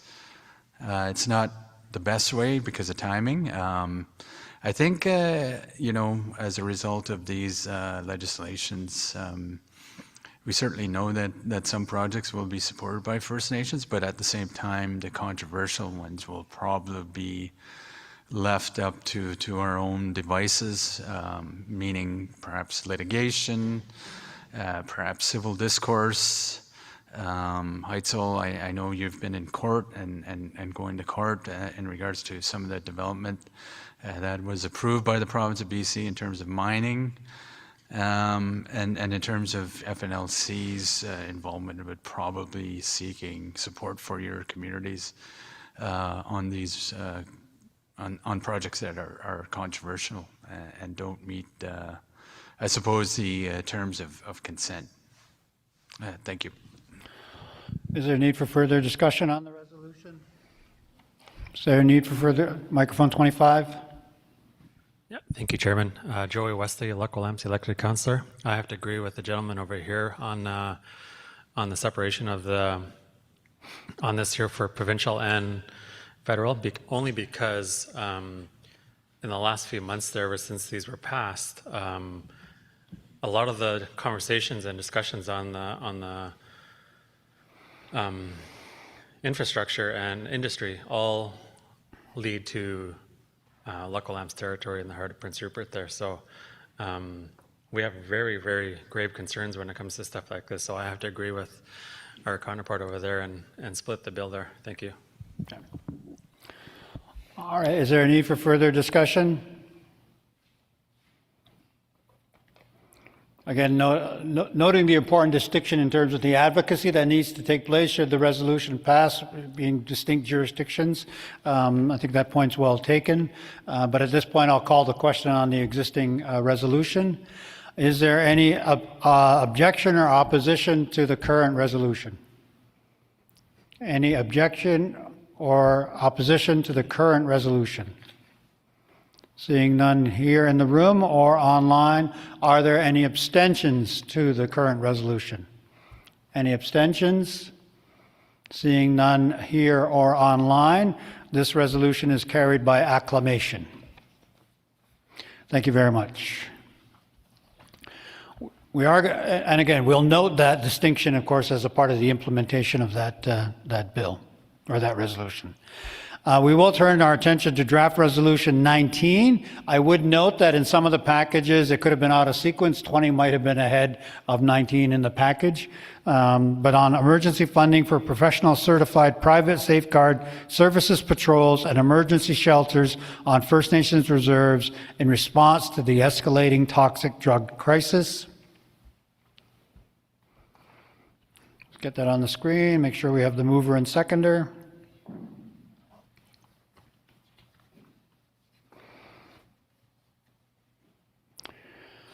Proxy Ken Johnson, Kispiox, and Cookby Roseanne Casimir. Proxy Johnson, are you present or on there? There you go. Thank you very much. Again, emphasizes the decade-long toxic crisis and the disproportionate impact it's had on First Nations, the fact that current services provided by the RCMP are insufficient and don't address the widespread distribution of illegal and toxic drugs, which are fueling this crisis, and notes that this has compelled many First Nations to take direct action of their own, and several declaring a state of emergency. And of course, there was the FNLC All Chiefs meeting on the toxic drug crisis on July 24th, 2025 as an online forum. Given all of that, therefore, be it resolved that the BCAFN Chiefs in Assembly support the Kispiox ban and calling on the Government of British Columbia to A, provide an immediate emergency fund to initiate, equip, and operate professional certified private safeguard services patrol on Kispiox reserve lands for a duration of 3 years. B, provide an immediate emergency fund of $1.5 million to construct and operate an on-reserve emergency safe shelter for Kispiox band members who are endangered due to the illicit drugs distribution. C, provide a formal response outlining the steps the province will take to address these concerns and support Kispiox's community members' safety and well-being. 2, the BCAFN Chiefs and Assembly call upon the Government of British Columbia and the Government of Canada to adequately resource and support the development and implementation of a First Nations-led strategy to address the drug crisis rooted in cultural healing, self-determination, and justice reform. And 3, the BCAFN Chiefs and Assembly direct the Regional Chief and the BCAFN to work with the Union of BC Indian Chiefs and the First Nations Summit as the First Nations Leadership Council to continue to work with federal, provincial, and municipal governments, the First Nations Health Authority, the First Nations Justice Council, and other like-minded organizations to continue advancing drug policy reforms that address the root causes of the toxic drug crisis and reduce harms to First Nations people. I look to the mover and seconder if they wish to comment. Microphone 13. Yes. Simgayet Siganamak and Gwyneth Gubulosif. Ken Johnson here, proxy for Kispiox. The need for the higher certified security patrols, this establishes regular professional security coverage to protect vulnerable populations. Service providers and community spaces, drug-related and industrial-linked safety threats. We're getting like our pipeline is just like 13 kilometers from our community. Our community is the only access route through. We're going to get a lot of people coming through there. So this is the need for the security patrols. And the safety shelter for the recovering or the drug-related homelessness. This is pretty vital right now because we're coming on the winter and we need a shelter for them. Like everybody else, there's a lack of shelters or homes in each community. We really need that, and we're looking at you guys for support, all the chiefs and the proxies in this room and online. And we need to sustain some long-term kind of funding just to get this going. In conclusion, without urgent funding, our community and other communities face escalating overdose deaths, community insecurity, housing shortages that undermine all the recovery and harm reduction efforts. Immediate provincial and federal investment is essential to protect public safety, strengthen recovery infrastructure, and promote community resilience in the North and in BC in general. So yes, like I'm saying, I'm looking for you guys' support, and hopefully we can pass this. Thank you. Awesome. Does the seconder wish to speak to the resolution? Okay. Microphone 12. Hello, Chief Archie Harold from Port Nelson First Nations, and totally support this initiative here.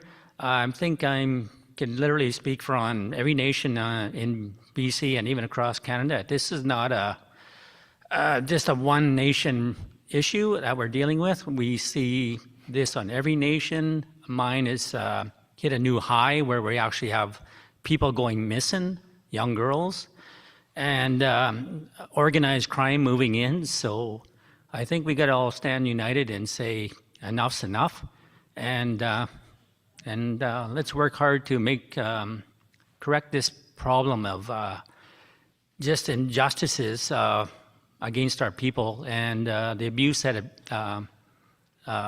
the illegal activity that's letting run rampant in our country we call Turtle Island. Make the government stand up and take action and say enough's enough. We're here you and we stand beside you and we'll work with you to make change. We have to get stronger on the rules where the justice system doesn't support the criminals but support the people. Merci. Thank you very much. Given that, may I declare that this resolution is carried by unanimous consent? May I declare that this resolution is carried by unanimous consent? Looking online, may I declare that this resolution is carried by unanimous consent? So ordered. Carried. Let us turn our attention to Resolution 20. Now, you do have it in your package, but that has been updated. There's a consensus draft which is available to you as was handed out this morning. Moved by Cookby Roseanne Casimir. And let's just double check on the seconder here.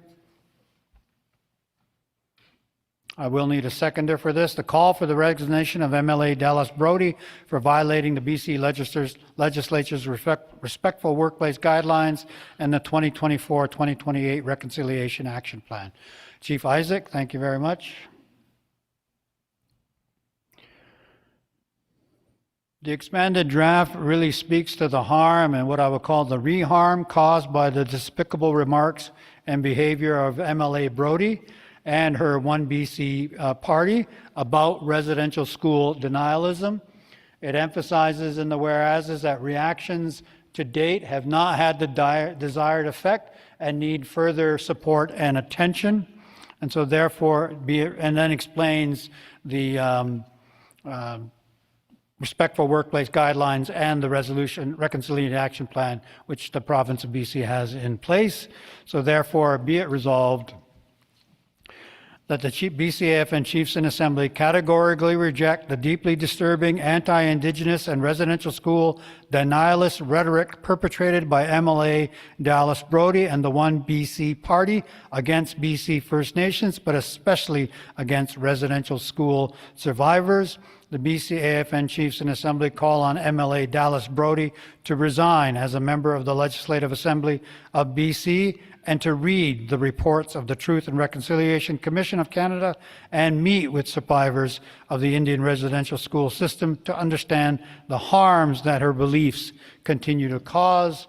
3, the BCAFN Chiefs in Assembly call on the Speaker of the Legislative Assembly, the Clerk of the Legislative Assembly, and the Legislative Assembly's Management Committee to launch an investigation into MLA Brody's conduct for the harm her actions have caused to First Nations people in contravention of the Legislative Assembly's Code of Conduct and the Reconciliation Action Plan, and, subject to those findings, subject MLA Brody and the One BC Party to disciplinary actions as per the Legislative Assembly's discipline framework. 4, the BCAFN Chiefs in Assembly continue to call on all members of Parliament to prioritize amendments to Federal Bill C-9, an act to amend the criminal code, hate propaganda, hate crime, and access to religious or cultural places, to criminalize residential school denialism and hate speech directed to First Nations and to protect First Nations spiritual and cultural sites.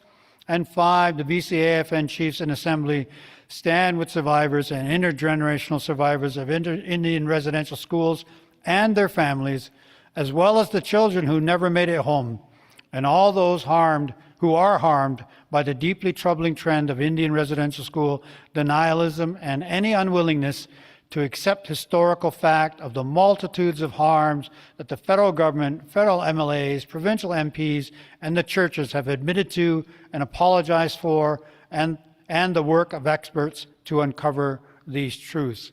I look to the mover and seconder for comment. Microphone 27. Cookby Roseanne Casimir to Thomas de Schwappenk. Just wanted to ask the chiefs, the proxies that are here within the Musqueam Centre, but also those online, to support this here resolution that I'm moving. And it's a call for the resignation of MLA Dallas Brody for violating the BC legislature's respectful workplace guideline and the 2024-2028 Reconciliation Action Plan call for accountability. Dallas Brody's harmful actions and promotion and utilization of public funds to create and distribute residential school denialist sentiments and anti-Indigenous rhetoric publicly, just what was shared in the whereases, and within the legislature is why it is so necessary to put this resolution forward. Her repeated expressions of residential school denialism and acts of racism and discrimination, they're not isolated incidents, and they also reflect a very continued pattern of colonial violence and disregard for the truth and lived experiences of our survivors and intergenerational survivors, and denying or minimizing those atrocities of the Indian residential school system is not a matter of opinion. It is an act that perpetuates harm and re-traumatizes Indigenous communities, who continue to live with the intergenerational impacts of these institutions. So, and again, it violates, the BC legislature's respectful workplace guidelines. And I can no longer remain silent and in the face of her denialist sentiments and misinformation. I personally don't, reply to a lot of, the social media and or her statements. I've been asked, but, for me, I always want to uphold the truths and integrity of our survivors, whom I call also our warriors. And, this is a call for accountability, and not only is it justified, it is so seriously necessary. Allowing individuals who promote or excuse racist and denialist views to remain in positions of power undermines public trust. Reconciliation and the safety of our people has to be at the forefront. And, we should no longer be allowing any harm to our survivors. Calling for Brody's resignation of the legislature is about upholding the standards of integrity and respect that should define public service. True reconciliation requires action, including standing up against racism wherever it appears, especially within our political institutions. So with this, I ask all chiefs and proxies here and online to support this resolution calling for the resignation of MLA Dallas Brody for violating the BC legislature's respectful workplace guidelines in the 2024-2028 Reconciliation Action Plan. It is important that we be united in demanding meaningful accountability and a clear stand against all forms of racism, discrimination, denialism in the provincial government. Cookschatcham. Thank you. Chief Isaac, microphone 24. Thank you. I'd just like to echo Roseanne's comments. Lots of good comments there for sure. And just on, I got interviewed after this radio place and TV asked me what my thoughts were, and I said, it's like going back in time. When people do these things, we go back years in my community. The racial tensions that used to happen within our neighboring communities, with fishermen and forestry. And going to our school, we had to go to another school across the way and another ferry, and the fights that happened. Now we're getting together so well, and the healing has begun. So when things like this happen, it's not necessary, and it's just uneducated in the process, denialism. It's wrong. And I like when I worked for Indian Affairs Canada, they were proactive in having an Aboriginal awareness little program that when an employee went out into the field and got into sort of a controversy with a disagreement with a chief or something, it had to come back and do Aboriginal awareness to understand what we're all about. So I know the harms that it causes, and I read it, and he just said that the person has to read the history, and that's what I've seen. That I know that helps, because those people who did the Aboriginal awareness within INEC were more educated and understanding of the First Nations fights and issues along the way. So I second this motion and look for support for sure. Thank you. Thank you very much. If I could be so bold, Chiefs, I will look to see online if there's any opposition or objection to this resolution. Otherwise, I would just ask, as a demonstration of our resolve, that you all stand to demonstrate unanimous consent to the passing of this bill calling for the resignation of MLA Dallas Brody. Please stand.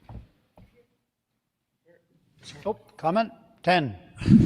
Thank you, Mr. Chair. Chief Dan Manuel. Just a note on the order of in the wording, it's referred to as federal MLAs and provincial MPs. It needs to be transversed. Yeah. So it's MLAs, not. I noticed it in Parliament as well, but it is a Parliament.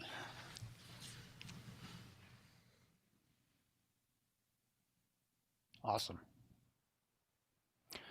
So with your permission, as amended, please stand to demonstrate unanimous consent. Thank you very much.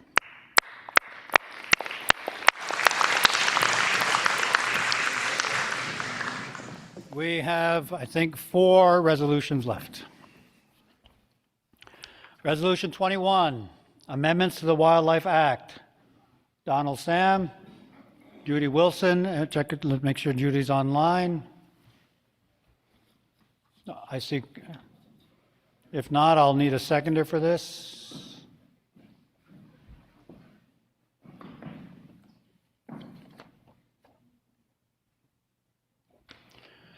May I have a seconder? Cook B. Casimir? You're right in my perfect peripheral vision.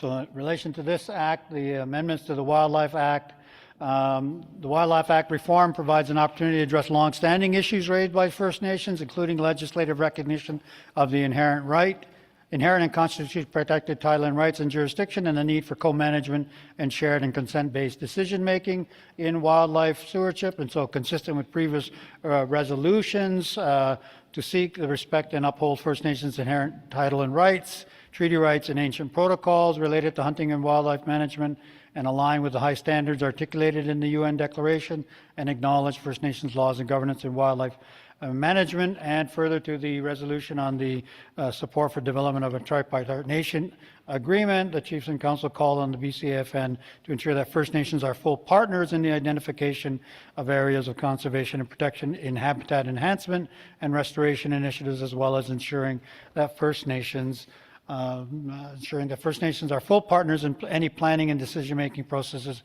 including for land use and species at risk recovery. Therefore, be it resolved, the BCAFN Chiefs and Assembly call on the province of BC through the Ministry of Water, Land and Resource Stewardship to involve First Nations from the outset of the Wildlife Act amendment process through co-development of policy, legislation, and decision-making, and to obtain their free, prior, and informed consent in accordance with the 2021 interim approach to implement the requirements of Section 3 of the Declaration on the Rights of Indigenous Peoples Act. 2, the BCAFN Chiefs and Assembly call for amendments to the Wildlife Act that explicitly recognize and protect First Nations' inherent title and rights and jurisdiction, incorporate shared and including consent-based decision-making, and embed the standards of free, prior, and informed consent in all legislative and administrative measures affecting First Nations, including the Wildlife Act. And 3, the BCAFN Chiefs and Assembly direct the Regional Chief and the BCAFN staff to work with First Nations and like-minded organizations to develop a coordinated First Nations position on the Wildlife Act amendments and advocate for its adoption by the province of BC. Chief Sam, you wish to address the resolution? Microphone 10. Thank you, Mr. Chair. This resolution is a mirror resolution with the UBCIC 2025-61 and seeks to ensure the amendments to the Wildlife Act respect and uphold First Nations inherent title rights, treaty rights, and jurisdiction while embedding free, prior, and informed consent and shared decision-making into the legislative process. It builds on previous BCAFN mandates and reflects long-standing concerns raised by First Nations regarding the Wildlife Act reform process. And it's not always wildlife, but it's food. It's not just wildlife, but the animals, our brothers, our Nupikas, and so I support the resolution and ask everybody to support it as well, that we are involved in the management and stewardship of the Wildlife Act. Any further comment on the resolution? Microphone 14. Thank you, Harold, and thank you to the movers and seconder on this. I was actually around when the Wildlife Act was first changed and made reference to our people within. And at that time, I attended a meeting with, I think, the provincial wildlife group was at the time Wildlife Ministry, but at that time we were seeking exemption from any provincial authorities around all our relations, as the chief was saying here. But I think it needs to be pointed out somehow or other that for us to be involved in the Wildlife Act, somehow or other there needs to be acknowledgement that it's a concession of sorts to even involve ourselves. I think from our own jurisdictional authorities, our inherent rights and things are mentioned in there. But if our inherent rights are truly recognized by the province, then we should be exempt from their authorities in these areas. Thank you. Thank you very much for that. Any further discussion of the resolution? Any further discussion? If not, let us call the question. Any opposition or objection to the resolution, amendments to the Wildlife Act? Any opposition or objection? Any abstentions? Any abstentions? Draft Resolution 21, amendments to the Wildlife Act, carried by acclamation. Thank you very much. Let us turn our attention to Draft Resolution 22, the draft strategy to address Métis colonialism in BC. I'll need a mover and seconder of this resolution. I see Chief Isaac at 24, seconder. Chief Lampro, microphone 20. Resolution notes that this is a mirrored resolution rejecting and denouncing Métis colonialism, and emphasizes that based on resolutions, there was a convening of a First Nations combating Métis colonialism in BC working group who oversaw the development of a draft strategy to address Métis colonialism in BC.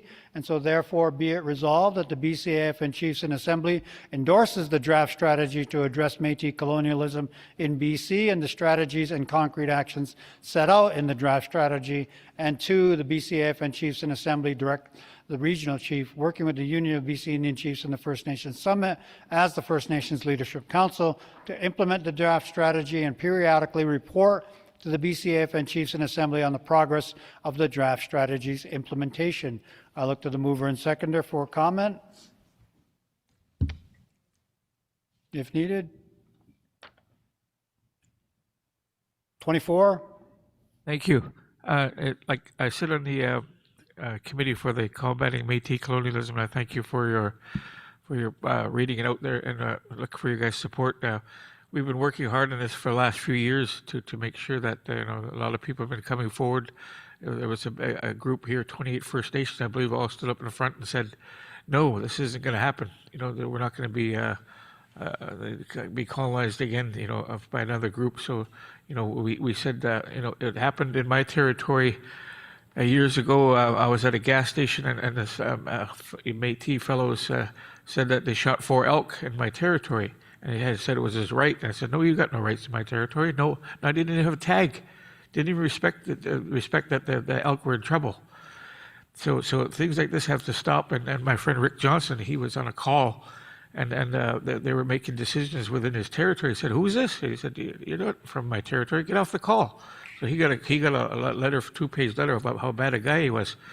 So we're making sure that this doesn't happen. In order to have like First Nations, you have to have territory, and you have to have an origin story. All these things have come out, and we want to make sure that we're not take this attempt that doesn't happen to us again. This colonization effort doesn't happen again.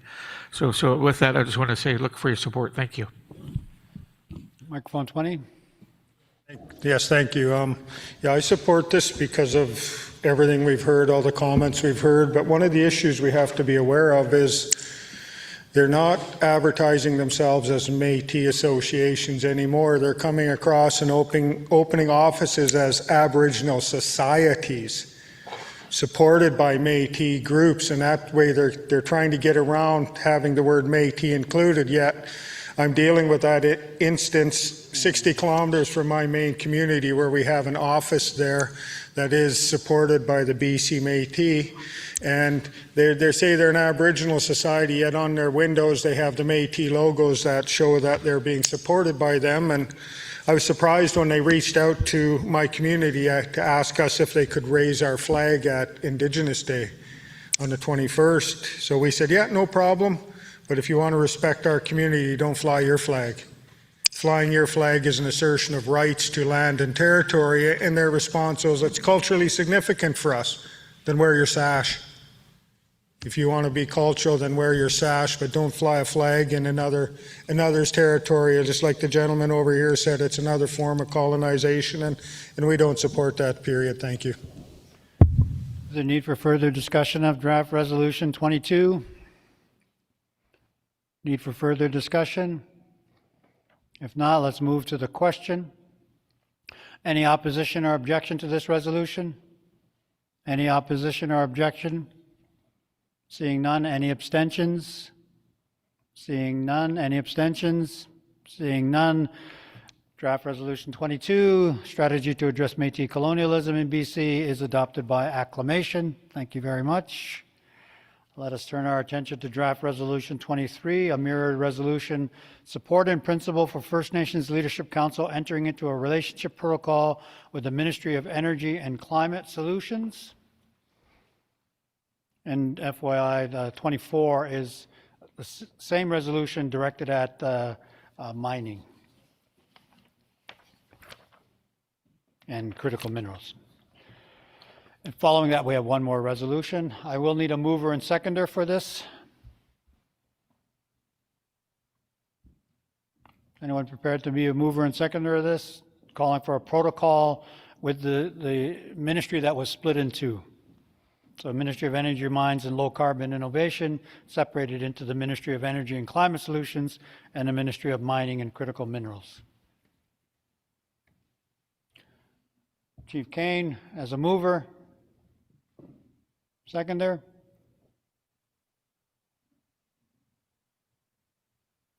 Seeing none. Chief Johnson, microphone 22. So as noted, it's a result of the splitting of two ministries, one ministry into two, and the BCAFN chiefs have mandated the First Nations Energy and Mining Council through resolutions to provide policy support and facilitate First Nations efforts in relation to energy and mining in ways that protect and sustain the environment. So just reminding us of that, and noting a draft relationship protocol is between the FNLC and the minister of each of those departments is now, ministries is now needed.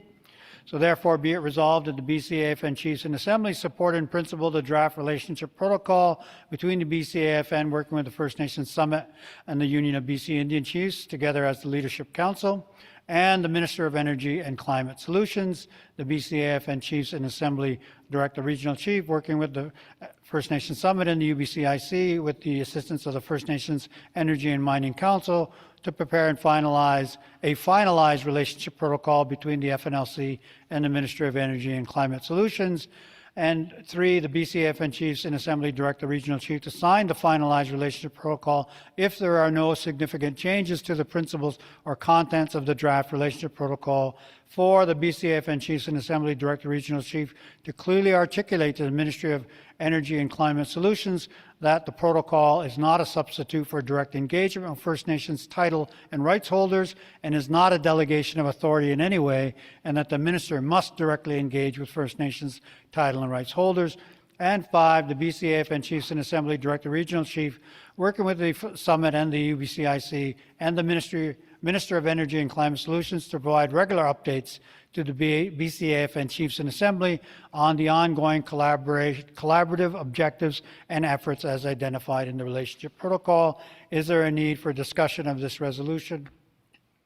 Is there a need for discussion of this resolution? Seeing none, we'll move to the question. Is there any opposition or objection to this resolution? Is there any opposition or objection to this resolution? Seeing or hearing none here or online, this resolution is adopted by acclamation. Thank you. As noted, draft resolution 24 is a mirror to the mirror that we just passed, and it focuses, instead of the Minister of Energy and Climate Solutions, on the Minister of Mining and Critical Minerals. The other part of that, the resolution, except for the change of those words, is the same. May I have a mover and seconder? May I call on Chief Kane? Thank you. And Chief Casimir. So as noted, it is the same, except for directing that the draft relationship protocol be entered into with Ministry Mining and Critical Minerals. The same, therefore, be it resolves. So with that, I'll move directly to see if there's any discussion of the resolution first. Is there any need for discussion of this resolution? This mirror of the mirror, which would result, if you actually think of that, in multiple mirrors, an unending mirror. With that, then let us call the question on draft resolution 24. Is there any opposition or objection to this resolution? Is there any opposition or objection to this resolution? If not, are there any abstentions? Are there any abstentions? Seeing or hearing none, draft resolution 24 is adopted by acclamation. I draw your attention to the last resolution, which was distributed this morning. You have a late resolution ensuring Canada and British Columbia enable land claims restitution as a widely available remedy in specific claims. A settlement moved by Chief Dan Manuel, seconded by Chief Dalton Silver, both present in the Assembly. Therefore, be it resolved that the BCAFN Chiefs in Assembly reaffirm to the federal and provincial governments that First Nations have the right, in accordance with the UN Declaration on the Rights of Indigenous Peoples, to pursue land restitution as a remedy when negotiating the resolution of their specific claims. Thank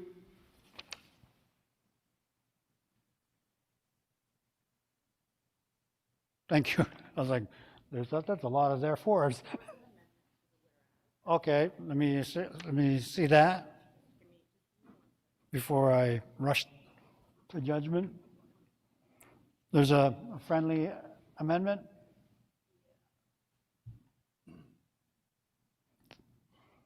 Thank you for queuing that up before you put it on the screen.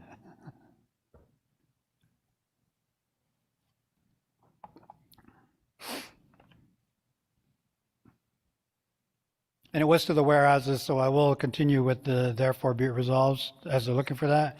The BCAFN 2, the BCAFN Chiefs in Assembly call on the federal government to work with First Nations to establish concrete pathways, including protocols and agreement to include the formal participation of the province of British Columbia in the specific claims process. And 3, the BCAFN Chiefs in Assembly call on the regional chief and BCAFN staff in coordination with the Union of BC Indian Chiefs and the First Nations Summit to prepare a public-facing strategy that identifies the barriers created by the province of BC that undermine the specific claims process.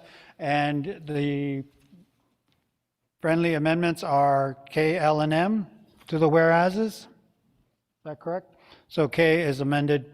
Protocol agreement and agreements with the province of British Columbia need to be pursued so First Nations are not left to tackle barriers on an ad hoc basis, as is the case outside of the specific claims process when First Nations are forced to take their issues to court. L, the recent Cowichan decision is a prime example of the controversies that arrive when First Nations take the Crown and its delegates to court to regain access to their traditional lands by pursuing an Aboriginal title claim.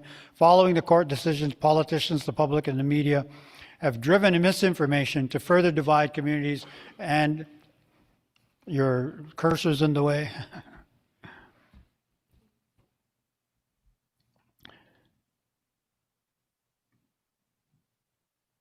What? We went to the old resolution?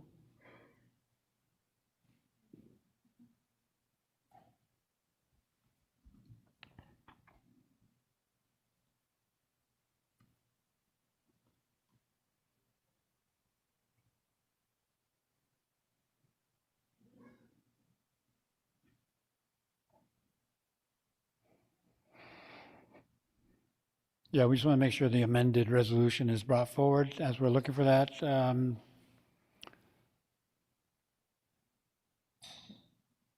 There we go.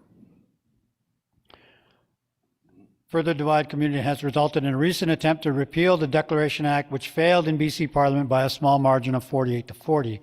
As with the Haida Nation Recognition Act, BC and Canada should be working with all First Nations in BC who are pursuing agreements to recognize Aboriginal title, which has the opportunity to provide more clarity to fee simple title holders and create less societal division and temper anti-Indigenous and anti-UN declaration rhetoric. Having been read into the record, properly moved and seconded, I look at microphone 25 for a comment. Or before I do that, I look to the mover and seconder. Thank you. Microphone 10. Chief Dan Manuel, Upper Nickel Band. Thank you, Mr. Chair, and I thank the Chiefs and Assembly for taking the time to consider this resolution. We bring this resolution directly related to issues that we are experiencing as a community and trying to resolve an outstanding historical claim to land related to Upper Nicola Band, and really trying to find a way to gain acknowledgement of the collective issues that we're all facing in restitution of land when we talk about specific, whether it's specific claims or litigation, and really the foot dragging that occurs and the dishonorable conduct of the Crown, both federally and provincially, in delaying, using delay tactics, and really what amounts to, in our view, as fraud, as they engage in a dialogue of reconciliation and working together, they're actively supporting each other to diminish and delay the justice of restitution of lands. We are interested most specifically in collectively developing a statement or a response, this public-facing statement to government that it really needs to get on the right path with us to allow us to resolve these outstanding legal issues and specific claims in particular. And it's important that we have this ability today, because next week we will be meeting with the province of British Columbia collectively as leaders. We will be discussing with the province individually, and I'm sure collectively through the plenaries that are planned there, a lot of the dissatisfaction, and we want to be able to coordinate and give the Leadership Council and here specifically the regional chief some opportunity to engage in that dialogue on our behalf. So I thank you for your consideration. Thank you. Chief Silver, did you wish to comment? Thank you, Harold. Thanks, Chief Manuel. And I just want to say that, you know, working in specific claims for a little while, there has to be a component of restitution that includes land back and not just monetary compensation for the loss of land in our territories. Thank you. Thank you. Microphone 25. Thank you. On the last resolution there, I think the nation was incorrect there on the mover. Okay. It said my hometown. On 24? Yeah. Okay. Just a mover on 24, just to make sure we get the right nation noted. Thank you very much for that. Is there a need for further discussion on the late resolution on the land restitution within specific claims? Any need for further discussion? Seeing none, let us move to the question. Any opposition or objection to this resolution? Any opposition or objection? Seeing or hearing none, any abstentions? Any abstentions? Seeing or hearing none, then the late resolution is adopted by acclamation. Thank you very much. That concludes our resolutions process, and we have 3 pieces of work to do before we leave. We want to hear from the regional chief in terms of his closing remarks.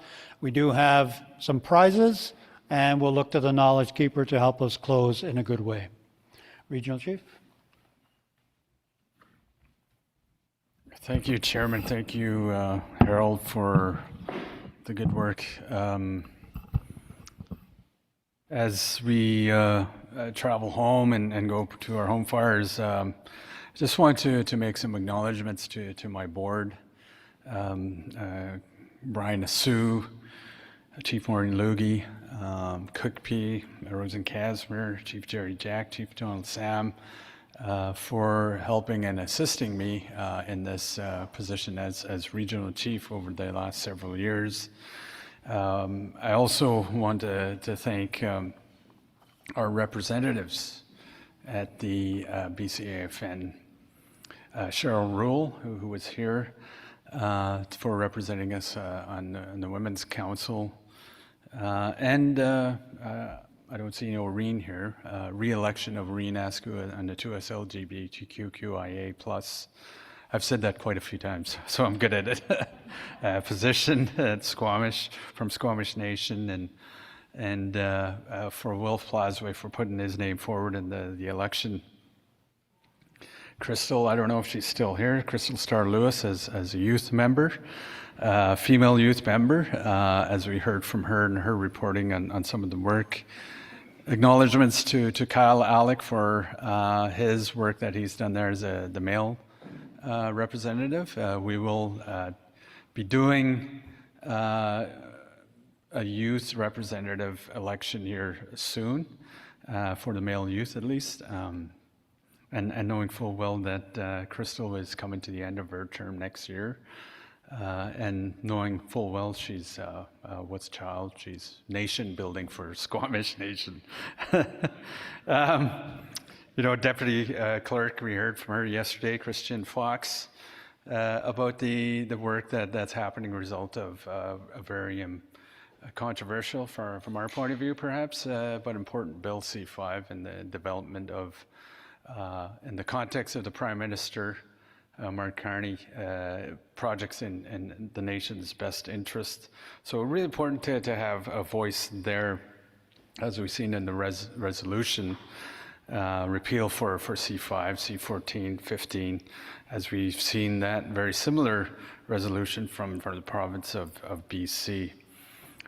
Specific claims, any remedies, as we've seen in this last resolution, but also further to that, resolutions for more resourcing and many here from British Columbia of the specific claims that are in the queue or perhaps in negotiations or are needing more resources for research and perhaps for more funding for future specific claims.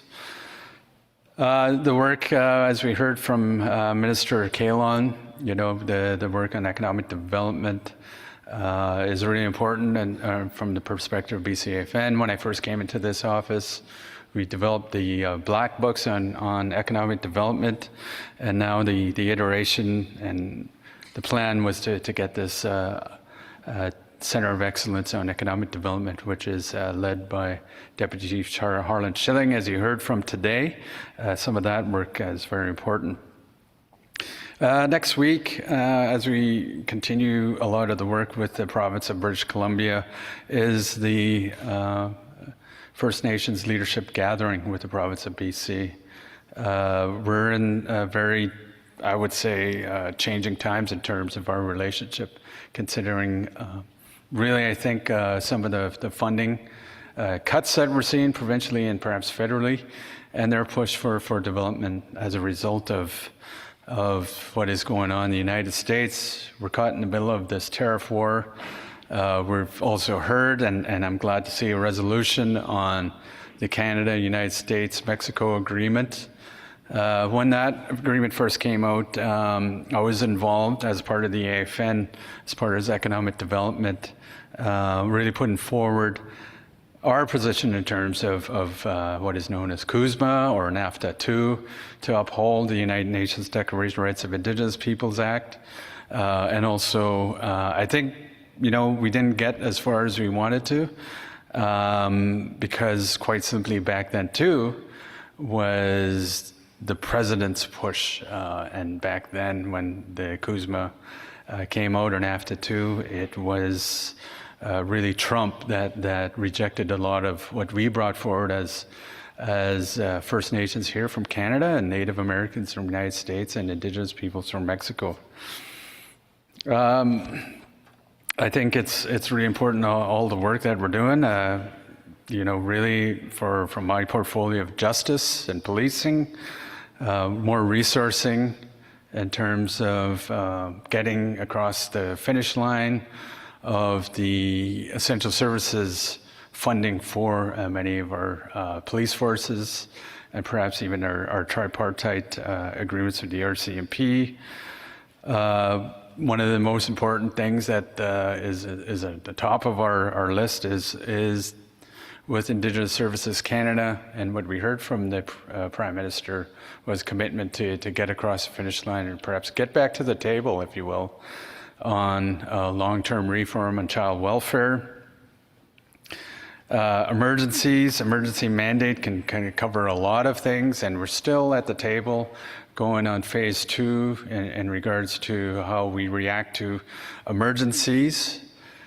It's really a devolution from going from ISK sending monies and resources to emergency management BC to our own communities, to our organizations such as First Nations Emergency Services, and making sure that we're properly resourced. Because quite simply, over the last several years, emergencies that we're reacting to in this province because of climate change and other iterations of emergencies, perhaps COVID can be categorized as an emergency. The opioid crisis perhaps can be categorized as an emergency. So we need the resourcing, and if many of the communities have said that quite a few times in terms of getting the proper resourcing. Bob Chamberlain and Claire Avison gave an update on repatriation. If you want to, one thing, First Peoples Cultural Council has a report out in regards to rematriation of artifacts. And that's a good report to look at in terms of what is out there. And approximately over 200 other entities, about 230. There's about 100,000 artifacts and about 2,500 remains in different universities, museums, and what have you. And those really should be rematriated from, I think the report's called From Stealing to Healing. That's really important work that they're doing, especially in regards to a policy framework. Let's make sure it doesn't happen again. I really appreciate seeing Kluani, former regional chief for Yukon, reporting today from the advisory council on this major projects office. So really important there once again to make sure that our voices are heard. Lastly, I just want to thank all of you for being here and attending the 3-day session in this room and on Zoom. Chief's leadership for giving me the mandate for a number of these items and pushing forward, along with our sister organizations, the Union of BC Indian Chiefs, First Nations Summit, and our colleagues at the FNLC for some of these matters.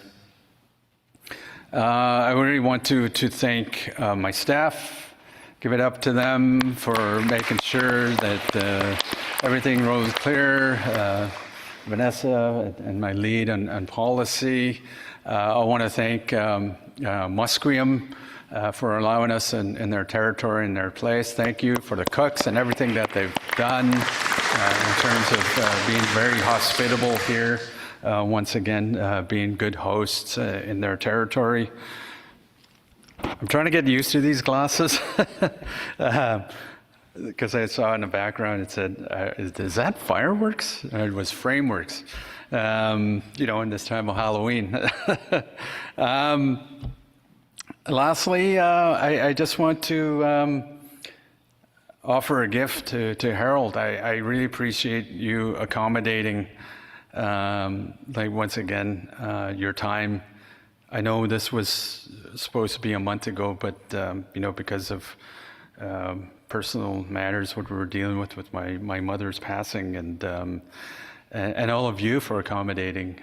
We're supposed to be doing this in September for being flexible and accountable, and I know you'll be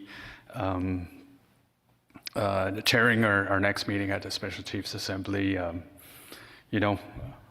We're almost on time. I'm taking more time than I need, but you kept us on task and got us through all the resolutions and finished the 22nd annual AGM. Thank you all, and I have a gift for you, Harold. Thank you, and thank you all once again. Must see.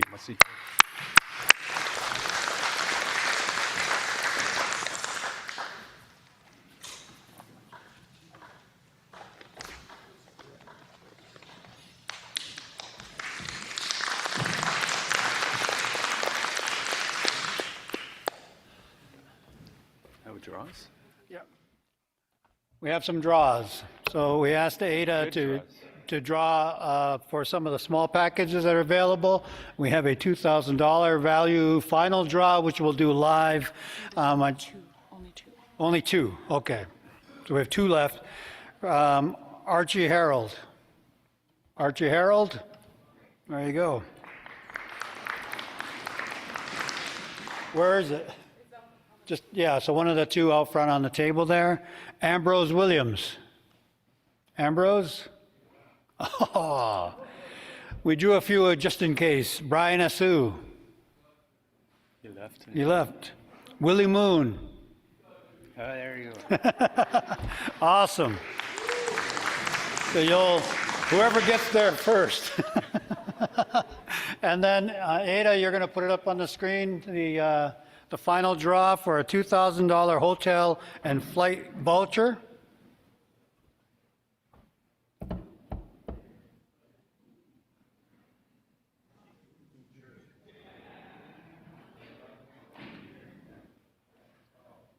Cookby Adams. Cookby Hank Adams.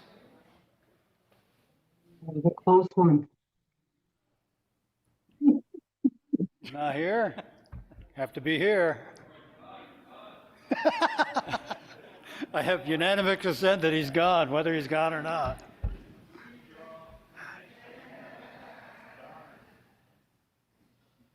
Willie Moon. Willie Moon.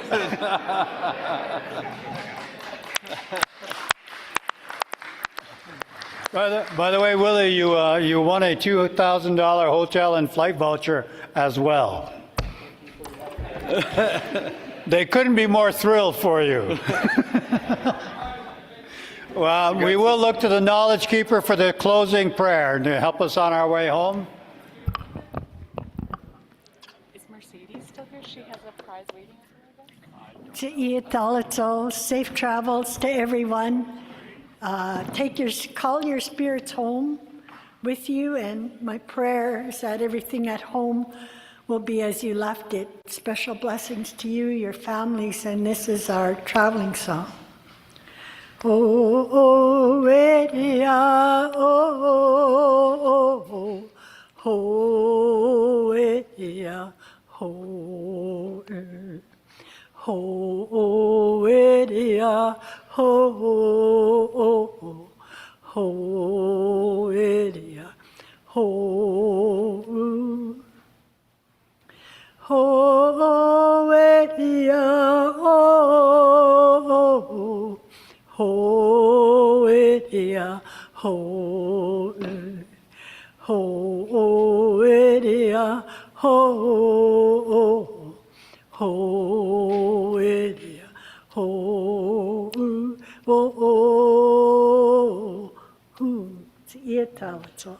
Safe travels, I tell.